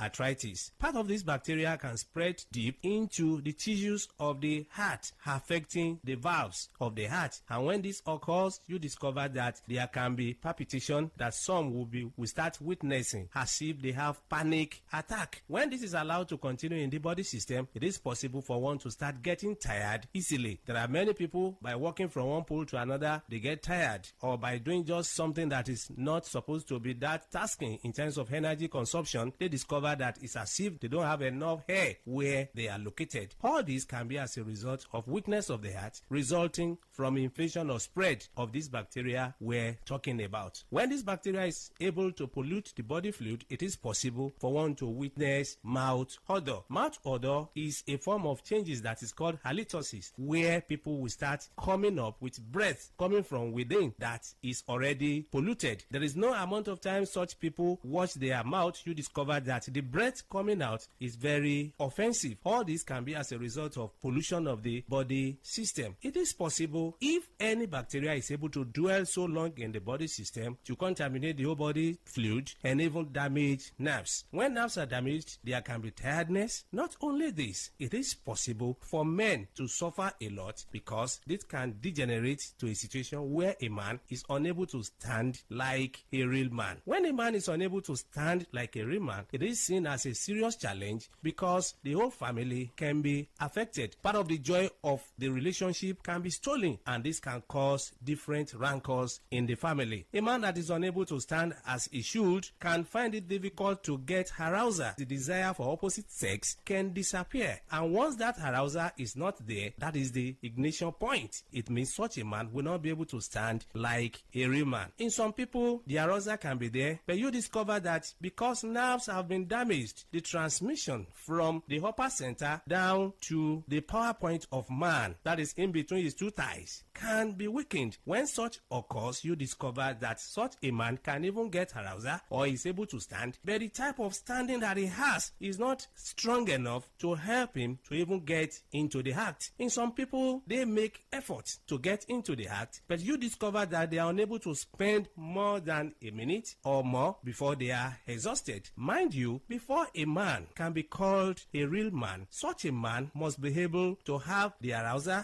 as desired and also be able to sustain the energy he has been able to gather for a considerable length of time. That is when such a man can be able to make his partner happy when it comes to man-to-woman interaction. So such men do suffer from this from time to time. It's after knowing the root cause of the challenge that one will be able to know the right step to take for one to be totally free. Whenever you experience anything that we have been able to mention or other things, it's very important for one to visit a competent healthcare giver who will be able to run tests on one and pinpoint where the problem lies and provide solution. For more enlightenment and advice, the number to call is 080-33-111-946.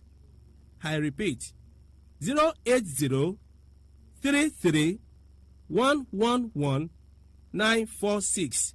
Thank you all. All right, you've been listening to the program Roots and Herbs. Roots and Herbs is a program that discusses health-related challenges and suggests possible ways out from the herbal medicine perspective. Roots and Herbs is put together and sponsored by Herbal Heritage International, also known as Baba Yoruba. Baba Yoruba is currently having a special promo package. This promo package will give you the opportunity to enjoy 50% discount on all their products and services. This offer runs while the stock lasts at number 24 Ikwere Road, Mile 1 by Education Bus Stop, Port Harcourt. Number 24 Ikwere Road, Mile 1 by Education Bus Stop, Port Harcourt. This promo package will give you the opportunity to enjoy 50% discount on all their products and services. And at the same time, it will give you the privilege of meeting Baba Yoruba himself at the venue. For details and inquiries, the telephone number to call is 080 33 111 946. I repeat, 080 33 111 946. 080 33 111 946. I repeat, 080 33 111 946. Let's take our sponsor's message.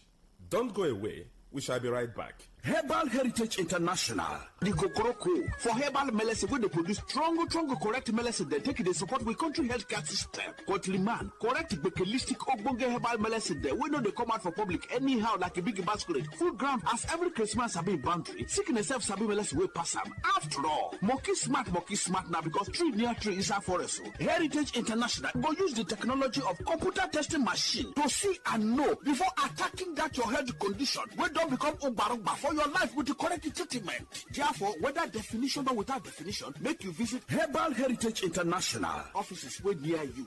Herbal Heritage International.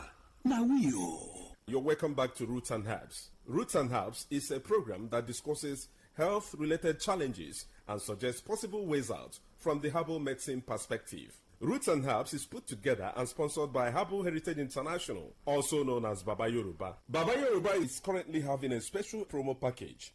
This promo package will give you the opportunity to enjoy 50% discount on all their products and services. This offer runs while the stock lasts at number 24 Ikwere Road, Mile 1 by Education Bus Stop, Port Harcourt. Number 24 Ikwere Road, Mile 1 by Education Bus Stop, Port Harcourt. This promo package will give you the opportunity to enjoy 50% discount on all their products and services. And at the same time, it will give you the privilege of meeting Baba Yoruba himself at the venue.